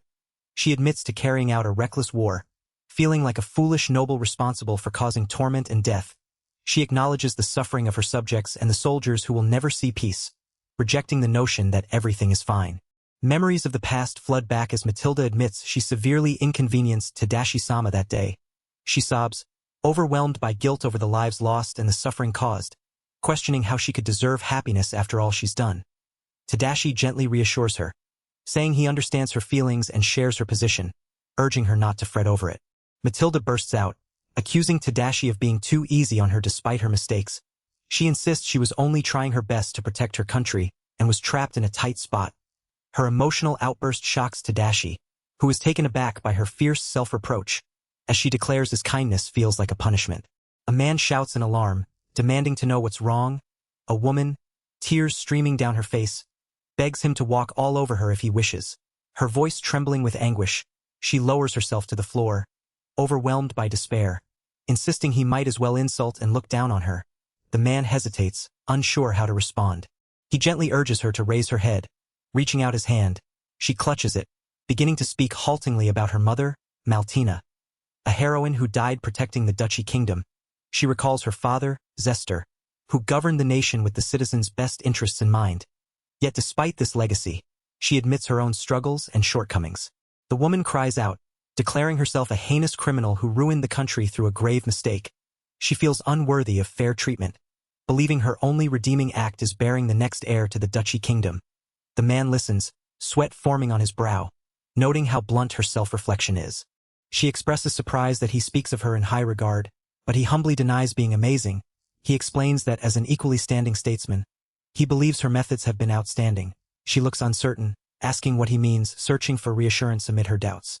She explains that her main difference is that when she's lost, she first asks the people around her for their opinions. Then she turns to Matilda, asking why she repeatedly ignored Odin's admonitions. The man gently questions her motives. Matilda admits she became the chief commander of the Duchy army as a proxy for her bedridden father. She desperately didn't want her subordinates to underestimate her. Refusing help and becoming stubborn, he acknowledges her feelings and advises taking it slow, reminding her he can't do everything alone. He questions if she's sure about her stance, pointing out she lives as she does thanks to others. He lists how Aaron is knowledgeable about fighting, Mal is a skilled cook, and others taught him politics and trade. He smiles, admitting his wives are all more capable than he is. He confesses he was mistaken about her from the start and asks if she will support him as his wife. She hesitates, doubting if she can help, but he encourages her not to give up on herself. When she asks what she should do, he simply says it's simple. She confesses she wants him to become like her. He asks if she means like him. She urges him to allow himself to voice struggles during tough times and to consult others when uncertain. He smiles warmly, promising he will. She adds that above all, they should think about what they'll do together from now on. Their lips meet in a tender kiss, sealing their resolve. She then makes a request, asking him to call her Matilda since she is his wife after all. He responds nervously but agrees. As she slips closer, he is caught off guard, startled by her boldness. She stares intently at him, her expression serious and searching. He looks up at her, startled and unsure. She suddenly gasps, confused, asking what she should do now. He laughs nervously, surprised by her sudden boldness, and tells her it was quite the surprise to be jumped on so aggressively. She blushes deeply, apologizing profusely and explaining she just wanted to do her best in creating the next successor. He steps forward, reassuring her that he understands and that she's always doing her best. He embraces her warmly, telling her not to worry and to trust him to guide her through her first time. She smiles softly, accepting his support and asking him to take care of her. She falls asleep peacefully, her hair flowing gently as he tenderly strokes her forehead. He watches her with a soft smile, thinking how nice it would be if moments of happiness like this could last forever. The scene shifts abruptly to the front lines of the Duchy Kingdom's castle gates, where soldiers stand alert. One calls out to Orta-sama in shock, questioning how this is possible. A massive, muscular giant cyclops approaches, surrounded by a horde of orc-like creatures, its presence overwhelming and terrifying. A commanding king shouts at Ortis, demanding to know why he is retreating when there is no other option. Ortis, sweating and tense, is ordered to have the entire army withdraw immediately. He instructs the soldiers to follow the River of Lament and retreat toward the frontier zone, drawing in as many enemies as possible to execute the plan. A massive, muscular cyclops smashes through the castle wall, sending soldiers flying in shock and pain. Ortis looks on with a grim expression as the soldiers scramble to escape the destruction. The scene widens to reveal an enormous army exceeding 100,000 soldiers, including orc-like creatures and flying dragons, poised for war. The king commands Ortis to raise the Duchy Kingdom's flag on his carriage so the enemy can recognize it immediately. Ortis warns that doing so will compromise the king's location, but the king insists, explaining that is precisely why he wants the flag raised. The king reflects on the dire situation, stating that if the enemy wants his head, then only he should be attacked. He worries that if the capital falls, it will be his people who suffer, and he must prevent that at all costs. Ortis responds with concern, gripping his armor tightly as the king steels himself for what is to come. The knight commands everyone to hoist the sovereign flag, acknowledging the heavy burdens placed upon them. He asks what the king means by this, then declares that the knights are proud to lay down their lives to protect their majesty. The flag rises, symbolizing their unwavering loyalty. The king entrusts Ortis with a crucial mission, stating that if they can escape to the frontier zone, victory will be theirs. With determination, Ortis and the knights prepare to move swiftly toward their goal. The knight admits he underestimated the enemy, realizing their vast army moves with alarming speed, surrounded by snarling, multi-headed wolf-like beasts. He curses them as obstinate mutts, acknowledging his grave miscalculation. The knight pants heavily while struggling to defend a carriage barely protected as hundreds of Cerberus beasts swarm across the battlefield. His urgency grows as the relentless hounds close in. The knight shouts at the relentless multi-headed beasts, calling them mangy mongrels. A soldier urgently warns him of dragons appearing in the skies, prompting shock and disbelief. The knight and his comrades look up in horror as a massive fleet of dragons roars overhead. He gasps, knowing an aerial assault would be impossible to withstand, even for his seasoned troops, as vicious creatures clash fiercely below. A soldier questions if the beast has made a mistake, but a knight insists otherwise. A young dragon lord waves King Tadashi's flag, declaring the dragons are their allies. The soldiers react with surprise and awe. The knight reflects that while some beasts have become comrades, no allies are as reassuring as dragons. The dragon lord intensely demands if the man is the Duchy King. The knight introduces himself as Ortis, protector of the Duchy King, who currently resides in the carriage. The dragon lord processes this, while a demon girl nervously clings to him. The demon girl urgently relays a message from King Tadashi, ordering the Duchy army to evacuate to higher ground immediately. She urges them to leave the next wave of enemies to the dragons. Promising protection, the dragons soar above, ready to defend. The knight realizes the strategy. Using dragons at the rear allows raids through the skies without disrupting the main plan. He admires the clever tactic and gratefully accepts the dragon's assistance, ordering the evacuation to begin. A knight commands the troops to lift the carriage, assuring them the dragon clan will cover their backs as they move to higher ground. Two dragon lords, one with short hair and horns and the other with twin ribbons and wings, prepare eagerly, declaring it's their turn to shine and vowing to punish the enemy. From a castle wall, a young man observes the massive new army of the Demon King advancing below. He acknowledges the threat but remains confident, noting that Shinka's plan is on their side. The ground rumbles ominously beneath him. The young man reflects on the common knowledge of flooding tactics, watching as water crashes into the enemy ranks. Despite understanding the strategy, he finds witnessing it firsthand frightening, knowing their side will suffer heavy losses as well. A cat-eared warrior confidently explains to Frank that winning will be difficult no matter how many forces they gather. She reveals her purpose there with a determined wink.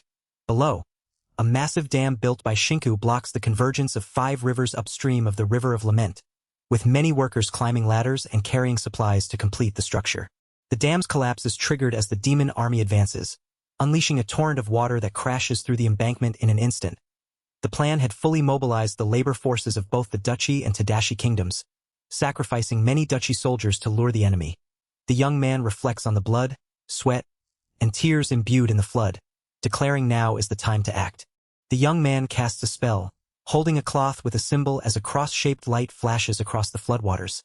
The water flows swiftly, and the Orcish enemies roar in alarm, realizing the flood is poisoned. From the castle wall, The young man and the cat-eared warrior watch the aftermath. She wonders if the demon king is still alive inside the flooded area. While he admits uncertainty about the king's fate, both acknowledge the massive success of the operation, crediting Shinka's tactical skills for the victory. The ogres charge forward, their massive forms crashing through the battlefield. A battle-hardened commander orders his troops to fire on the stubborn invaders, calling them obstinate pests. Arrows and projectiles rain down, striking the ogres with deadly force. A terrifying two-headed dragon growls fiercely, joining the fray as the enemy screams in pain and rage. A determined dragon warrior rallies his comrades, shouting to avenge his fallen father, Gariate. He lunges into battle, spear piercing through the enemy ranks. Nearby, a princess watches the chaos with a troubled expression, noting the overwhelming strength of the reborn demon army despite their supposed might. The princess sighs, relieved to be allied with the defenders as she observes the enemy's overwhelming pressure. The young man reassures her not to worry, confident in their position. An older king and his advisors confirm that the monarch and key figures have safely evacuated to higher ground. The princess forces a smile, grateful but uneasy. The young man suddenly notices a strange miasma rising from the river of lament, his eyes widening in alarm. Dark, swirling energy coils upward from the water, filling the air with an ominous presence. He shudders as the unnatural mist spreads, realizing something sinister is unfolding beneath the surface. A fierce demon with wild hair and sharp fangs commands all demons and humans to bow before him, his voice filled with arrogance and power as dark energy swirls around his outstretched hand. The call of the usurper, Violin, echoes as a warrior woman urgently warns Tadashi-sama. Shock and determination flash across Tadashi's face as two female allies vow to defeat Violin and avenge their fallen father. Without hesitation, Tadashi dashes forward, steeling himself for the battle ahead. A dark figure with glowing eyes accuses Tadashi Ono, calling him a disciple of foolish gods and claiming his actions only served him. Tadashi, shocked and sweating, demands to know what he means as the figure declares Tadashi's plan futile. Tadashi winces from a terrible miasma, calling out to Kururu. The fluffy creature responds urgently, and Tadashi mounts it as they rush toward a distant swirling vortex. His expression tightens with concern as they approach the ominous energy. Tadashi and Kururu face an enormous demon lord whose towering presence dwarfs Tadashi's expectations. Both Tadashi and Kururu show visible shock and apprehension at the demon lord's overwhelming size and power. Two determined women, Princess Lina and another warrior, ready their weapons and call out to Hellfire. They invoke a powerful incantation, summoning a blazing attack named Shooting Star and Hellfire, their weapons shining brilliantly as they prepare to strike. A massive roar shakes the ground as a towering force crashes down, sending dust and debris swirling violently. Tadashi shields his eyes against the rising dust, hopeful that the plan is working. Below, a dark figure clad in armor braces as ominous energy coils around him. The armored figure's eyes blaze with intensity as he channels a powerful, radiant energy from his hands, the light bursting forth with a blinding shine. His expression is fierce and determined, signaling a surge of overwhelming power.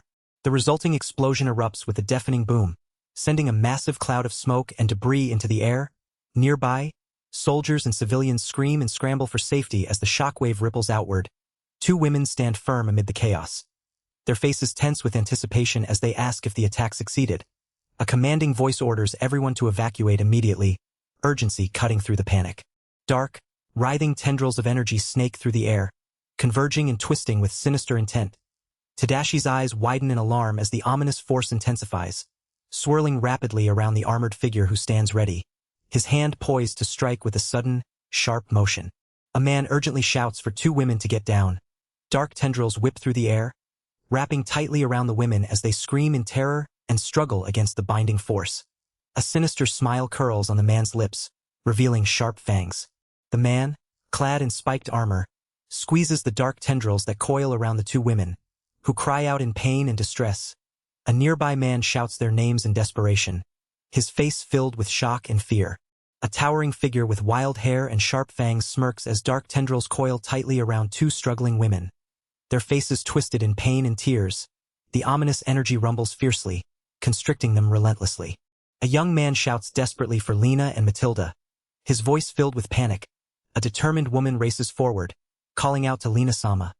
Suddenly, a whip lashes out, striking the woman with force. The young man turns sharply, shocked, calling out Fujika's name.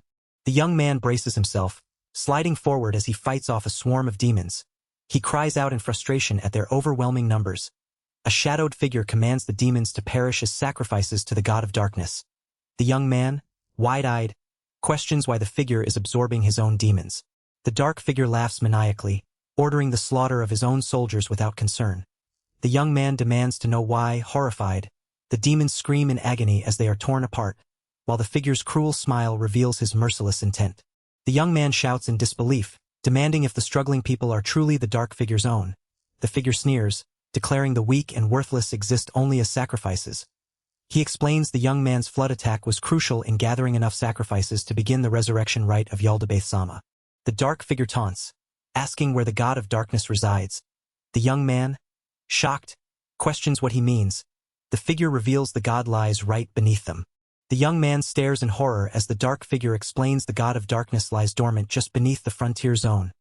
Awaiting revival, the young man trembles, realizing the dreadful truth, while the figure laughs, craving the face of dread he desires. The dark figure reveals he has merged with Yaldabaoth's soul to become the ultimate form.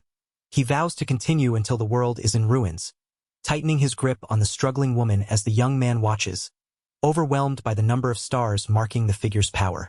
The captive woman gasps in pain as the dark figure tightens his grip around her. He mocks her, questioning if this was the full extent of Nosferatu's plans.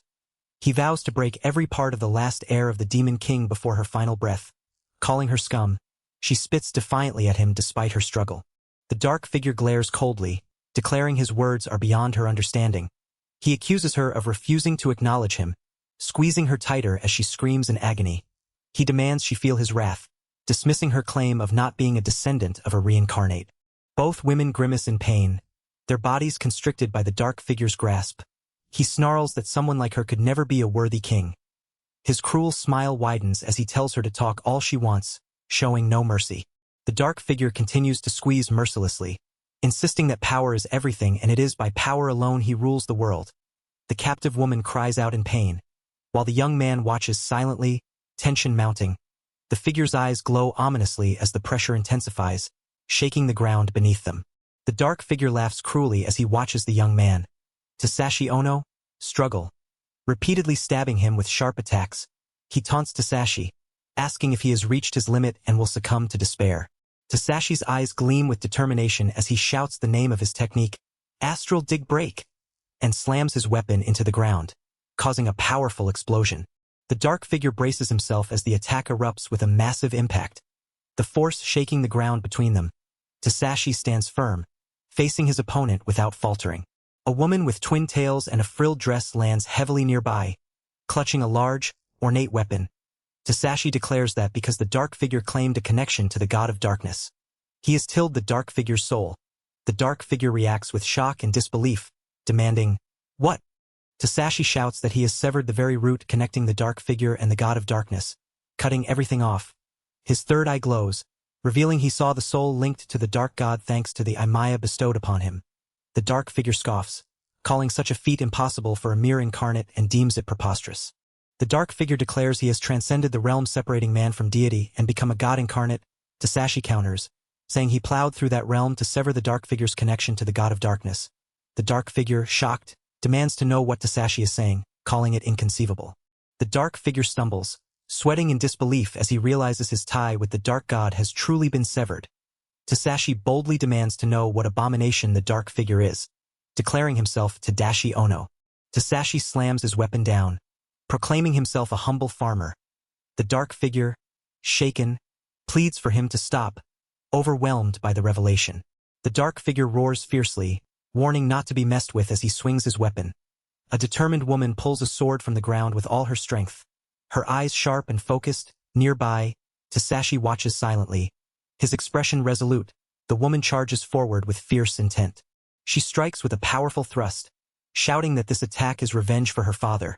The dark figure reels back, shocked and sweating, calling the act absurd. The dark figure screams in agony as the sword pierces him deeply, his face contorted in pain and disbelief. Elsewhere, two women catch their breath, one panting heavily while clutching a sword. Tasashi rushes toward them, urgently calling out their names, Lena and Matilda. Tadashi embraces two women tightly, joy radiating from him as he exclaims his gladness.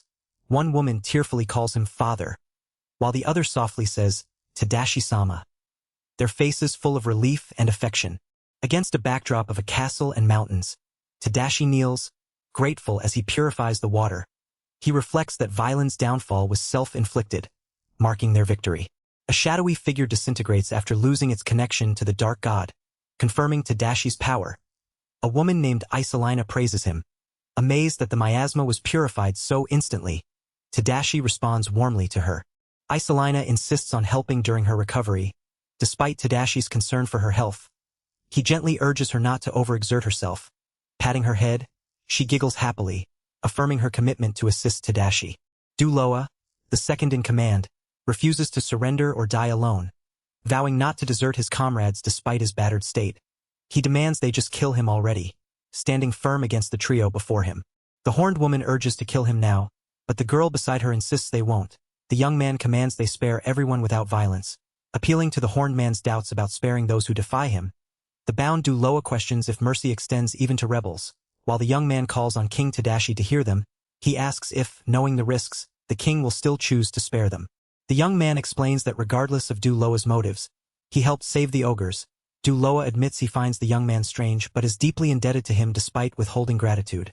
As the others prepare to leave, the young man stands firm, his resolve clear. The Duchy King and Sir Ordis arrive, their presence commanding. The knight joyfully announces their safety. Though the young man reports severe damages despite the overwhelming victory, the king expresses pride in his son-in-law's success, acknowledging the heavy toll of the battle. The king solemnly declares the long war between demons and humanity has finally ended, acknowledging the great losses suffered for this victory and urging to worry about the future later. The knight suggests celebrating their achievement, offering to bring out premium alcohol, but the king reminds that the Duchy Majesty is prohibited from drinking, prompting a playful protest. After the feast, the young man yawns, feeling satisfied and ready for a good night's sleep. A cheerful cat-eared woman approaches with a request, insisting it's the king's duty to reward everyone who gave their all, speaking directly and confidently. Surrounded by a crowd of eager supporters, the young man is overwhelmed by their excited demand for the king's special favor, laughing nervously as he realizes the night is still young and full of possibilities. The scene shifts to the grand sacred city Ariana, known as the Holy Kingdom and birthplace of humankind. A woman examines imported goods, confirming no abnormalities and noting the town's stellar reputation, concluding that perhaps this is the place they seek. A determined woman slams a door shut, declaring she must propose something important to her father. She thinks about the Tadashi Kingdom, a country that holds great significance for them, her expression firm as she walks away with resolve. Half a year has passed since the battle against Violin. Tadashi Ono breathes a sigh of relief, noting the area is mostly restored. He reflects on purifying the grounds with help from the gods to seal Yaldabaoth for good, surrounded by allies standing firm in the forest. The aftermath of the war is dealt with as peace returns. Despite pressure from Fujika, the young man reluctantly agrees to marry Banksia and the other vampires. Meanwhile, Princess Lena has successfully ascended the throne and is determined to reform Unbrosum's kingdom. Tadashi becomes absorbed in ensuring refugees' safety, developing farmland, and aiding construction. Unaware of how quickly time passes, the three kingdoms, Tadashi, Duchy, and Demons, have formed an alliance to restore war-torn lands. Suddenly, someone calls out to him, breaking his focus. Mal, the wives' mediator, gently advises Tadashi to calm down over worries about Isolina. The group of skilled women supporting him is introduced. Shippu, the Beast People's master carpenter. Laura, a graceful girl talented in sewing. Asha, the Sea Elf's glass artisan. Lisa, chief of the soldiers. Barry, an agriculturist. Aaron, the beast heroine. And Shinku, a cat Sith merchant sage. Isolina, the elf queen and one of the 9 original wives, is heavily pregnant, and today is the day her baby is due. Tadashi Ono anxiously struggles to calm himself, feeling frustrated that he can't do anything to help. Suddenly, a shock startles both him and Mal. Tadashi asks Mal if there is truly nothing he can do to assist, but she reassures him with a warm smile that they have enough hands. She warns him that Isolina specifically requested that Tadashi never be allowed in. As she is already embarrassed enough, Tadashi nervously agrees, realizing he must rely on the gods at times like this. Tadashi silently prays with clasped hands for the baby to be born healthy, while the elderly man beside him also offers a quiet plea.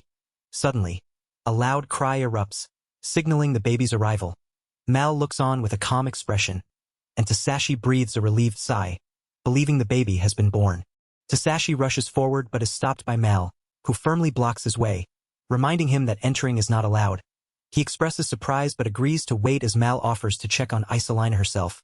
Nearby, the Catsith woman prepares to disinfect them both, urging caution. Tasashi acknowledges her and the others, standing ready as they await news of the newborn. Tasashi gasps in awe, struggling to believe the child before him is truly his own. The woman gently encourages him to see the baby's face, coaxing him with a soft laugh. As the baby is revealed, the woman reassures Tasashi that his son is healthy and that the infant's expressions closely resemble his own. The woman gently calls out to Tasashi, who softly responds as he cradles the newborn, overwhelmed by the baby's cuteness. He smiles with tears.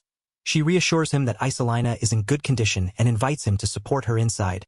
Tasashi thanks her and prepares to enter, while the women share a relieved, joyful moment.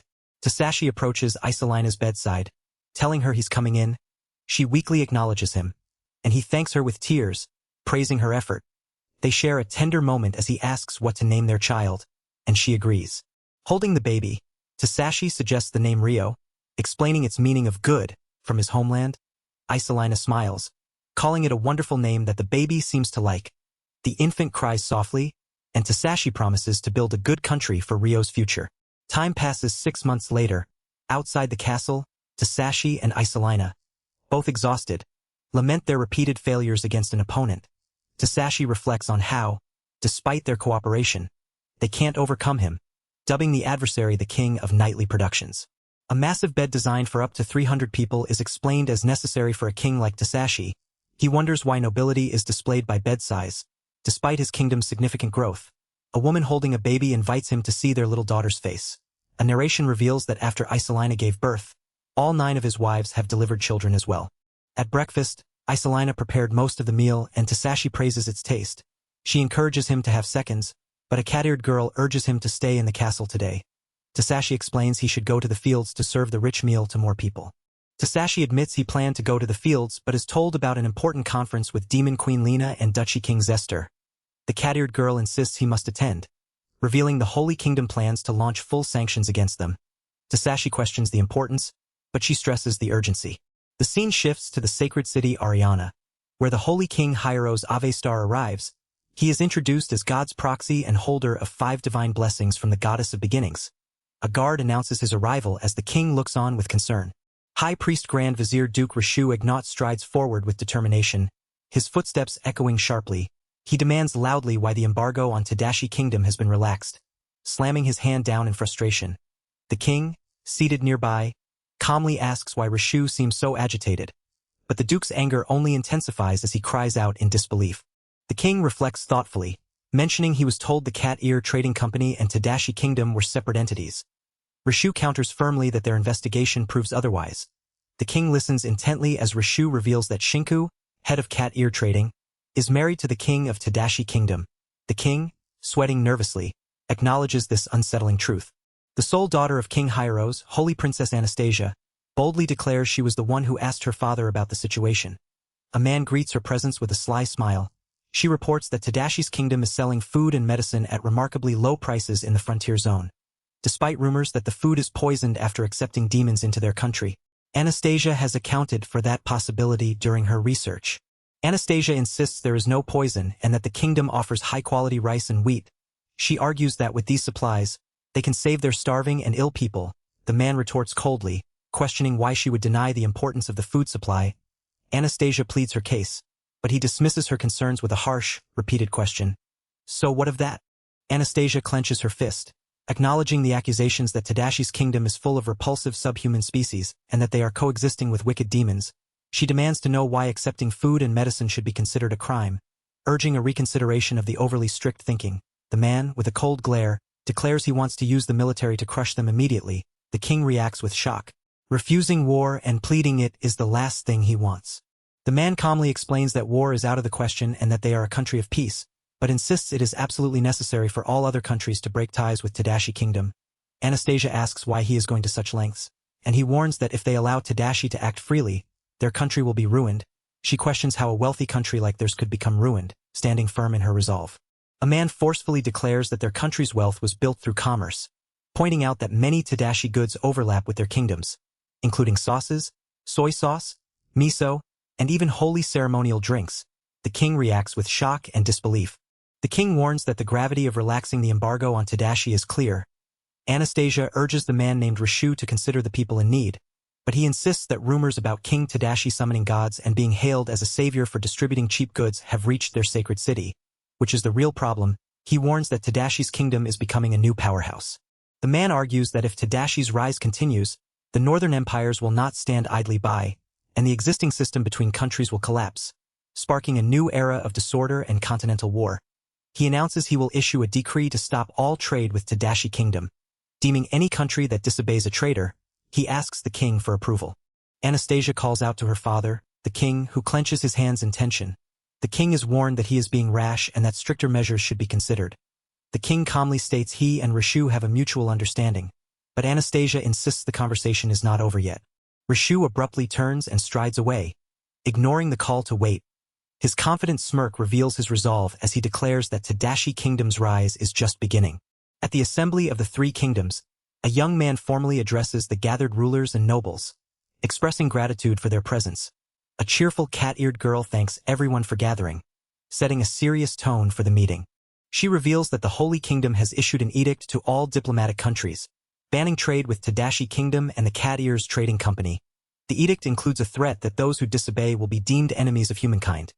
The king reacts angrily, refusing to obey the decree, while a noblewoman agrees with her father, lamenting the lack of aid despite their sacrifices as the Holy Kingdom's shield. A determined duchess declares her kingdom will sever ties with the Holy Kingdom, affirming their alliance with Tadashi. A nobleman named Odin supports this, stating Tadashi can produce all Holy Kingdom goods, so cutting ties is acceptable. Another noble questions how many countries will actually follow the decree, warning that if sanctions lead to war, they will fight. The young man nervously insists he does not want war. The cat-eared girl reassures him that the Holy Kingdom's army is small, so they can rest easy for now. Attention shifts to a pale princess from the Demon Kingdom, who is urged to share her thoughts but remains silent, gripping her arm tightly in distress as others anxiously call on her to speak. The cat-eared ruler boldly declares her support for the Tadashi Kingdom, announcing that the three kingdoms now share a common fate and will cooperate closely. She assures that many countries will eventually approve the world Tadashi will create. The young man asks her if she worries about the sanctions, prompting a serious look from the cat-eared ruler. She confidently dismisses any concern about the sanctions, explaining that Tadashi already produces all the goods the Holy Kingdom boasts about, like miso, soy sauce, and regular sauce. The young man wonders if the Holy Kingdom is just bluffing, questioning why they cut off trade and what their real reason for sanctions is. The cat-eared ruler insists the Holy Kingdom can do nothing but act tough. The cat-eared ruler admits she worries about not being able to openly conduct business due to the ban, but believes it's only a matter of time.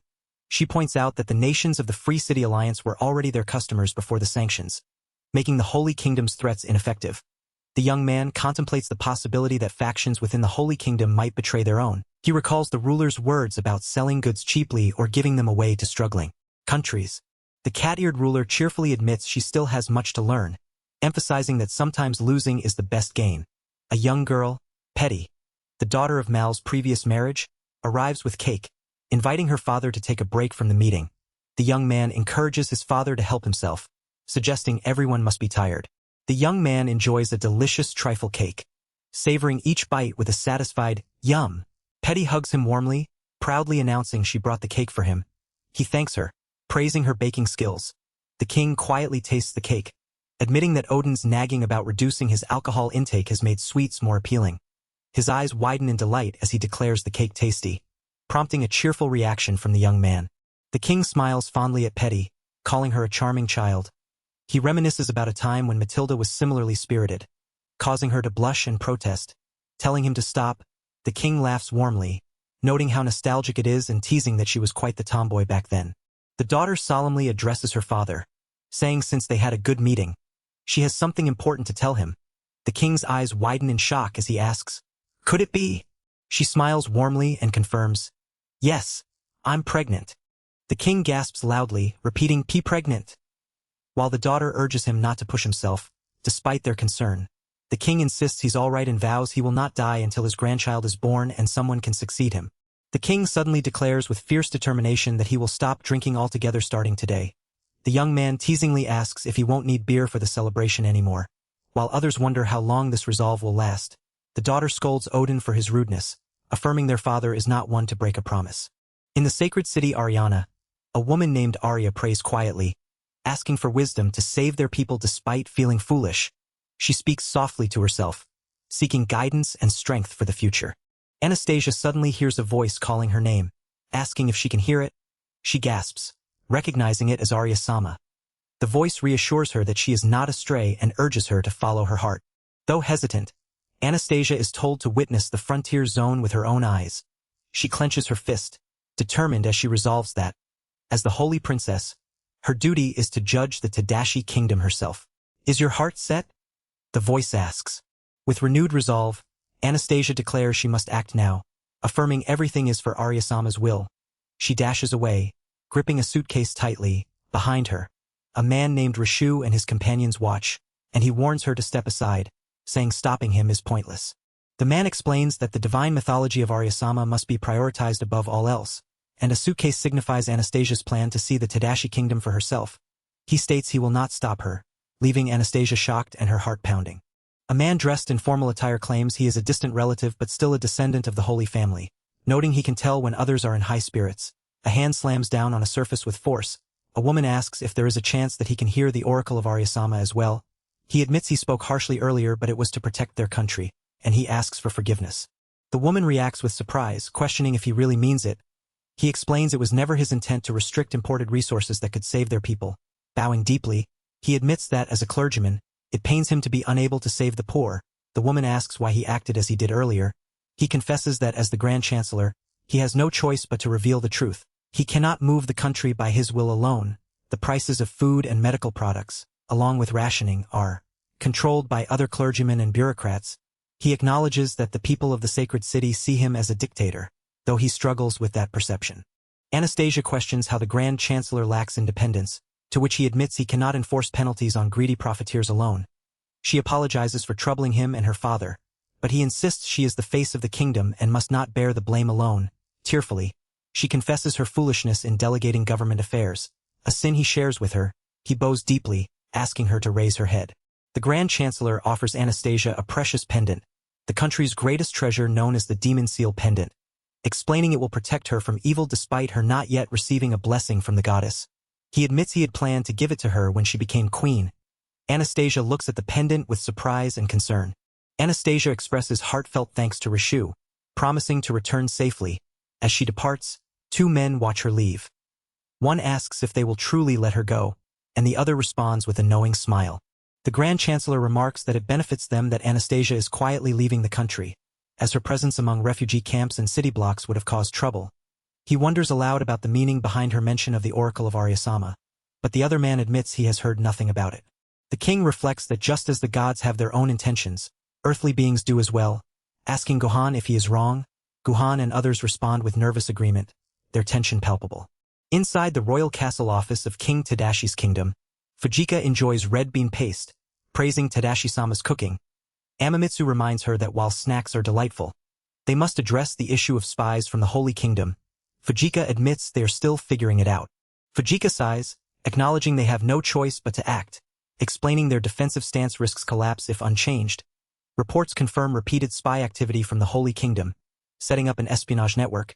She warns that defenseless wives venturing out without escorts risk capture and hostage situations, a possibility the others take seriously. Irina, overwhelmed by paperwork, is asked about investigations on new immigrants. She reveals suspicious histories, with one person's background almost blank. A report states that Princess Anastasia of the Holy Kingdom is headed for Tadashi's kingdom. Determined, Irina declares she will investigate immediately.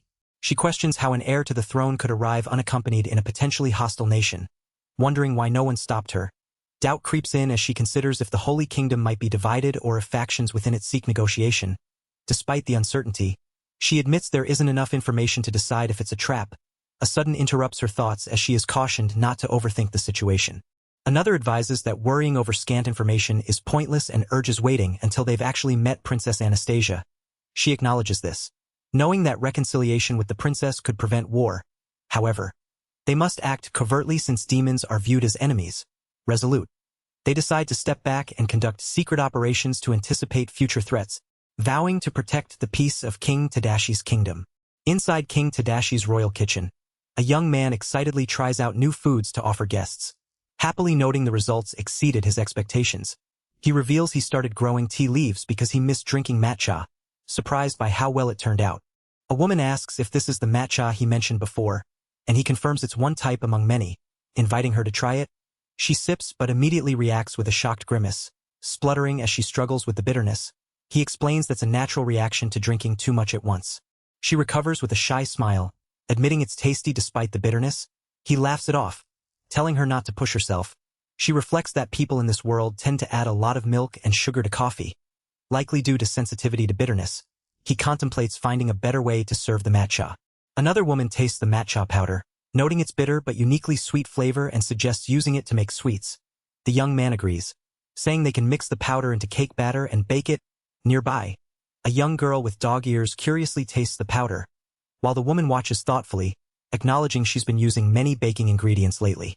The young girl cries out in shock at the bitterness, exclaiming how bitter it is. The young man offers her candy to get rid of the taste. She brightens up instantly, her eyes sparkling with excitement. A woman warns her not to eat too many sweets or she won't be able to eat dinner. The girl eagerly agrees to eat in moderation. Meanwhile, another woman watches quietly, her gaze fixed thoughtfully on the scene. The quiet woman suddenly offers some sweets herself. The young man looks surprised, but the girl happily accepts and takes a bite. She smiles, declaring the sweets delicious. The girl suddenly hugs the young man tightly, calling him dad and expressing love. He smiles warmly, thinking about how she still craves affection after losing her father. The girl pouts playfully, and the young man resolves to be careful with her feelings. Suddenly, a voice calls out to get their attention. The girl with dog ears pushes the young man away, demanding he get off her brother, claiming he is her dad. The other girl firmly declares he is hers. The young man tries to calm them, telling them not to fight, but the younger girl insists it's the older sister's fault. A woman named Lina-sama whispers something to the younger girl, catching the older girl's surprised attention. The young man thanks Fujika, who brushes it off as nothing. He senses trouble ahead as he thinks about Lina's approaching coming of age and how she can't keep pretending to be just a daughter, confused and uneasy. He asks what that means. Lina suddenly jumps up, facing him directly, and apologizes to Petty for not considering her feelings more. She declares confidently that she will be King Tadashi's bride one day. The younger girl reacts with shock, loudly asking if it's true. The young man quickly denies any immediate plans, raising his hands to calm her. He reflects on Lina's stubbornness despite her mature appearance. The younger girl insists she'll get engaged to him too, but he protests that he can't marry his own daughters. The other girl calmly questions why not, while the young man nervously endures the chaotic declarations. The young man gasps, startled by the idea of getting engaged, wondering if this is the so-called "I'll be daddy's bride" trope. The girl joyfully cheers, bouncing with excitement. He smiles nervously and suggests they marry once Petty grows older. The girl beams with delight, raising her arms in celebration. A woman calls out that the udon dough is ready, reminding them to focus. The young man admires the perfectly shaped udon dough, praising its quality. Two women, Matilda and Erin, happily accept thanks for their help, with one claiming her batch is better. Another woman comments on the absurdity of using two heroines as mere cooks, causing the young man to sweat nervously, wondering if she was sarcastic. The young man emphasizes the importance of cooking in peace and invites everyone to start. The girl with dog ears demonstrates how to flatten the dough with a rod and cut it into strips. She proudly states she is the lead cook introducing new dishes across the kingdom, allowing citizens to enjoy diverse meals. The young man praises her skills, impressed by her seriousness. The girl asks if the thin deep-fried tofu slices, called a burriage, look fine as they simmer in stock. The young man agrees, noting that tsuyu flavoring looks good too. He explains that once they mince and add green onions, the dish will be complete. Finally, he smiles warmly, announcing the completion of their kitsune udon. The young man invites everyone to help themselves to the hot dish, but the woman immediately reacts, exclaiming it's too hot. He warns her to be careful, smiling as she blushes and praises the food's deliciousness. He thanks everyone for the meal and prepares to eat himself. Off the coast of the Holy Kingdom, a woman thanks two companions for allowing her to be a passenger on their ship. The cat-eared ship captain enthusiastically welcomes the holy princess on board, while the district branch manager watches calmly. The princess reflects that traveling as a stowaway was her only option after a royal decree struck her kingdom. The cat-eared captain admits this isn't the kind of ship royalty usually rides, but asks for patience. The princess admires the ship, calling it splendid, as she recalls meeting the Cat Ears Trading Company through Arya-sama's guidance at a refugee camp. Suddenly, the princess spots 3 ships approaching and panics, asking if they are after their ship. The cat-eared captain identifies them as pirate galleass ships, noting they are using surprisingly nice vessels for pirates. The princess insists this isn't the time to make such remarks, alarmed by the looming threat. The cat-eared captain, smiling with an eye patch, concedes that since the princess is scared, they must act accordingly. She commands the crew to clean up, and a determined crew member at the helm responds enthusiastically, steering the ship as it cuts through the water. The crew rushes to load and fire the ship's cannons, shouting Naya in unison. The princess watches in shock as the ship unleashes a barrage of cannon fire, the explosions rocking the sea and signaling the start of a fierce battle. The princess demands to know what the sudden noise was. The cat-eared captain proudly reveals her magic steel cannon, her prized possession. The princess is shocked to hear about the cannon and questions if it can really shoot that far, recalling cannon shots from their own ships but doubting such range. The captain grins confidently as a pirate ship is shown engulfed in flames after a distant cannon shot.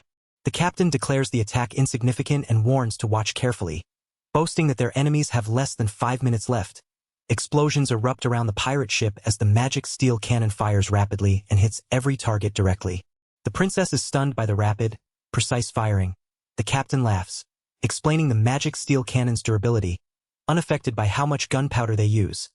The captain's enthusiasm contrasts with the serious expression of a young man nearby, while 2 crew members celebrate with a high five. The young man questions the captain about the strange situation. She explains they have repelled countless pirate attacks with the magic cannon, so no one dares enter this area anymore. She adds that foolish people still exist, so they should seize the pirates' cargo. The young man contemplates this as the captain confidently readies for their next move. The cat-eared young man questions the story of lost pirates, noting that a sensible pirate crew would bring a dragon and that unprepared pirates wouldn't have such fine ships. He finds it suspicious that they would assault the Holy Kingdom's coastline and advises against getting any closer. The woman beside him agrees cautiously. The woman, wearing an eye patch and pirate attire, accepts the caution and suggests it's wise to leave now. As they prepare to depart, cries for help come from drowning people in the water. The woman stands firm, asking if they will offer any aid. She explains that helping is beyond her power and refuses to meddle because the royal princess is aboard. She reveals the ship is a stowaway vessel and warns that handing the pirates over to the Holy Kingdom's authorities could result in their arrest. The princess listens, understanding the predicament. The cat-eared young man peers through a spyglass and grins, noting that Flake made the right decision. Suddenly, more pirate ships appear, increasing their numbers. The princess reacts in shock, realizing the pirate threat has grown even larger. The cat-eared pirate captain admires the frigate, calling it a nice ship and saying sinking it would be disappointing. The princess panics, insisting this is not the time for such remarks. The pirate reassures her, promising things will get exciting from now on as a cannon is loaded with a loud clank.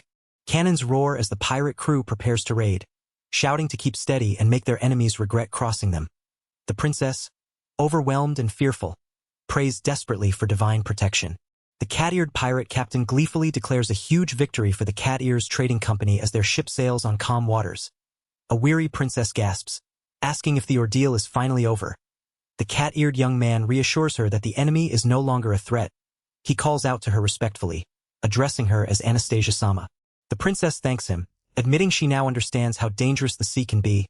The cat-eared young man admits that their companion Crispy is especially fond of fighting. The pirate captain grins widely, insisting their company never backs down from a fight. The princess questions the cat-eared young man, who nervously reacts. The captain urges the princess to look beyond the bow of the ship, hinting at something important. The princess peers ahead and excitedly asks if the sight before her is what she thinks it is. The cat-eared captain confirms proudly that it is their port town, Shinku. The princess marvels at the size of the town, impressed by its scale. The captain assures her that she will take a liking to it. The ship's crew prepares for entry, shouting orders to get ready as the ship approaches the harbor. The cat-eared captain formally introduces the princess to Shinku, the largest port town in the Tadashi Kingdom. The town's buildings and a church tower rise prominently in the background. The captain gestures grandly, welcoming the princess to this bustling new place. The cat-eared crew explains that the Cat Ears Trading Company built this town from the ground up after traveling many places, establishing their first stronghold to expand their business. The town is named Shinku, after their proprietress, a wise merchant destined for greatness. The pirate captain cheerfully declares she will show the princess around while asking Flake to handle the rest. leaving him surprised. Flake reluctantly agrees, saying he has no choice. While the captain laughs, grateful to have such a brother, she invites the princess to begin their tour, and they step into the lively town. The captain points out the many shops lining the streets, noting how the town has grown livelier with new restaurants and bars. The princess listens with interest as they walk through the bustling marketplace filled with various townsfolk. They pass a chapel, which the captain explains is dedicated to Maya-sama, the god of wisdom, revered by the cat Siths. The princess admires the chapel's grandeur, glancing around at the diverse crowd of beast men and humans mingling peacefully in the city. The princess reflects on the rumors of troublesome demons running rampant but admits she'd rather eat than pray right now. Suddenly, someone recognizes her and asks if she is truly the holy princess. She smiles warmly and agrees, inviting everyone to eat together.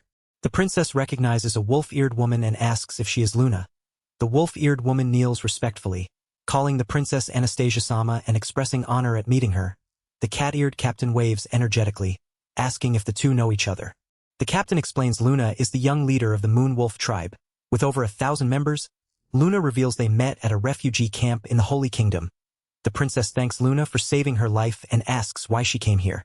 Luna explains they had connections that allowed some of them to come by ship, searching for a peaceful place to live. The princess reflects that beast folk face poor treatment in human countries. Luna notes the Moon Wolf tribe endured much hardship but is able to get by thanks to the Tadashi Kingdom's kindness. Luna invites the princess to visit their Moon Wolf restaurant. The captain excitedly welcomes her, urging her to come along. The princess happily agrees, thinking this is the perfect chance to see how the Moon Wolf tribe lives. 2 steaming bowls of kitsune udon are brought out, ready to be enjoyed. The princess eagerly declares the udon delicious despite its heat. While Luna warns her to be careful, Flake happily slurps his noodles, mentioning the constant new food at the port. The princess asks Luna how much the bowls cost, and Luna cheerfully replies 10 copper coins for 2 bowls. The princess nervously explains this is market research and offers to forget the question if uncomfortable. Luna insists seriously it's 5 copper coins per bowl and adds they even make a profit. The princess is shocked, recalling a ramen dish in the Northern Empire costing a whole gold coin. Amazed at how cheap udon is here, Luna explains udon is everyday food in this country. The princess wonders aloud if opening a shop on the main street must have cost a fortune. Luna reveals the building is lent to them at no cost, and the ingredients are mostly free, keeping prices low. She explains the wood and ingredients were provided by His Majesty Tadashi himself. The princess listens, surprised, as Luna adds the port trusts honest workers with shops if more are needed. Luna continues, crediting His Majesty Tadashi, blessed by the god of agriculture. For this support, she says the udon recipe was personally taught by the king's wife. The princess marvels that such kindness extends even to werewolf immigrants. Luna introduces Mal, a famous beast folk chef who teaches anyone wanting to cook, a fact that deeply impressed the princess. The princess reflects on King Tadashi being a human who married a beast folk without discrimination. She turns to Crispy, asking if meeting King Tadashi is possible. Crispy, with a smug smile, admits he expected that question. The princess brightens, excitedly revealing she already told Shinka-sama they are heading there now. Luna urges the princess forward, assuring her that His Majesty Tadashi wants to meet her as an important guest. She grabs the princess's hand enthusiastically, and they hurry off together. Meanwhile, Crispy wipes sweat from his brow in a field, calling out respectfully, "Your Majesty!" as the sun shines over the mountains. Shinku bursts in, panting and urgent, declaring an emergency. Princess Anastasia from the Holy Kingdom is arriving any second. Crispy, sweating, reacts with shock at the sudden news, while a mischievous cat-eared girl laughs, teasing that Crispy gave a late warning. The wolf urges the young man to hurry to the palace, explaining diplomatically he must greet the princess. The young man, still overwhelmed, agrees as the wolf confirms the holy Princess Anastasia Aviaster has arrived. Luna, nearby, looks tense and worried. A guard complains that the princess arrived too early, contradicting the Cat Ears Trading Company's schedule. A woman laments why no one stopped the princess, stressing the need to clear the castle immediately. The princess herself strides confidently forward, followed by the cat-eared girl. The young man and the wolf rush through the castle halls, announcing the king's arrival. The princess anxiously wonders where the king is. The young man, wiping sweat, declares that their king, His Majesty Tadashi, has arrived just in time. The princess reacts with surprise and confusion. The cat-eared girl hurriedly explains that King Tadashi was just out plowing the fields for the people, hoping it makes him look better. The princess, confused, questions the fields. The young man, battered but smiling, introduces himself as Tadashi Ono and asks if she is the princess of the Holy Kingdom. The princess nervously asks if this is a joke. Both the cat-eared girl and a guard smile awkwardly, while the princess stares silently before bursting out in shock, demanding to know if he is really King Tadashi. The young man raises his hand in a calming gesture, sweat dripping down his face. Inside the royal castle, a man with a mustache urgently calls out to a calm, composed man sipping tea, addressing him as Your Eminence Rishu.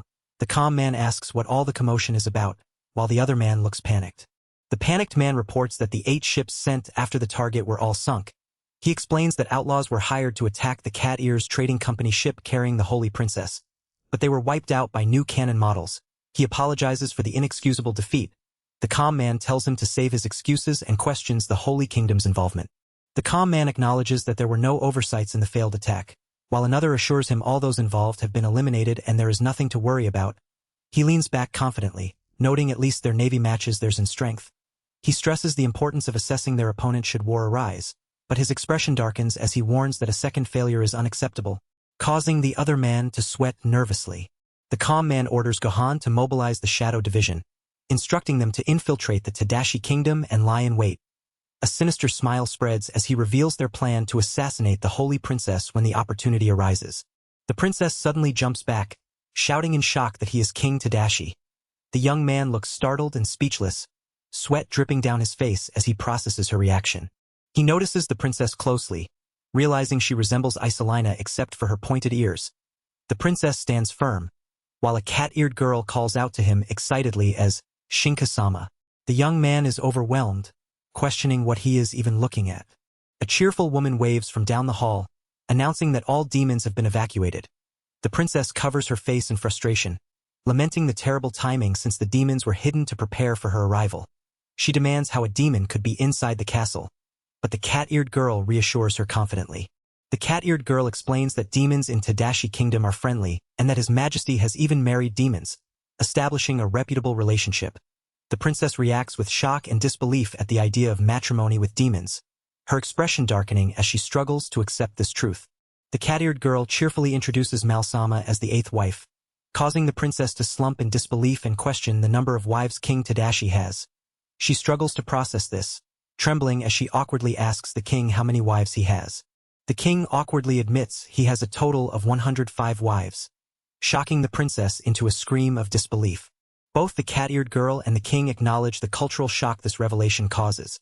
The princess, overwhelmed, recalls rumors about King Tadashi being an open-minded ruler who accepts all kinds, even demons.